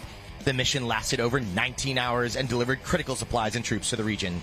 Also in 1998, a Charleston C-17 airlifted our beloved Keiko, the orca from the movie Free Willy, in a specialized tank from Oregon to Iceland to return the whale to its native waters. Because of the heavy load and short remote runway in Iceland, the C-17 was the only aircraft in the world that could perform this mission to return Keiko to the wild. While the C-17 is best known for airlifting cargo and passengers, it can also function as a flying hospital for up to 74 wounded patients. Specialized medical teams are able to use ample space in the cargo compartment to care for wounded passengers while transporting them to high-level medical facilities. Now approaching from your right, the aircraft will perform a slow-speed pass. During the pass, please notice the wing leading-edge slats and large powered wing flaps. A unique feature of the C-17 is the flaps is to extend into the exhaust of the engines, which generates lift, allowing it for a slow final approach speed. Ladies and gentlemen, get your cameras ready, as this will be your best opportunity to take photos of our state-of-the-art machine.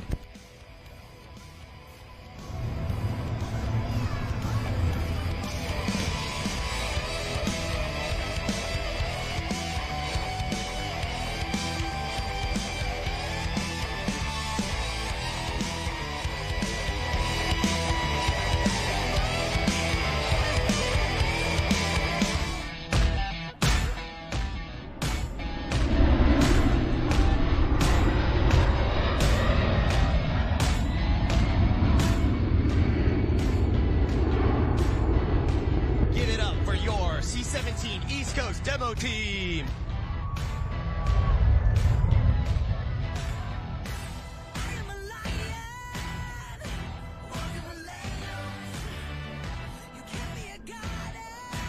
The slow approach speeds enables this aircraft to land and stop in very short distances. Later in this demonstration, you'll see our skilled pilots land this giant aircraft in less than 2,000 feet. To put that in perspective, the Lincoln Memorial here reflecting pool is 2,000 feet long, so the C-17 could easily land with enough room to spare. Aircrew and maintainers of the C-17 affectionately refer to it as the Moose because of the moose call the sound fuel vents make with the refueling of the aircraft. In case you're wondering how big the C-17 is, it's about 175 feet long. The wingspan is roughly 170 feet, and the tail is over 5 stories tall. Fully loaded, it weighs over 580,000 pounds. It can carry helicopters, small airplanes, and even an M1 Abrams tank. While the C-17 carries a large amount of military equipment, it also delivers rapid humanitarian aid in response to people in need. When the Hurricane Irma hit Florida Keys and Puerto Rico in 2016, C-17s were amongst the first aircraft to land in both locations, delivering critical supplies to rescue personnel and assist in recovery efforts. As the aircraft approaches from your left, please notice the upturned wingtips or winglets. These decrease aerodynamic drag and increase fuel economy. To give you a better idea of the aircraft's overall size, the winglets themselves are nearly 9 feet tall. The C-17 will now maneuver for a circle over the airfield, showing its ability to fly at slow speeds and demonstrates its advanced aerodynamics in action.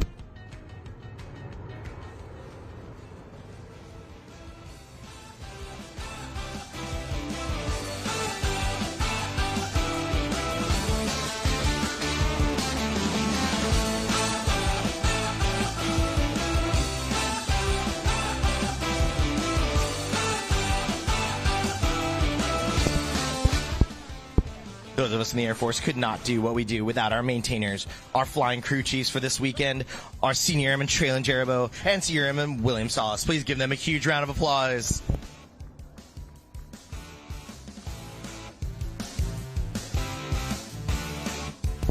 The slow flying characteristics of this aircraft are critical for successful airdrop of personnel and equipment. 102 troops can jump out of the C-17 in about 45 seconds using 2 troop doors located on the side of the aircraft. Most paratroopers prefer the C-17 over other aircraft because of the space, air conditioning, and a smoother jump experience. For equipment, the aircraft can airdrop pickup trucks, Humvees, road graders, boats, and even NASA rockets. In 2010, a C-17 dropped a 77,000-pound platform to test the recovery parachutes for NASA's Ares 1 launch vehicle's solid rocket boosters. To put in that perspective, that's the weight of 6 elephants extracted from the aircraft.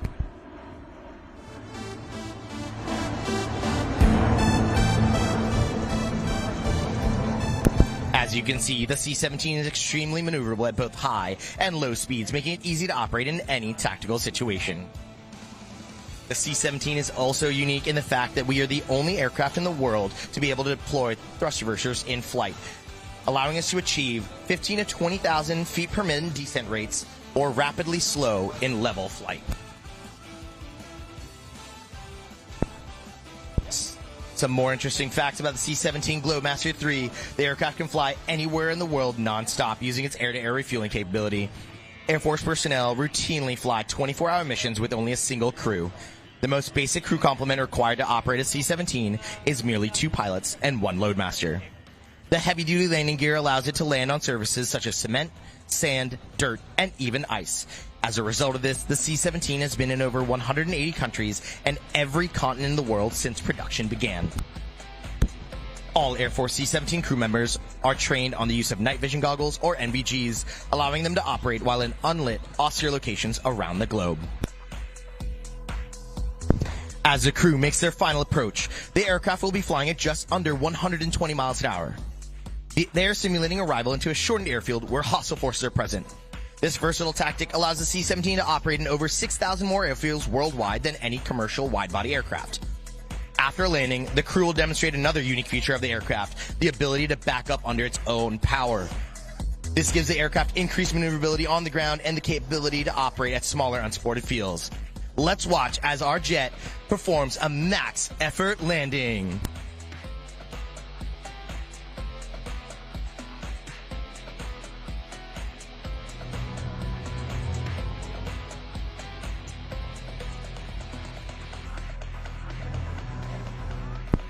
As the jet starts backing up after landing, look to the rear troop door. You will see our very own Jackie Momoya conducting the aircraft backwards.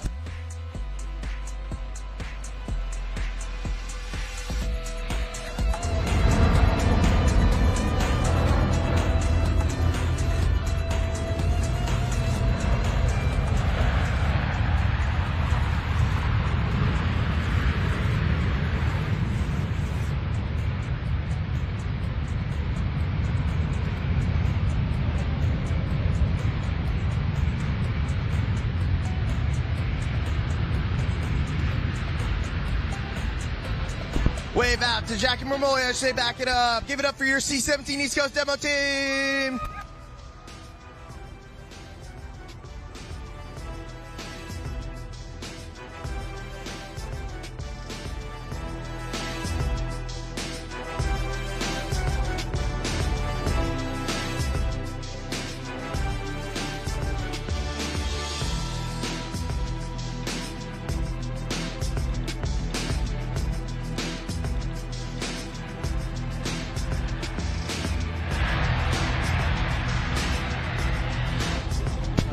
All the maneuvers you have seen here today are examples of those flown by our operational air crews on a regular basis, as they provide the highly responsive and flexible airlift capability for America. Ladies and gentlemen, this concludes today's demonstration. On behalf of the men and women of the United States Air Force, Air Mobility Command, and Joint Base Charleston, we thank you for being with us today, and we hope you enjoyed this brief look at the C-17 Globemaster III, the United States Air Force's core airlifter and workhorse, which will continue to provide rapid global mobility for America today, tomorrow, and well into the 21st century. Back to you, Mike. Thank you so much, ladies and gentlemen. What do you think of the C-17? Amazing? Wow. And we got, and let's give a big round of applause to Put the Spurs to her, Chuck. Good job, buddy. Great job. Great to have the C-17 with us this weekend. Always a pleasure.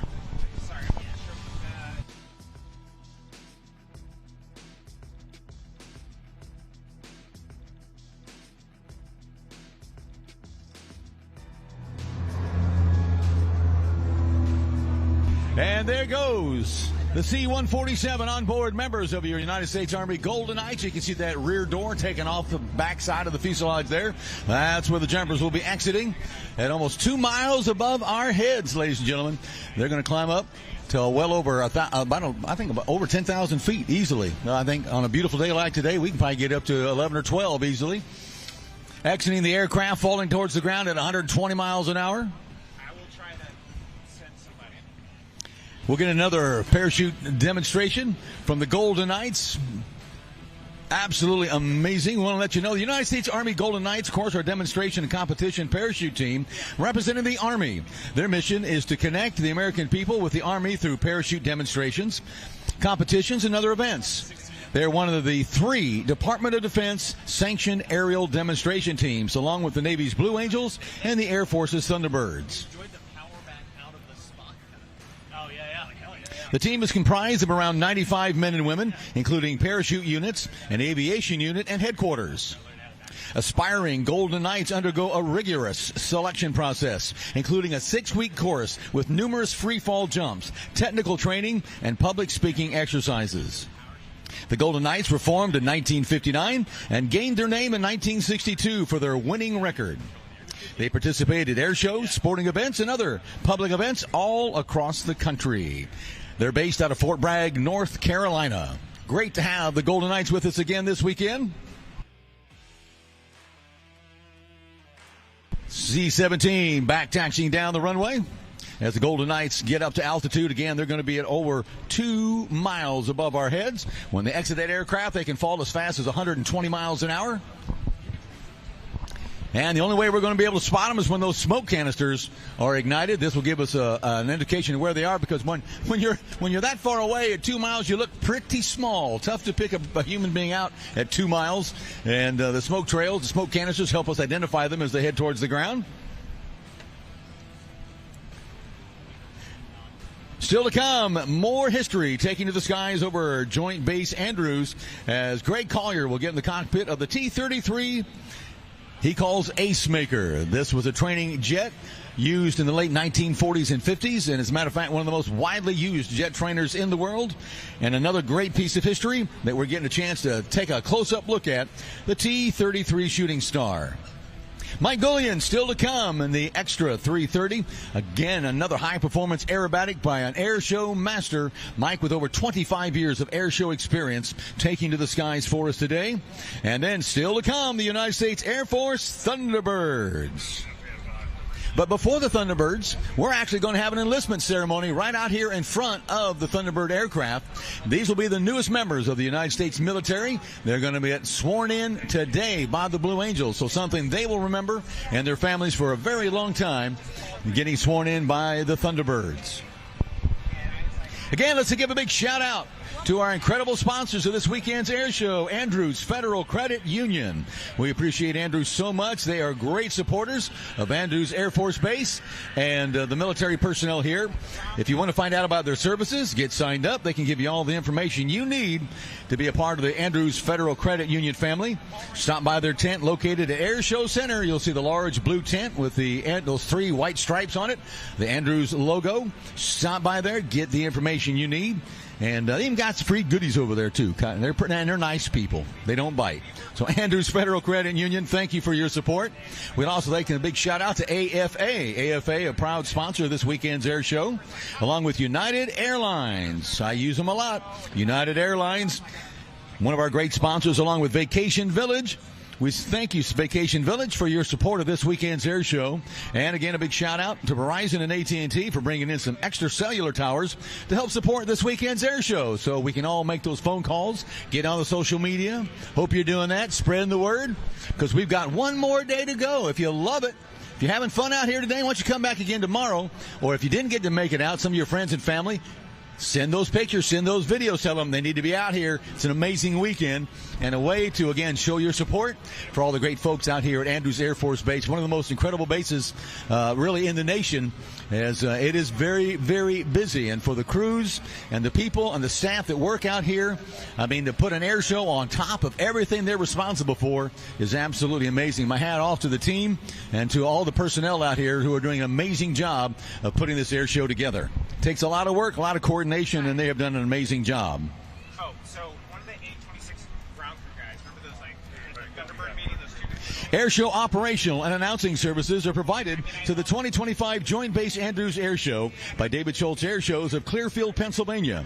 This event marks the 36th event of a busy aviation season, 2025 airshow season, that will see us support over 50 aviation events all across the United States. From Naval Air Station Corpus Christi, Texas, to March Air Reserve Base, California, and from the Wildwood Beachfront, New Jersey, to Safford, Arizona, David Schultz Airshows provides the very best in aviation productions, operations, announcing to military and civilian venues all across North America. For more information on David Schultz Airshows, please look at their award-winning website, schultzairshows.com, and follow us on social media, Facebook, YouTube, and Instagram.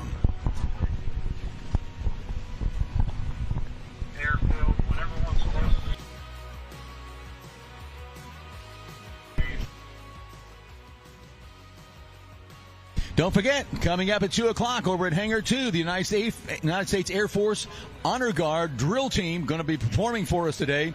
If you love that drill team performance, and they flip them rifles and the precision and the handling, it's absolutely amazing, fun to watch. They're going to be performing at 2 o'clock, Hangar 2, the United States Air Force Honor Guard drill team. Then coming up at 4:30 at the same location, the United States Air Force Band Max Impact. They'll be performing. Max Impact stationed at Joint Base Anacostia Bowling in Washington, D.C. Again, one of 6 musical enlistment teams for the United States Air Force Band, featuring 6 active duty musicians. If you love some great rock and roll music, check out Max Impact. Again, they'll be performing at 2:30 this afternoon in Hangar number 2.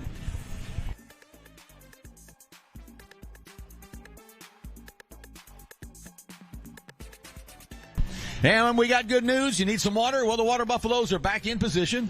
So if you need some water, we've got it on station. The water buffaloes are full and ready to go.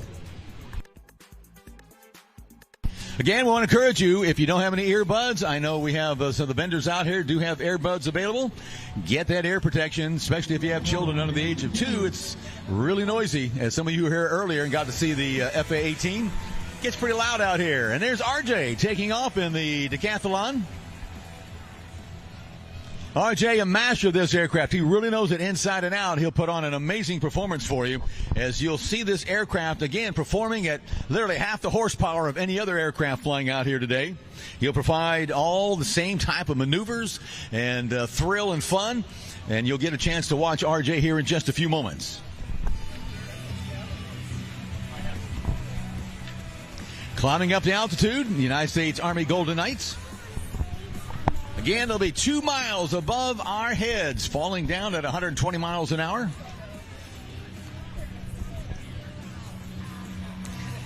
Greg Collier in the T-33 Ace Maker. Mike Gillian in the EA-330.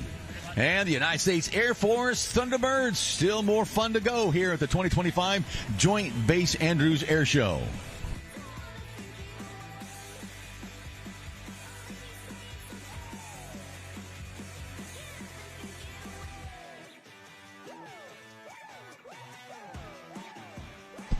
If you do happen to get separated from your party, you can stop any of our security forces that are on the ramp area, anybody in uniform, let them know, and we'll make sure that we get you reacquainted with your loved ones. Again, if you haven't downloaded it yet, download the Joint Base Andrews app. There's a free app you can download. Look under Andrew Airshow in the PlayStation, and where you get your apps downloaded. Get that free app. It's a great way of knowing what's going on out here today. Plus, you'll see those QR codes located around the infield area, around the ramp area. Scan those to get more additional information. So if you haven't done it yet, download the official Andrews Air Force 2025 Air Show app. Again, Andrews Air Show. That's what you type in to find it. It'll take you right to it. Download it, and you'll have a great resource information right there in the palm of your hand.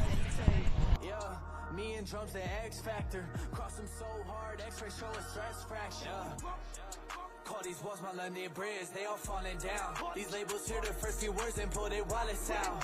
They've been quiet, we gon' give them something to talk about. All right, ladies and gentlemen, we're getting ready to get back in the sky as Mr. R.J. Grader getting ready to come in the decathlon. What an amazing plane. We got Pete here. Pete's going to tell us all about it. And RJ is your hometown performer, Mike. He's from Catlett, Virginia, Fauquier County. And an interesting piece of trivia about RJ is that he came to the show in 2018 and was pining to fly the show, and now he is here making his Andrews debut. It's a pleasure to introduce you to RJ Grader, a remarkable display of stick and rudder aerobatics from one of the finest airshow pilots in the world today. Today, you've seen pilots flying airplanes with 300, even 400 horsepower, and this performer does all the same maneuvers and more with half of the power, all the while pulling a much heavier airframe with a lot more drag. The pilot, once a whiz kid of model airplanes, is now an accomplished aerospace engineer who's redefining the art of decathlon aerobatics. Ladies and gentlemen, look high to your right and give it up for R.J. Grader.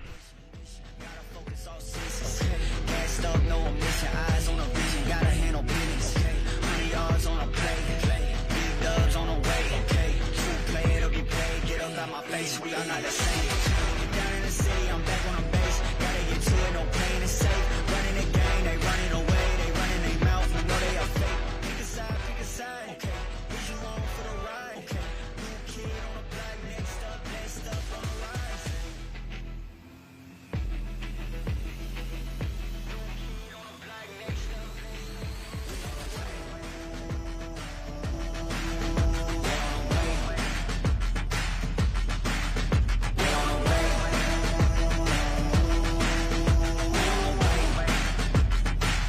It's game time, yeah. The airplane that RJ's flying is hardly an aerobatic hot rod. The decathlon traces its roots back to the 80-year-old Aranca champ, and what it lacks in performance, RJ makes up with athleticism, muscle, and a lot of rudder. There is no hiding your mistakes in a decathlon.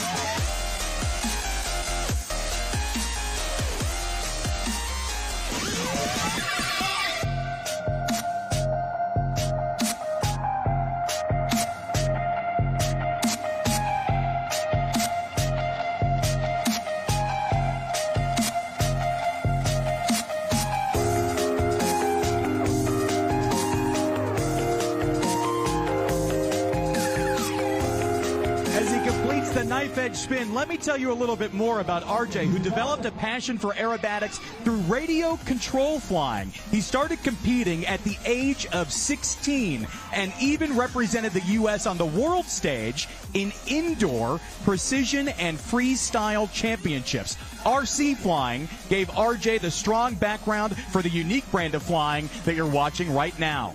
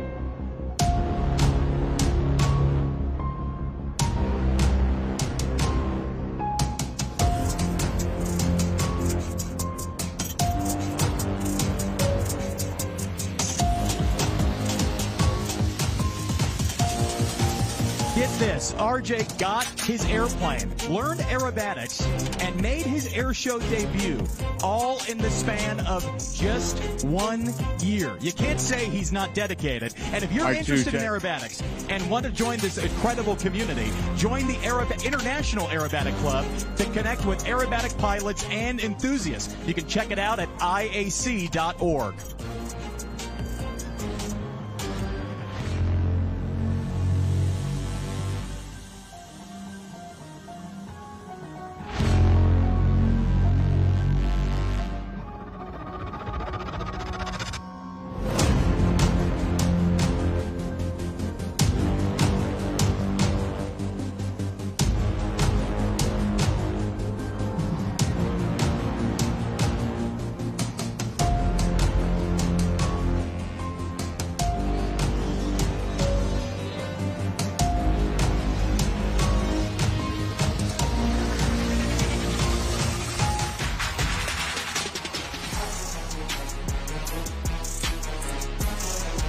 RJ wants to see your point of view, so share your videos and tag him. Follow RJ on Instagram at RJ Gritter. You can also follow him on Facebook at RJ Gritter Airshow.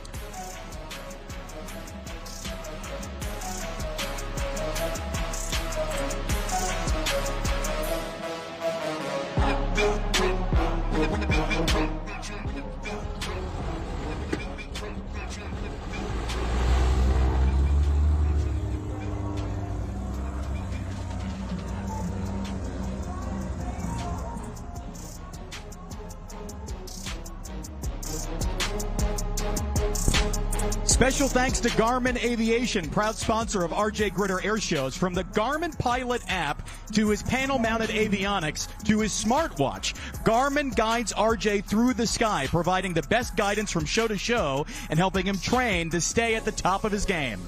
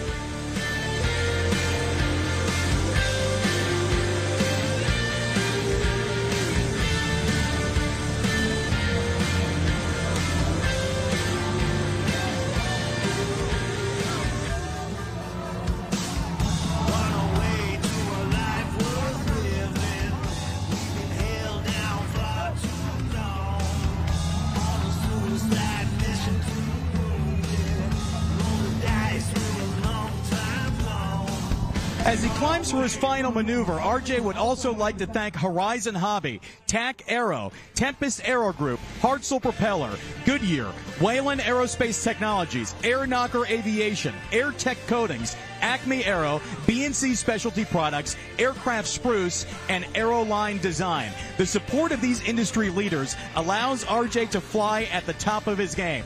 Now, RJ is on the left side of the air show arena, trading excess altitude for excess airspeed. This will be RJ's signature maneuver. It is called the slow roll, and nobody does it like RJ Gritter. RJ levels off now at 20 feet above the deck. Left stick now using the fuselage to keep the airplane upright, and top rudder to keep the nose from sinking towards the ground. Forward stick, the controls are reversed. He's through inverted now. Now left rudder to keep the airplane from sinking and dishing out towards the ground. A remarkable display of skill by RJ Gritter. He makes it look like art. Ladies and gentlemen, what do you think of RJ Gritter from Fauquier County, Virginia? One final reminder to follow RJ on Instagram at RJ Gritter Air Shows, and we will see you tomorrow. Mike, back to you, my friend. What did you think of that? Oh, I'm always amazed and fun to watch. That man knows the airplane backwards and forwards. It's very clear. What a great job, RJ. Always a lot of fun. Again, this is an aircraft that you would fly in if you want to learn the art of aerobatics. And you can see that this man knows all about aerobatics. Great to have RJ with us this weekend. We look forward to more fun tomorrow right here at day number 2. So, again, if you're having fun out here today, you didn't get enough fun in, come on out tomorrow. We're going to do it all over again.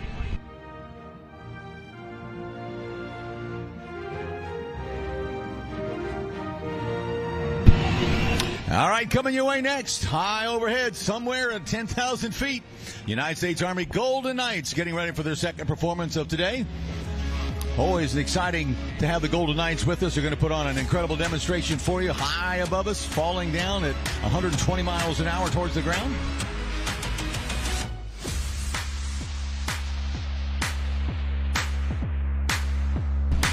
Again, we're just minutes away from a jumper away. 10,000 feet above our heads. Again, they're going to look awful small that far away. So again, we really won't know where they are until the smoke canisters hit. Then we'll have a good idea where they're at as they fall towards the ground. They'll do some amazing work, free fall work, as they'll actually come together. I think earlier today they actually did a spiral. Looked really cool. 2 of the jumpers locked arms, came spiraling down together. It was pretty wild. And again, the relative canopy work that's done, it's really fun to watch. And again, you can find out more about becoming a part of the United States Army, Navy, Air Force, Marines, Coast Guard. We've got representatives out here who'll be glad to answer any questions you have about the opportunities that are available. It's a great way to get a job, training, job security for one thing, especially in vocations. And we need a lot of vocational people. But we appreciate all of you being out here today. Hope you're having a wonderful time. It's a beautiful weekend, plenty of sunshine. Hope you're taking care of yourself. I understand we had to go refill the water buffaloes. Those are free water that's available on the ramp area, and those should be back in position at this time. So again, if you need some water, we do have it available.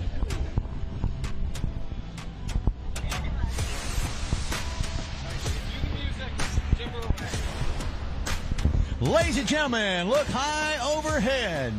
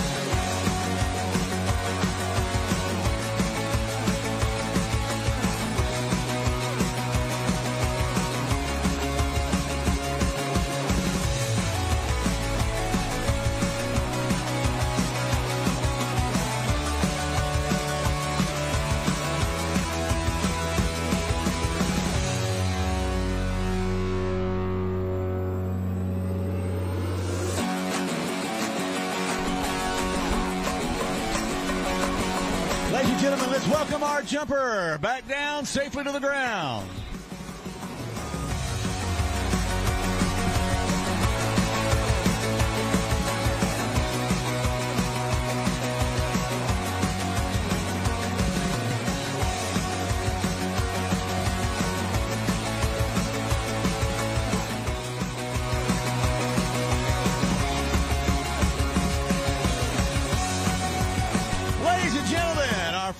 the narrator for the United States Army Golden Knights. Let's get ready to get those eyes back to the skies. We are looking at 10,000 feet above our heads.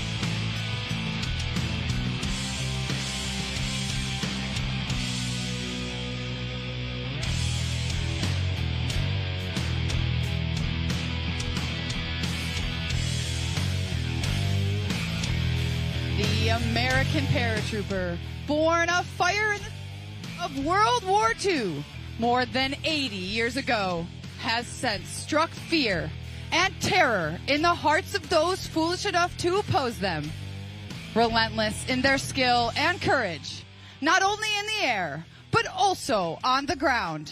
These brave soldiers have forged for themselves a place of honor in America's hearts.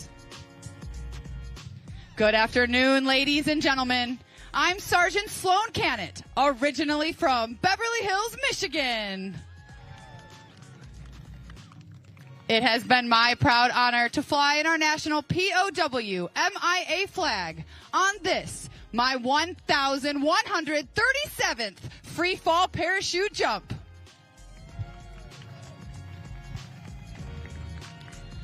I will describe for you all today a demonstration of precision freefall as performed by members of your United States Army parachute team, the Golden Knights. Ladies and gentlemen, please direct your attention high overhead. Our distinctively painted C-147 aircraft is inbound for the first pass of today's performance. As the aircraft crosses overhead, the jump master will give a crossed arm signal of hot target, signifying the airspace is clear and that it is safe to jump. The jumpers complete their final gear checks and move to the door in the rear of the aircraft. The jumpers are out and the smoke is on. We now have two jumpers in free fall, rapidly approaching speeds of 120 miles per hour.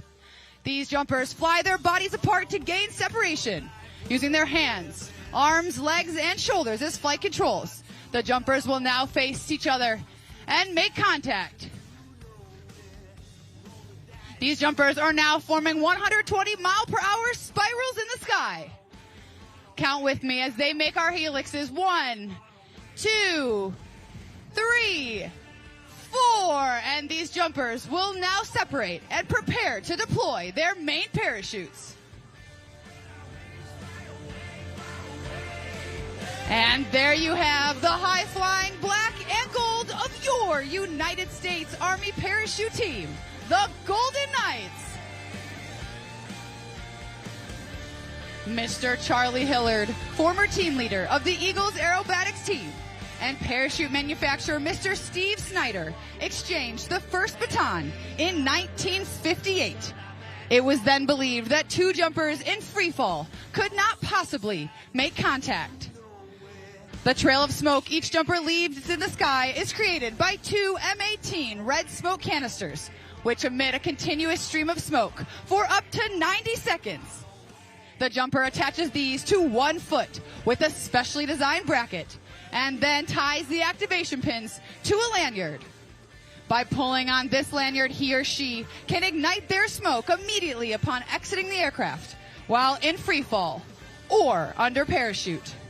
In more conventional Army units, these same smoke canisters are used as ground-to-ground signaling devices, ground-to-air signaling devices, and screening devices to conceal troop movement. Moments ago, these jumpers were more than 2 miles overhead. They can hear you very well as they come into land. Make some noise, Maryland, for these first jumpers. Now, ladies and gentlemen, if you have ever wondered what would happen if a parachute did not work, then watch closely because you are about to find out. Please watch as our next jumper will demonstrate the dramatic cutaway maneuver.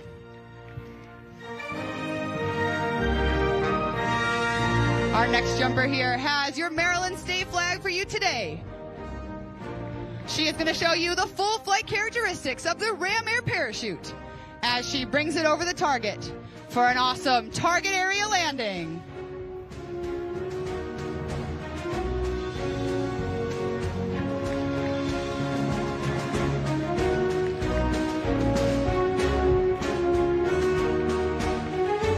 To become a Golden Knight, each individual must first achieve 100 free fall parachute jumps, be enlisted in the Army, and have a clean military and civilian record before applying to the annual Golden Knights Assessment and Selection.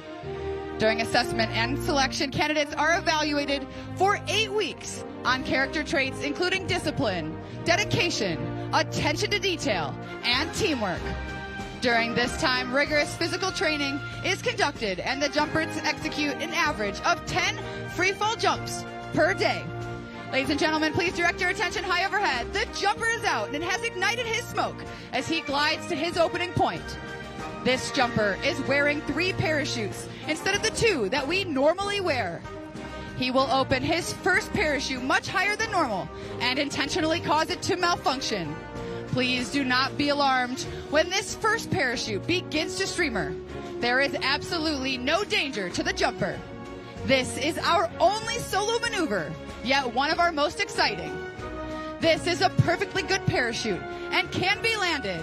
However, the jumper will reach up and release one side of the parachute, causing it to malfunction. This jumper is now accelerating earthward at speeds in excess of 80 miles per hour. It would be impossible for him to survive this landing, so he must release it completely, return to free fall, and open his main parachute. This is the same procedure a free fall parachutist would use if he were to have a problem with his main parachute.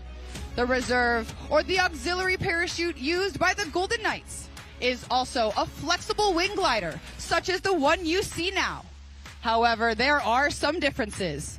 It is white in color, and it is slightly smaller in wing surface area, with a much greater forward speed of up to 30 miles per hour. This enables our jumpers to make it back into any tight situation, such as a downtown intersection or major league stadium. While each of the jumpers will repack their main parachute, a certified parachute maintenance technician must repack the reserve every 180 days, whether it is used or not. The released parachute you see floating earthward will be recovered, untangled, and hooked up to use again. If it does float towards you, please do not attempt to catch or retrieve it. Our recovery team is on its way.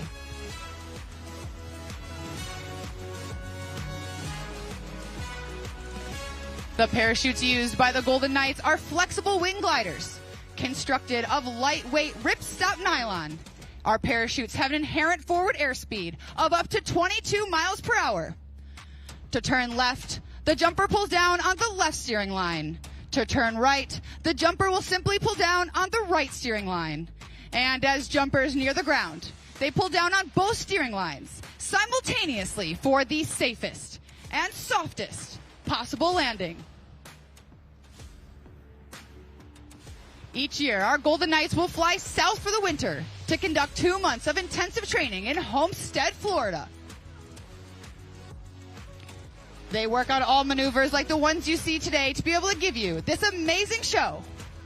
As this jumper nears the target, watch the movements they make with the steering lines. They are showing you the full flight characteristics of our Ram Air parachutes as he brings it over the target for a beautiful target area landing. Make some noise for our cutaway jumper.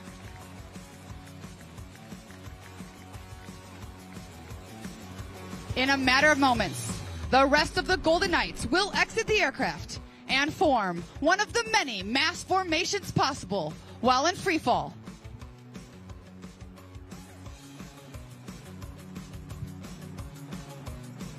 The jumpers are out and the show is on. We now have the rest of our jumpers rapidly approaching speeds of 120 miles per hour. The initial part of the formation is called the base, and it forms quickly as these jumpers fly their bodies together while interlocking their arms and legs to form the nucleus of the formation. As the formation continues to fall at 120 miles per hour, you can see our wingsuiter circling him, reaching speeds of up to 180 miles per hour. Once these jumpers reach a specific point, the team leader will give a thumbs up, and they will perform our bomb burst maneuver. This is our salute to all of you in the audience today. Watch for our parachutes. Now, as you may have guessed, these jumpers are faced with a unique situation, a traffic jam in the sky. They must create vertical separation to allow for individual approaches into the target area. This is accomplished by pulling down on the front part of the parachute and spiraling down at speeds of up to 60 miles per hour. This enables our jumpers to set up a traffic pattern, just like you might see aircraft at a busy airport. At 1,000 feet, the jumpers will do what is called a wind penetration check, checking their distance and speed across the ground. They will then fly a downwind leg, a base leg 90 degrees to the target, and then face into the wind for a final approach. If you look up, you will notice under our black parachute, our jumper, it has our 36-foot braided steel smoke chain with 6 of those M18 red smoke canisters attached. He will deploy each smoke canister one at a time off of a harness around his neck.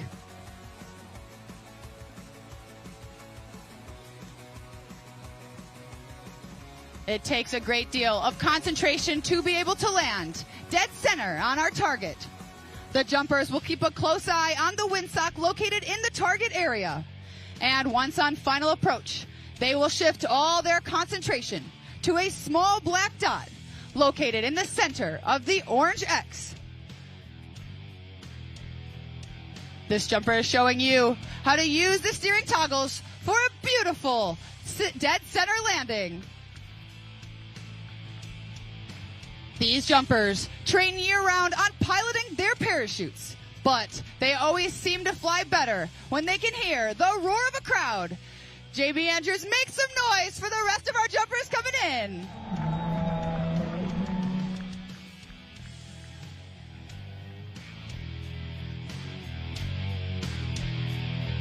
You may notice the tail of the parachutes curling under.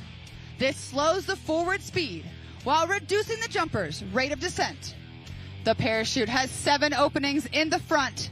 These allow air to be forced in, inflating the flexible wing gliders.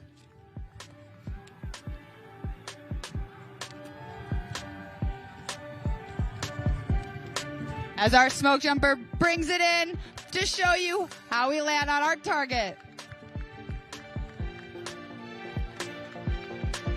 If you'd like to find out more about your United States Army parachute team, the Golden Knights, you can find us on social media by searching U.S. Army Parachute Team. And if you post anything from today's show, make sure that you tag us at Army Golden Knights. At the completion of today's performance, we will bring our equipment out into the audience. Come forward and help us repack our parachutes and ask any questions about freefall parachuting or opportunities available to you in today's modern Army.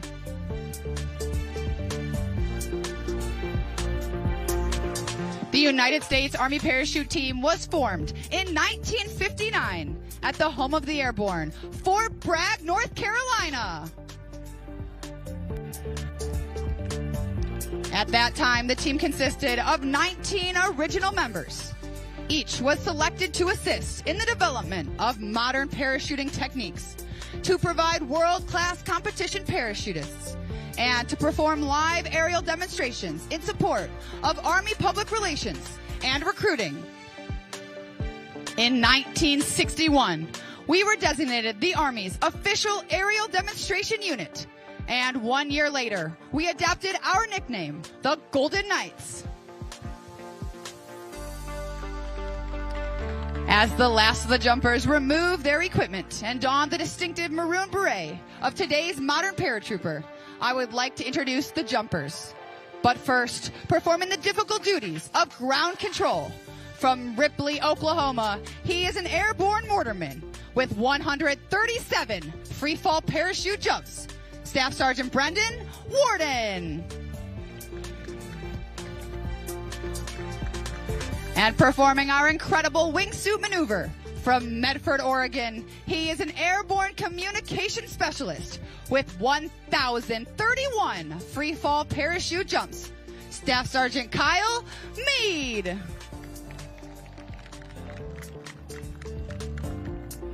And now for the rest of the jumpers. From Rochester, New York, she is an airborne infantryman with 573 freefall parachute jumps. Sergeant Clarissa Smith.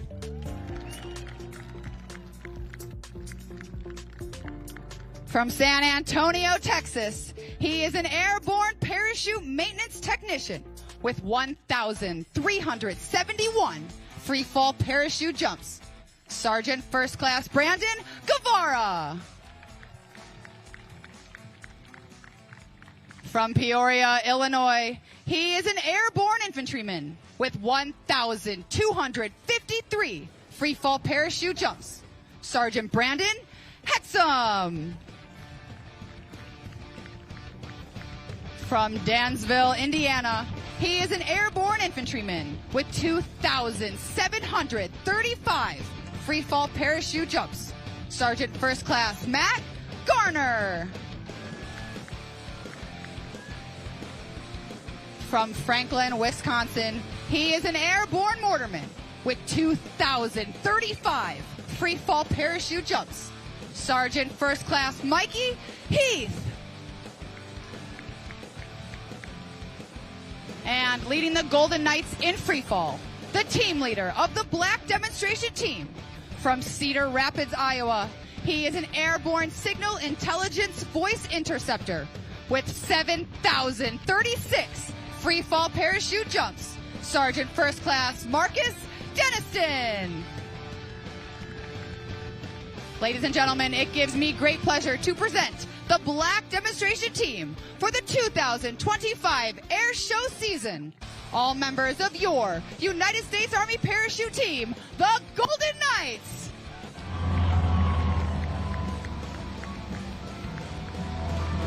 Now, in keeping with a long-standing Golden Knights tradition, we would like to present today's batons, which were flown in freefall to two distinguished members of today's audience. Captain Richard Nelms and Second Lieutenant Alan Shapiro have stepped forward and been introduced to our team leader.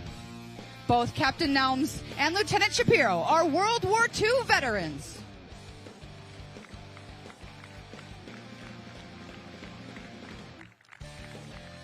Captain Nelms enlisted in the Army in 1942 after the attack on Pearl Harbor.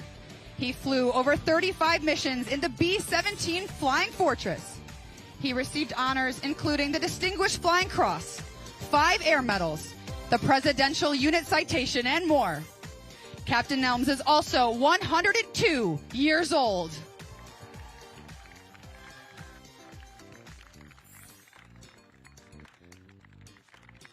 Lieutenant Shapiro commissioned in 1944.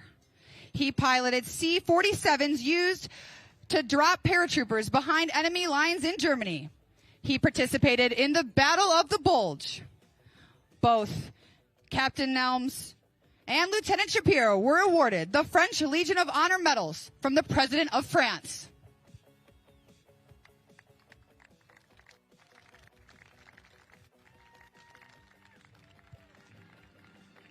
Our baton is symbolic in nature in that it has 8 sides that represent the 8 individual pieces of the jumper's equipment used during a freefall parachute jump. Captain Nelms and Lieutenant Shapiro, the United States Army, the Golden Knights, and the great state of Maryland proudly salute you.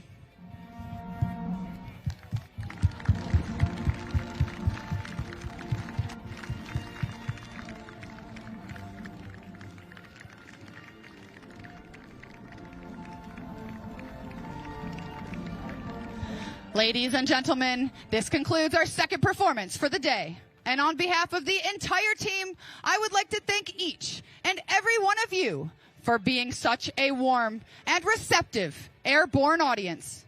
In closing, I leave you with this final thought. In the future, may all your days be prosperous and your nights golden. Ladies and gentlemen, another round of applause for your United States Army Golden Knights. Wow. What another great demonstration by this incredible team. Do such a great job. And honoring our World War II vet, that is awesome. Great to have the Golden Knights with us, and we appreciate their support. We still got more to go at the 2025 Joint Base Andrews Air Show. Still to come.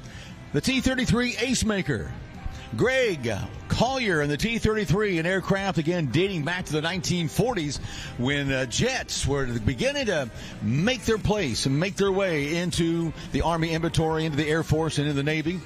And this aircraft was an adaptation of the P-80 Shooting Star, which was a fighter jet, and it was turned into a...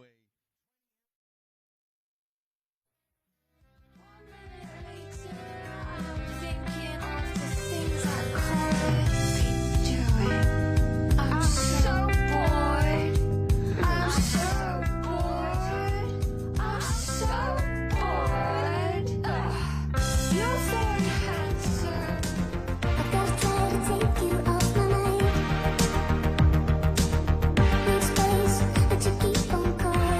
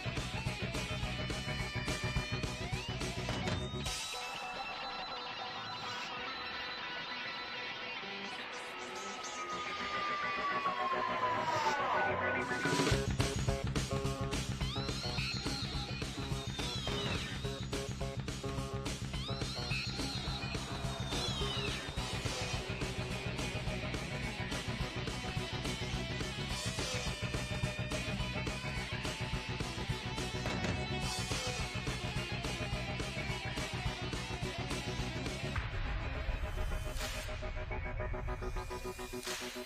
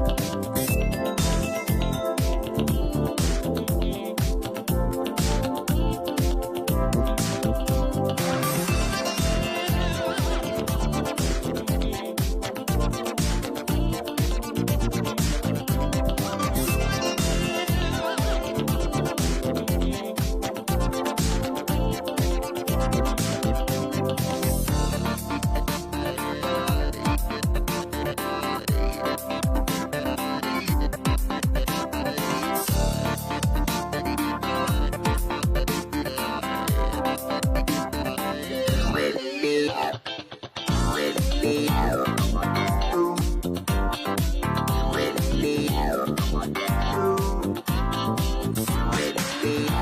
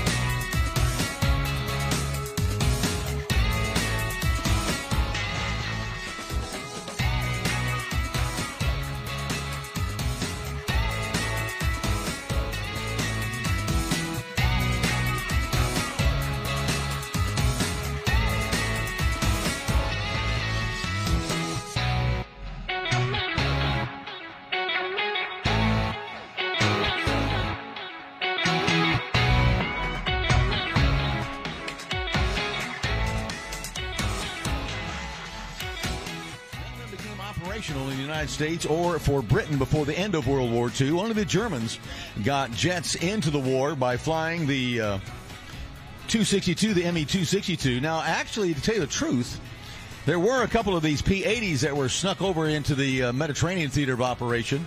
Test them out a little bit, but again, they were not there to do combat. As Greg does a nice 4-point roll in the T-33. But again, only the Germans got jet fighters into production and into the air in any numbers before the war was over. Big wing over from the left this time. Get your cameras ready as Greg's setting up for the photo pass. This will be a great opportunity to get a nice photo as he'll come by at about a 30-degree angle of bank. From the left, ladies and gentlemen, Mr. Greg Collier and the photo pass.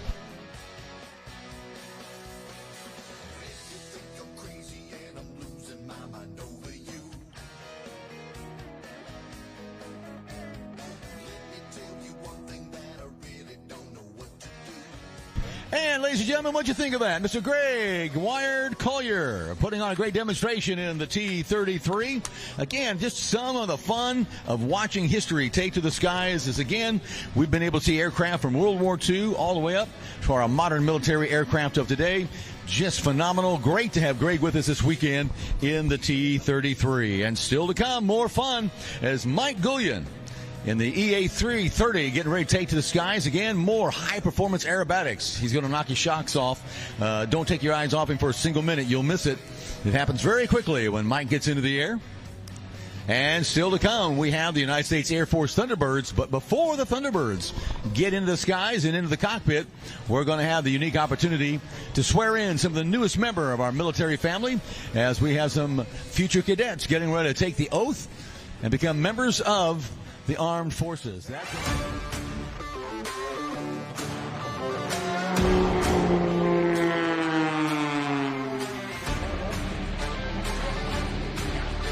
I'm Aaron Daly from Australia, and I'm about to tear up the sky. Are you ready?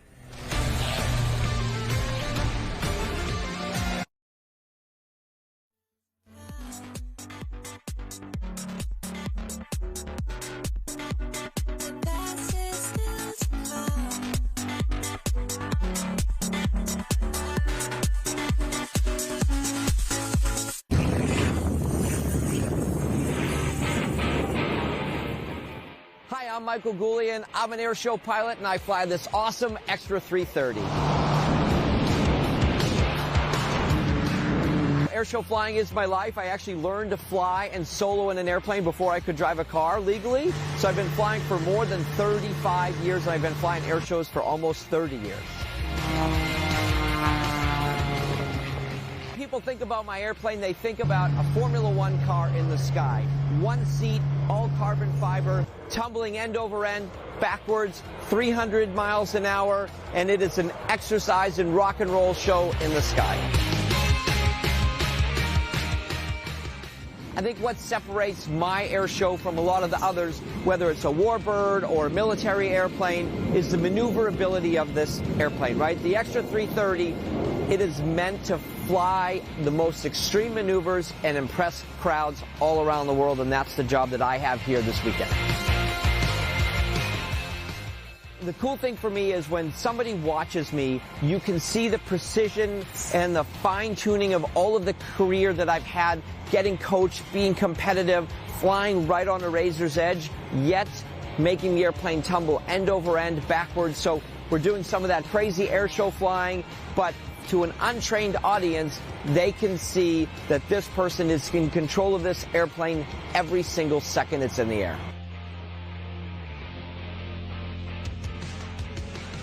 When you're at an air show or a base like Andrews Air Force Base, you feed off the energy that the crowd has. I can see the crowd down there. I'm a proud American. I can't believe that I'm here at Andrews. This is my third time here, and it's just one of those special pinch me moment weekends that you get when you're an airshow pilot.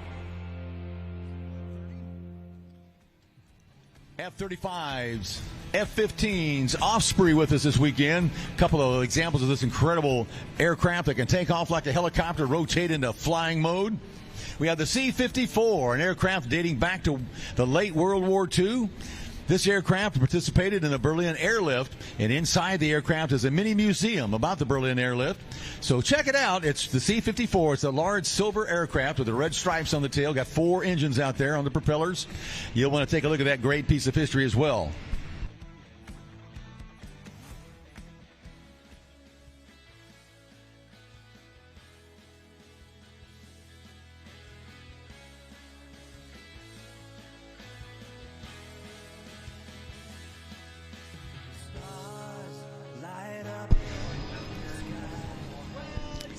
This next performer literally wrote the book on aerobatic flying. He's been flying air shows around North America for over 25 years and has been flying since before he could drive. What you're about to see is the ultimate display of intensity, precision, and perfection. Ladies and gentlemen, please give it up for Michael Goulian.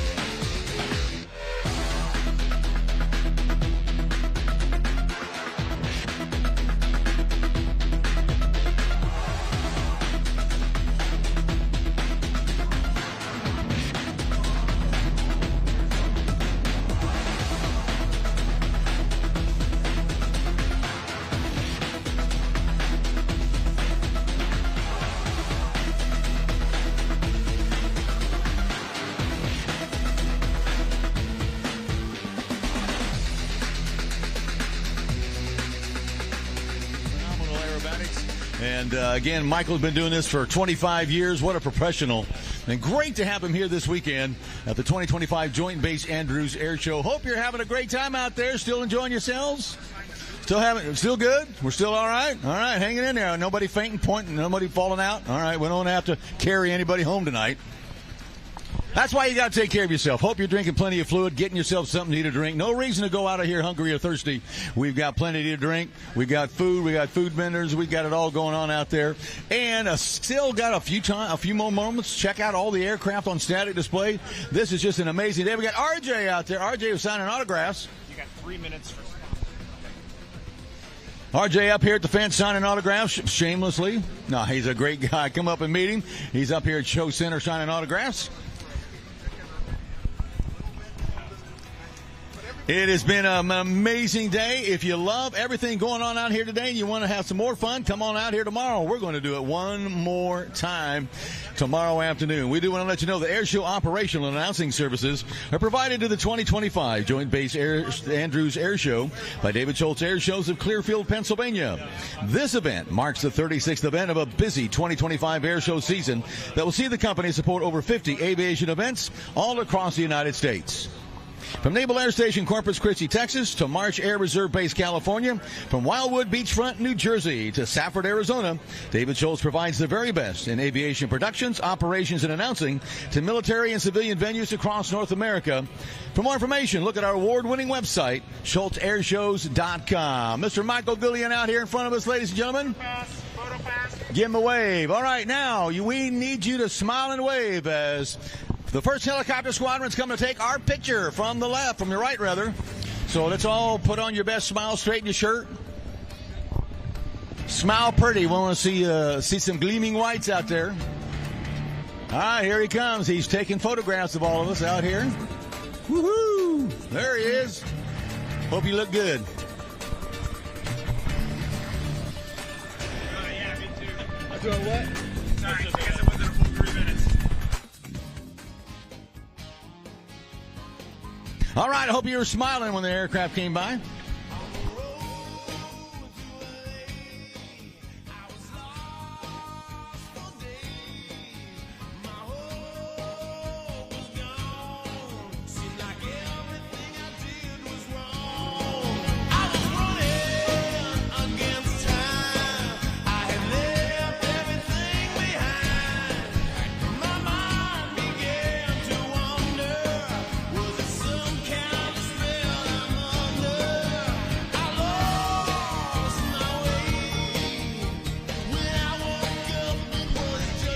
Again, in just a few moments, ladies and gentlemen, we're going to have an enlistment ceremony. We are going to swear in the newest members of the United States military family right out here in front of us. So this will be an opportunity to welcome them and congratulate them on a great decision. They're going to make a difference, and we appreciate everyone. Again, you got to realize, ladies and gentlemen, our military is made up of all volunteers, every one of them. They're choosing to be a part of this, and again, we appreciate these new cadets that'll be coming in just a few moments. We're going to have that official ceremony coming up in just a few moments. And then still to come, your United States Air Force Thunderbirds. So stick around. We've got a lot more to go. Fun and excitement. And then if you want to stick around a little later, when the Thunderbirds come down, they'll actually come up. You get a chance to get an autograph, meet the team. It'll be a neat experience and a neat souvenir from this weekend's air show.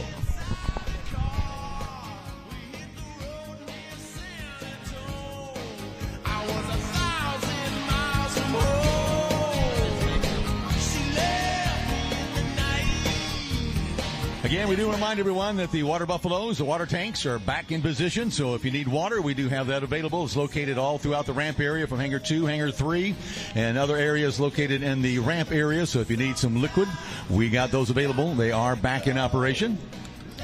Again, a big shout out to our wonderful sponsors, great people, great companies, Andrews Federal Credit Union. We appreciate them so much. Again, be sure to stop by their tent located right at AirShow Center. Find out about what they can offer and how they can help you with your savings account, checking account, all that good stuff. See them right there. They're at AirShow Center. You see the big blue pop-up tent with the Andrews logo, the white, 3 white stripes. That's Andrews Federal Credit Union. Stop by. Again, thank you for AFA. AFA, a great sponsor of this weekend's air show, along with Vacation Village, and United Airlines. Great people, great companies. Thank you for their support of Andrews Air Force Base 2025 Air Show.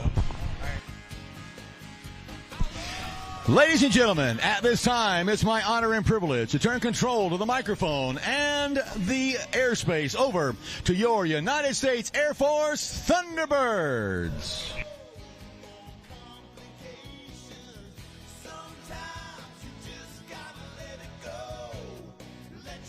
Ladies and gentlemen, please direct your attention to Show Center as we welcome those before you into our United States Armed Forces.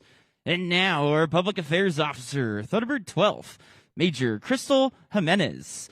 You got it, 12. Thanks, Crime, and good afternoon, D.C.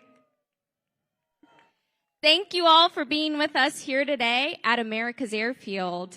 I want to thank you for taking the time to join us as we enlist these young men and women into our United States Air Force. But first, a thank you to the families and the friends who helped these men and women become the individuals that they are today. Thank you so much for everything you've done. Your blood, sweat, and tears are not lost on us, and we will do our best to carry on from here. And ladies and gentlemen, thank you so much for making the decision to serve in our United States Air Force. If you're ready, please come to attention. Raise your right hand and repeat after me. I state your name. Do solemnly swear that I will support and defend the Constitution of the United States against all enemies, foreign and domestic, that I will bear true faith and allegiance to the same, and that I will obey the orders of the President of the United States and the orders of the officers appointed over me, according to the regulations and the Uniform Code of Military Justice. So help me God. Congratulations.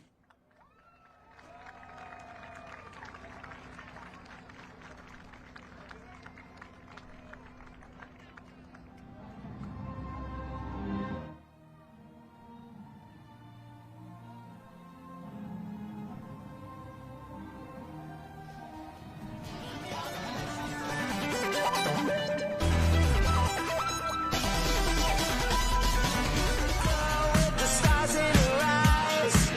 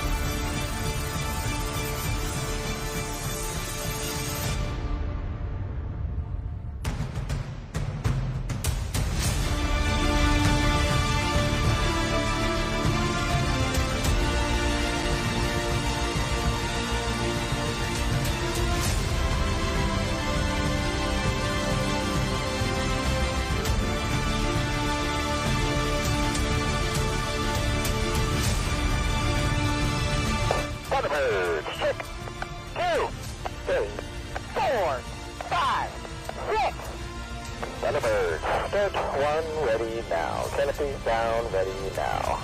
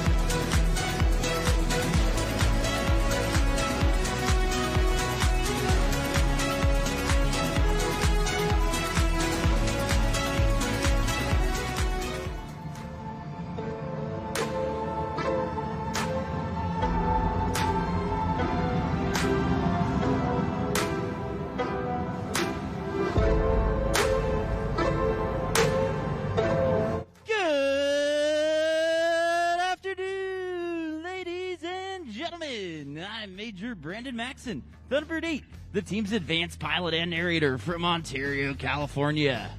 Before we get started, I've got one question for you. Who's ready for the Thunderbirds? All right, I know you can do better than that. Who's ready for the Thunderbirds? Woo! It's great to be here at American Airfield.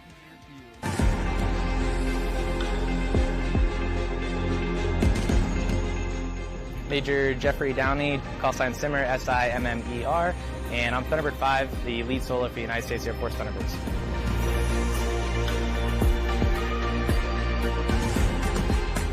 What goes through my mind in those split seconds as we're executing the maneuvers that we've trained for? We get the question a lot, are you nervous when you go up there and you perform, you see the huge crowd and you're doing these difficult and sometimes dangerous maneuvers? The answer to the question is no, we don't get nervous. You get hyper-focused on the moment, and we train through repetition. I'm doing these maneuvers over and over again to try to perfect it. So by the time it comes down to the execution phase, you're so focused on the maneuver and just riding the limit of human performance and what these jets are capable of that you just get hyper-focused on executing the mission and the task at hand. And you know, that reflects what it is that we do in the Air Force. We train so that when it comes time to execute, we can be elite and make the mission happen for the U.S. and its allies.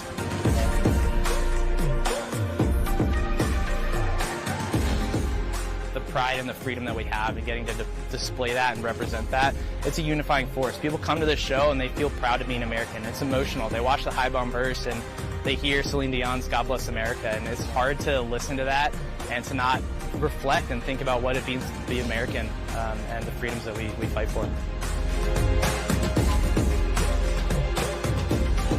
This is an incredible moment for America to unite, to come behind something that is greater than all of ourselves and to celebrate the freedoms and the capabilities that this incredible United States Air Force has. So looking forward to the weekend. Hope to see you guys out there.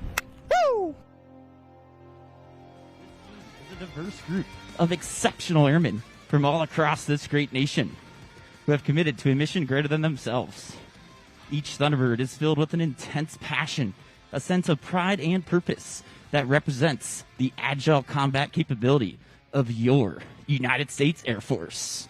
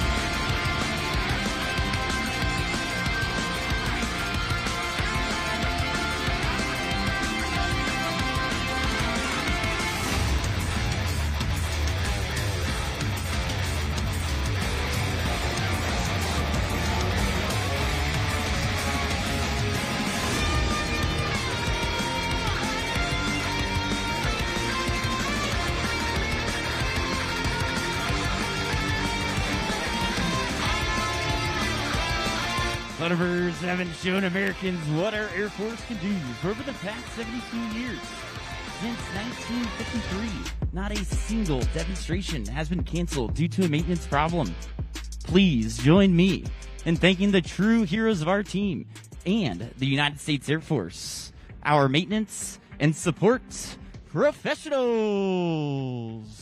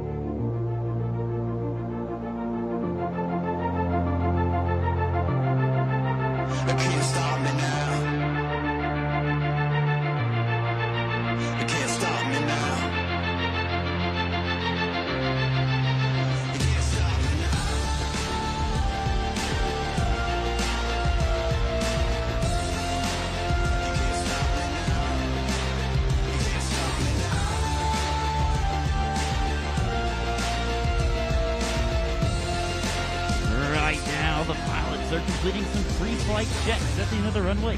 And once they're ready, they'll take to the skies. Soon, you'll hear Thunderbird 1 command the pilots to run up their engines as they accelerate down the runway from your right to your left.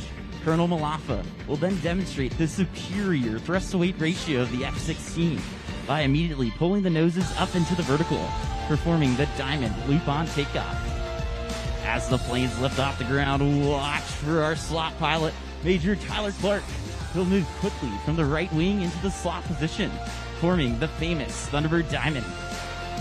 Following the diamond takeoff, our solos will execute the Mayhem takeoff.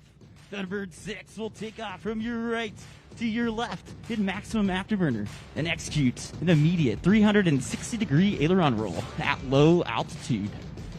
Thunderbird 5 will then take off from your left to your right, immediately pull 60 degrees into the vertical and perform a split S, reversing his direction while still over the runway. Hang tight while we get ready to fire on up.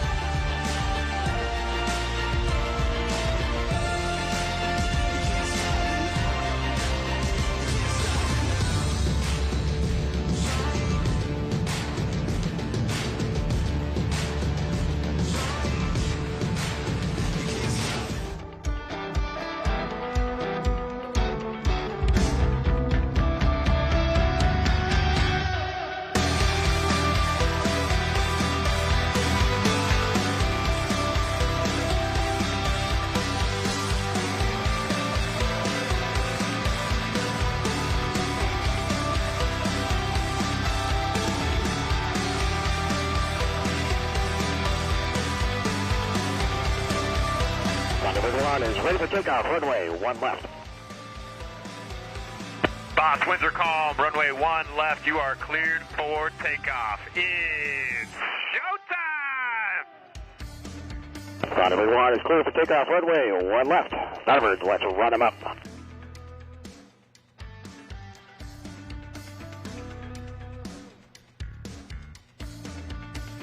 Stand by smoke. Smoke ready now. Smoke up ready now. Thunderbirds, release brakes ready now. Burners now.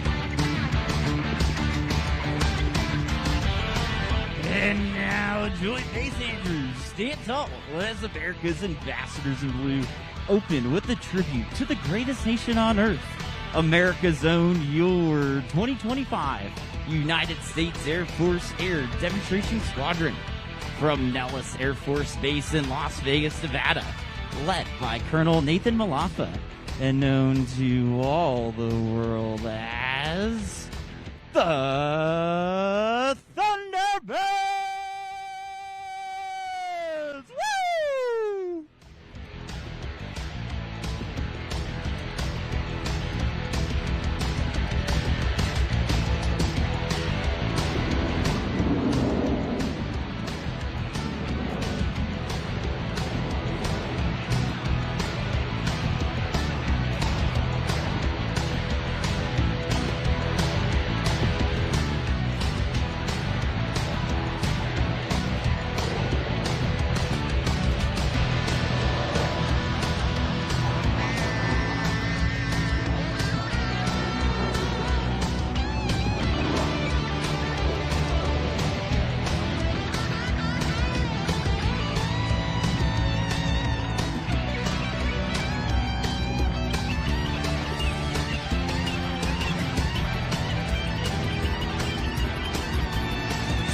In 1954, the first solo pilot made their debut on the Thunderbirds. And in 1962, the opposing solo was added. Now check 6 and welcome our current solo pilots, Thunderbirds 5 and 6, as they approach from behind and overhead to execute the ever-inspiring crossover break.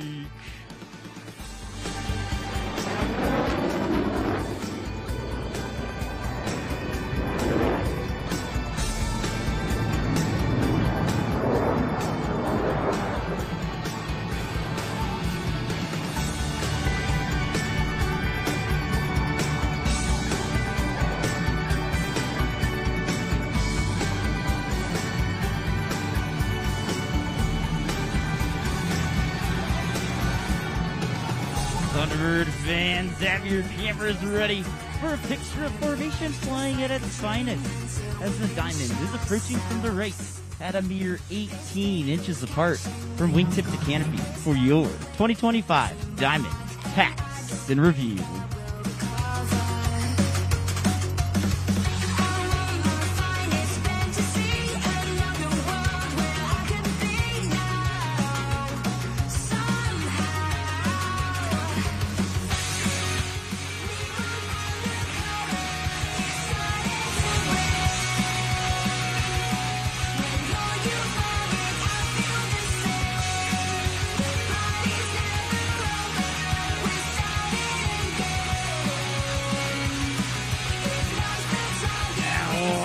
From your left, this Thunderbird 5 displays the historic Thunderbird emblem on the bottom of his aircraft with the Knife Edge Pass.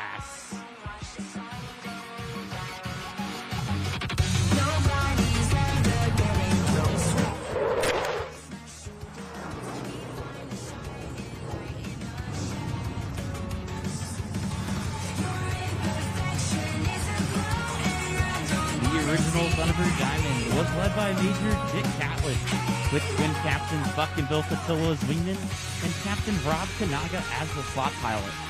Now look back to your left as the current Thunderbird Diamond maintains precise formation position in the Diamond Row.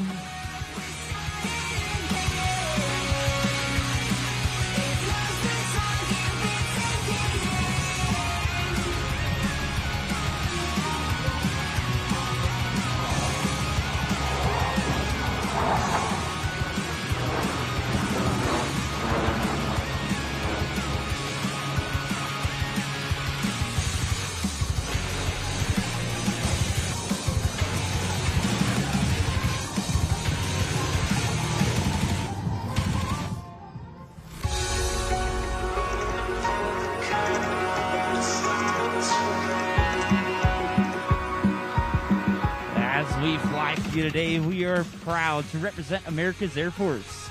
We are the most lethal Air Force on the planet. Now look back to your right and find Thunderbirds 5 and 6 teamed up this time to create a mirror image in their trademark Calypso Pass.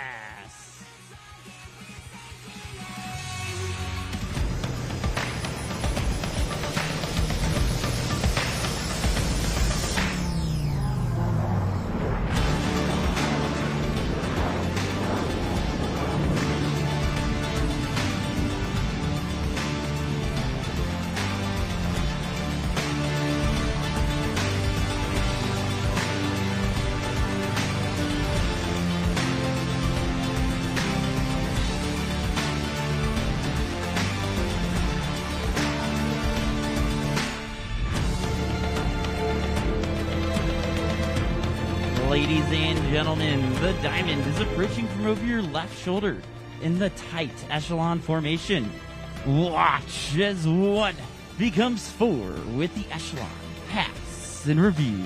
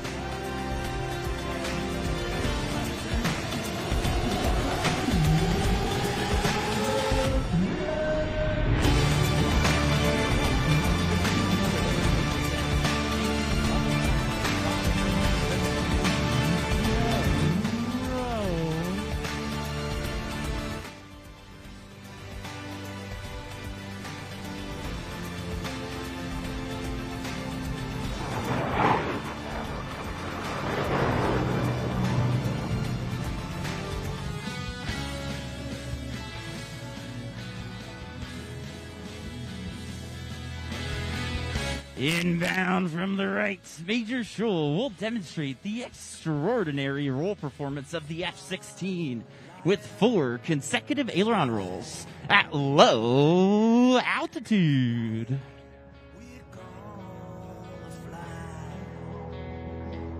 If we hold on tight, we'll be alright, and we'll make it out alive. Blow me up like a million lights, light me up 'cause the night's not dying. Let's go out of control until we explode. Like Superman and Kryptonite. The diamond is approaching from the right. This is a rare opportunity to go inside the cockpit of Thunderbird 1 as Colonel Nathan Malafa calls for the 4 diamond pilots to perform simultaneous aileron rolls in close formation. Smoke off, ready, down, and roll.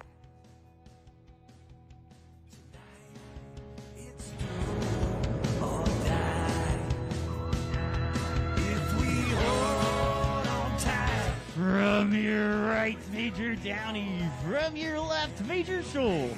Inbound for Show Center at a closing speed of over 1,000 miles per hour.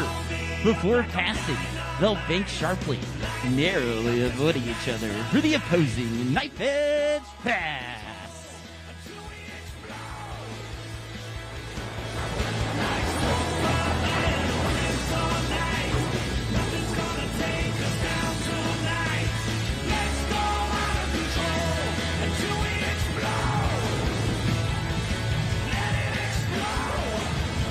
Approaching ahead and to your left, the Thunderbirds are in the challenging trail formation, with each wingman flying just a few feet from the aircraft in front of them.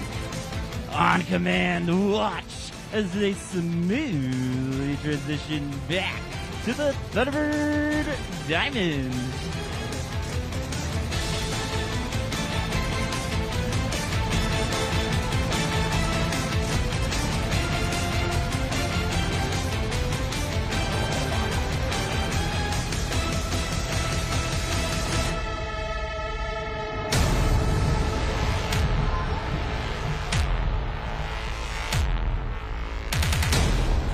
Our two solo pilots, Simmer and Rogue, have once again positioned themselves on opposite ends of the show line to cross that show center for the inverted pass. A difficult maneuver made even more challenging since Sunbird 5 to your left is approaching you upside down.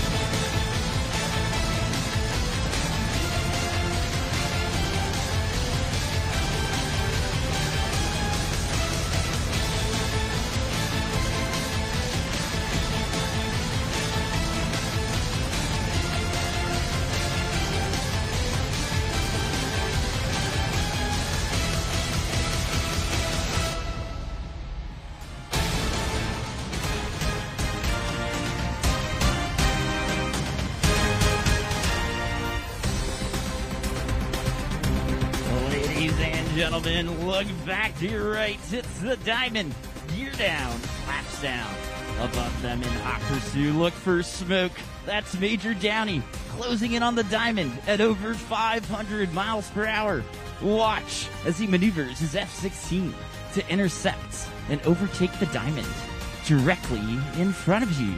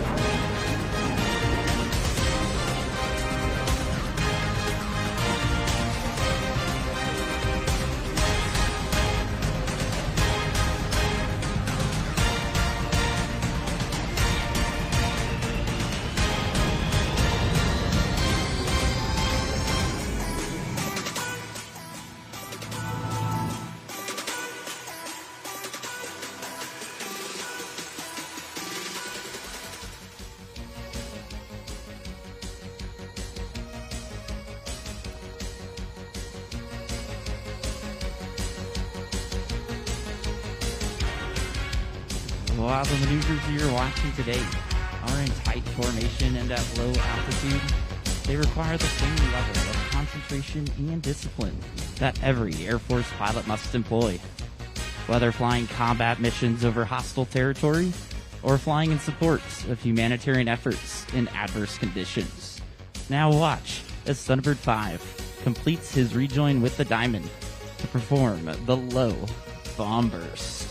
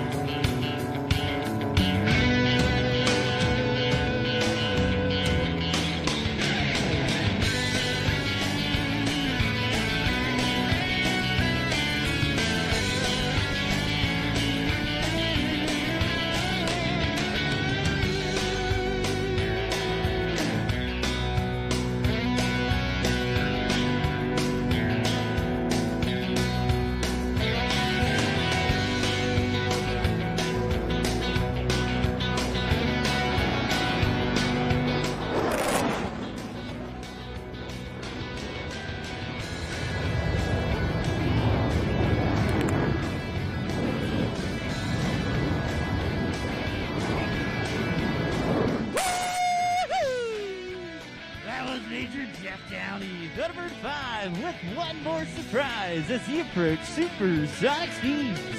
It allows supersonic speeds are critical in chasing down the enemy. Slow speed handling is just as important in aerial combat. Now, from the right, find Major Shoal. Low and slow.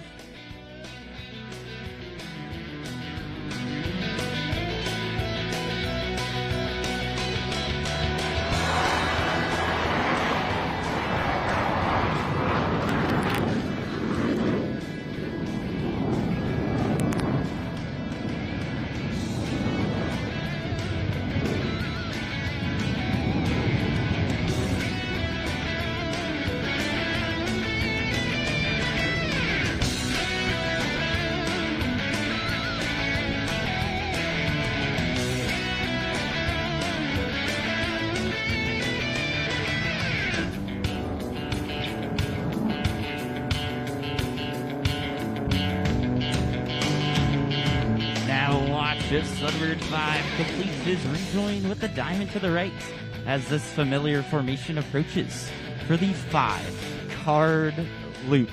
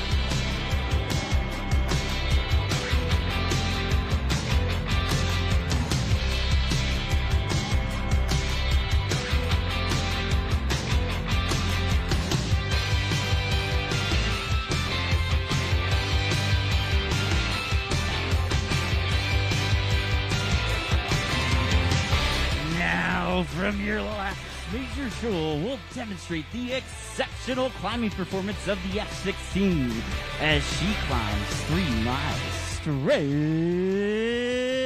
up.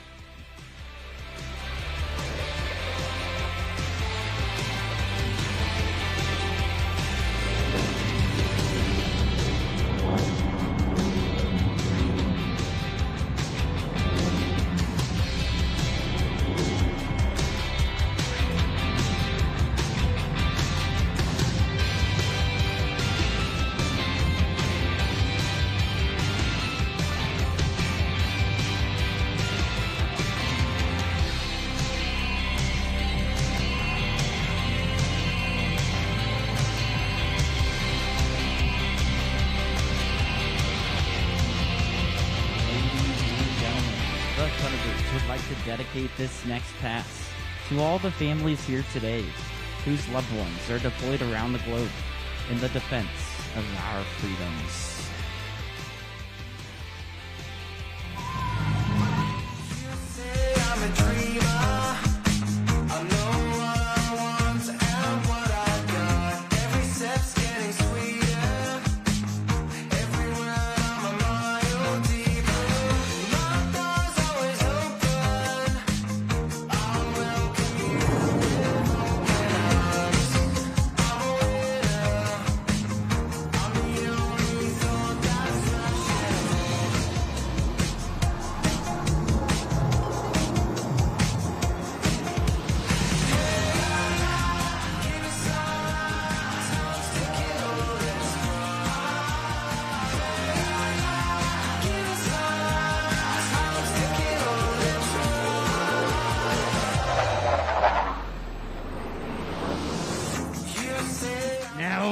From the left, the Sunbird 5 demonstrates the raw power and tight turn performance of the F-16 with the maximum performance turn.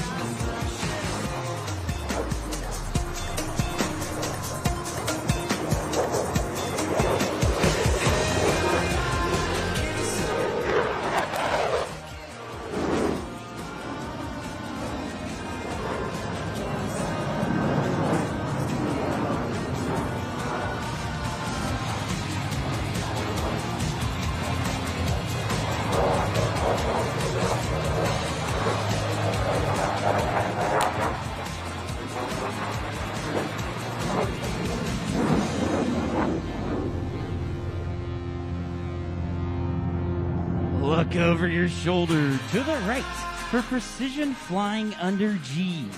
And feel the power of the Diamond Burner 360.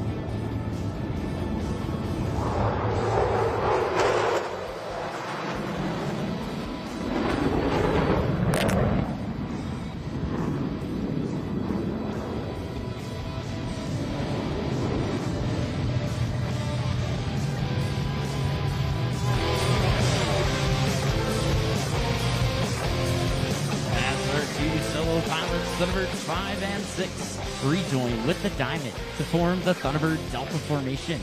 We would like to take a moment to honor those veterans in the crowd today whose service and sacrifice have given us the freedoms that we so greatly cherish.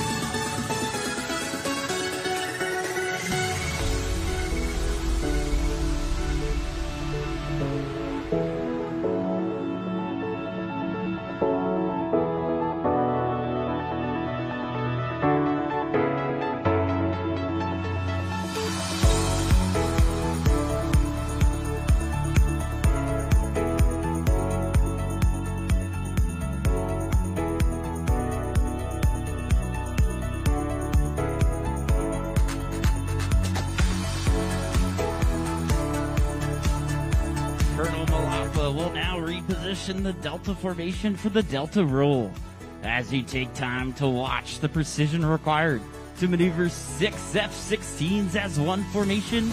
Let that serve as a reminder of not just the teamwork, but also the dedication and commitment that makes our team and the United States Air Force the most capable and credible force on the planet.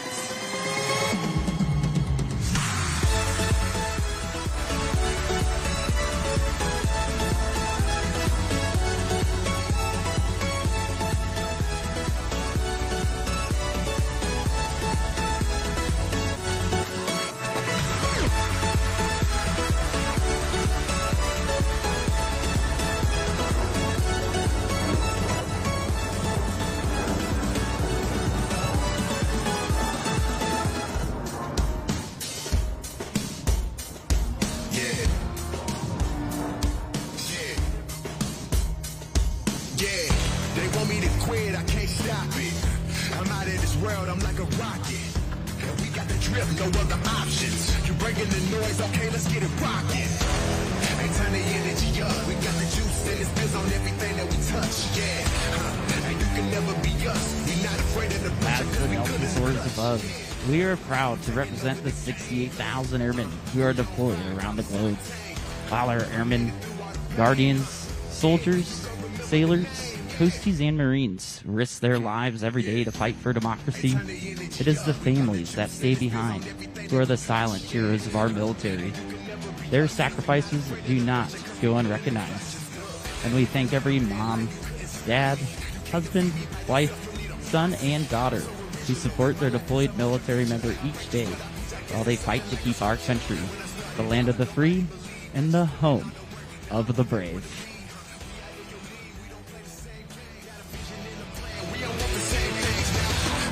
We taking over the game. Hey, we on fire, call the shock tank.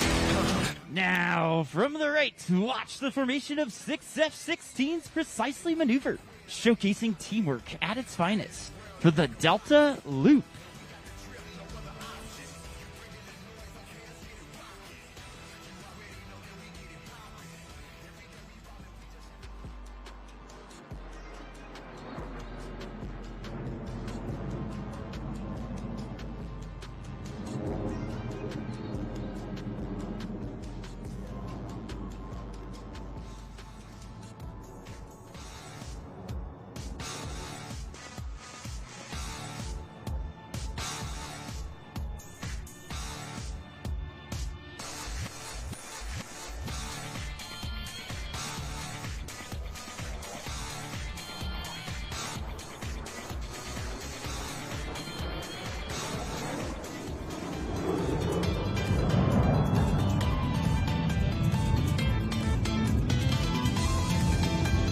As the Delta repositions for the Delta Burst, the flying skill and grace you see evolves from over 72 years of technical training and thousands of hours of practice and deployment.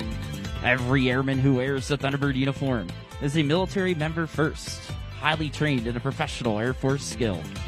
As Airmen First, Thunderbirds use years of on-the-job training to provide consistent and credible global vigilance, global reach, and global power, giving a critical edge to today's joint warfighting and coalition teams.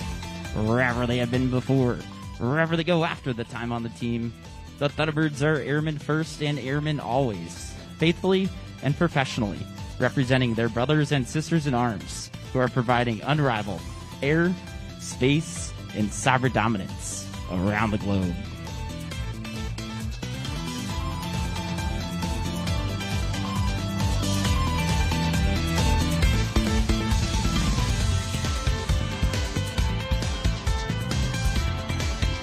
Approaching from directly in front, your 2025 Thunderbirds in the inspirational Delta Burst.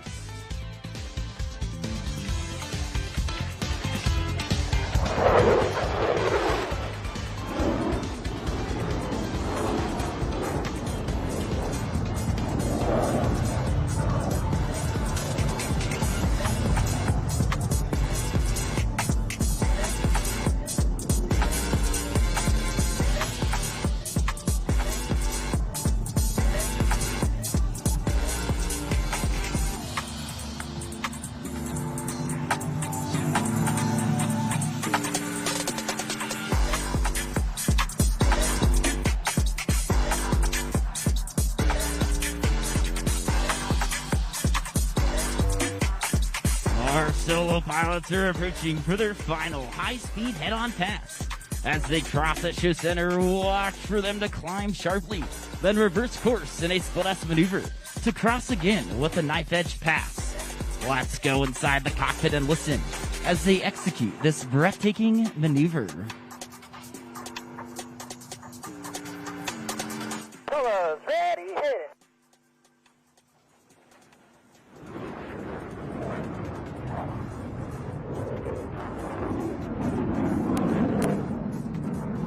Six up, top 42320. 5 up, top 44300. 5 is on the line. Gotcha, 5.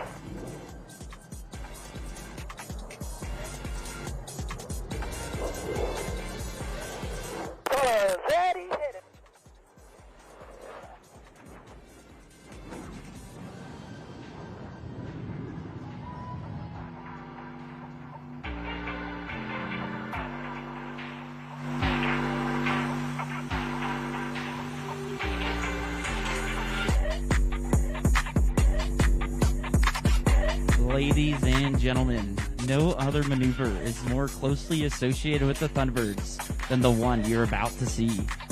Look to your left as the diamond approaches for the high bomb burst.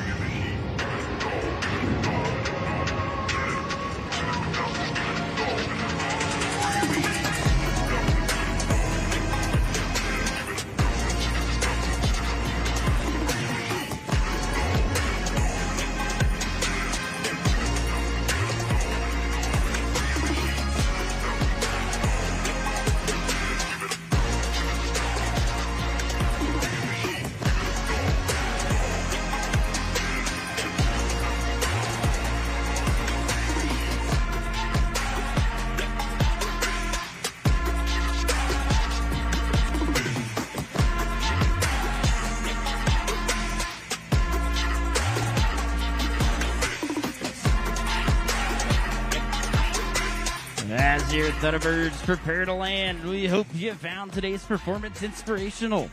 It is the culmination of hundreds of hours of training and preparation, representing the unparalleled devotion to duty of every combat airman in your Air Force.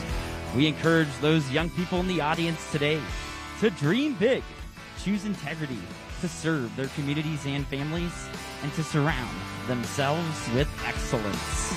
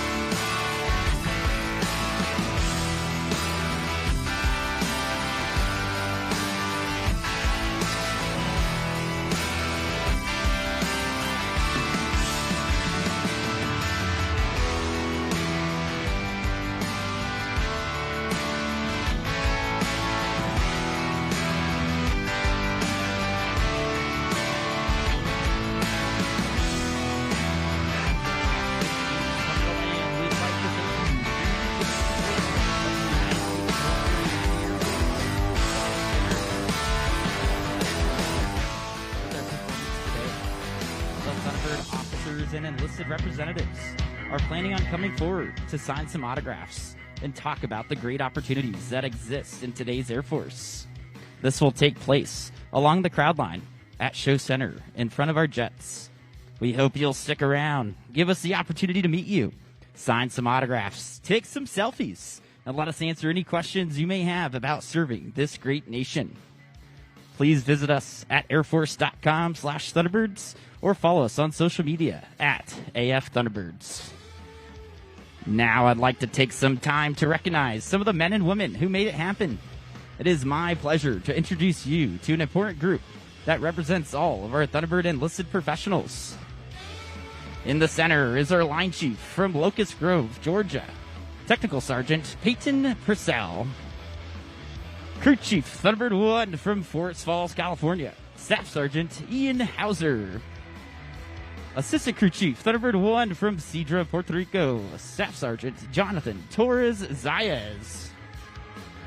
Crew Chief Thunderbird 2 from Bolivar, Ohio, Staff Sergeant Tiffany Moser. Assistant Crew Chief Thunderbird 2 from El Paso, Texas, Staff Sergeant Ureli Vega. Crew Chief Thunderbird 3 from Atlanta, Georgia, Staff Sergeant Brandon Kaiser. Assistant Crew Chief Thunderbird 3 from Scranton, Pennsylvania, Staff Sergeant Megan Galasso. Crew Chief Thunderbird 4 from Peoria, Illinois, Senior Airman William Dominic. Assistant Crew Chief Thunderbird 4 from Garden Grove, California, Staff Sergeant Eloy Lycona. Crew Chief Thunderbird 5 from Las Vegas, Nevada, Staff Sergeant Aaliyah Wyrick. Assistant Crew Chief Thunderbird 5 from Charlotte, North Carolina, Staff Sergeant Jordan Hutcherson. Crew Chief Thunderbird 6 from Baton Rouge, Louisiana, Staff Sergeant Elquan Harris. Assistant Crew Chief Thunderbird 6 from Dallas, Georgia, Staff Sergeant Justin Widener.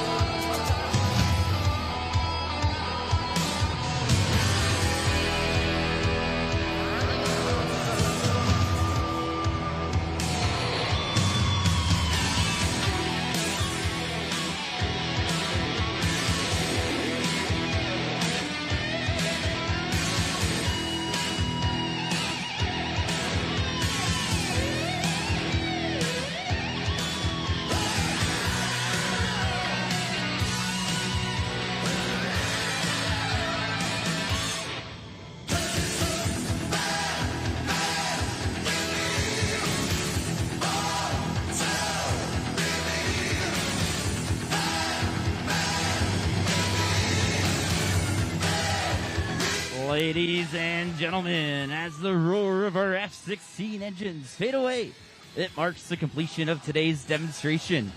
The 5,179th in team history and our 46 of 64 scheduled this year.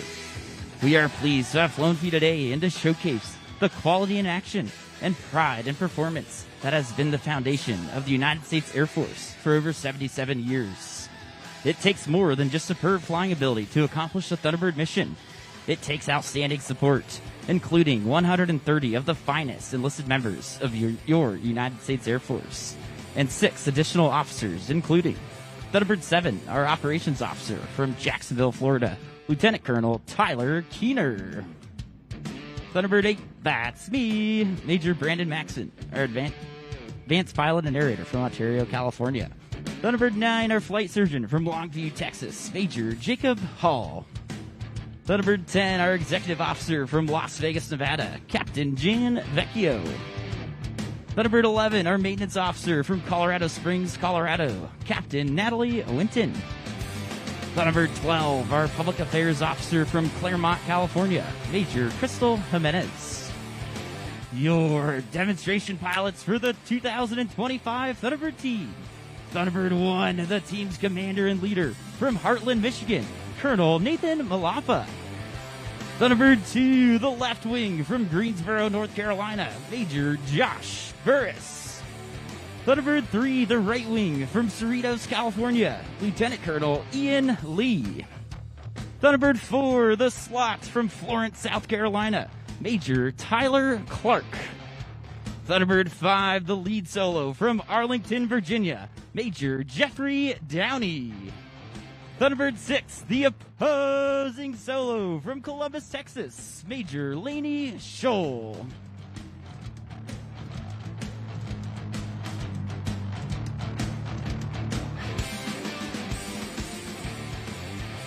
The Thunderbirds, thank you for letting us perform for you here in the great state of Maryland. Now it's my pleasure to hand the mic back to the voice of the Joint Base Andrews Air Show, Mr. Mike McFarland. You got it, Mike.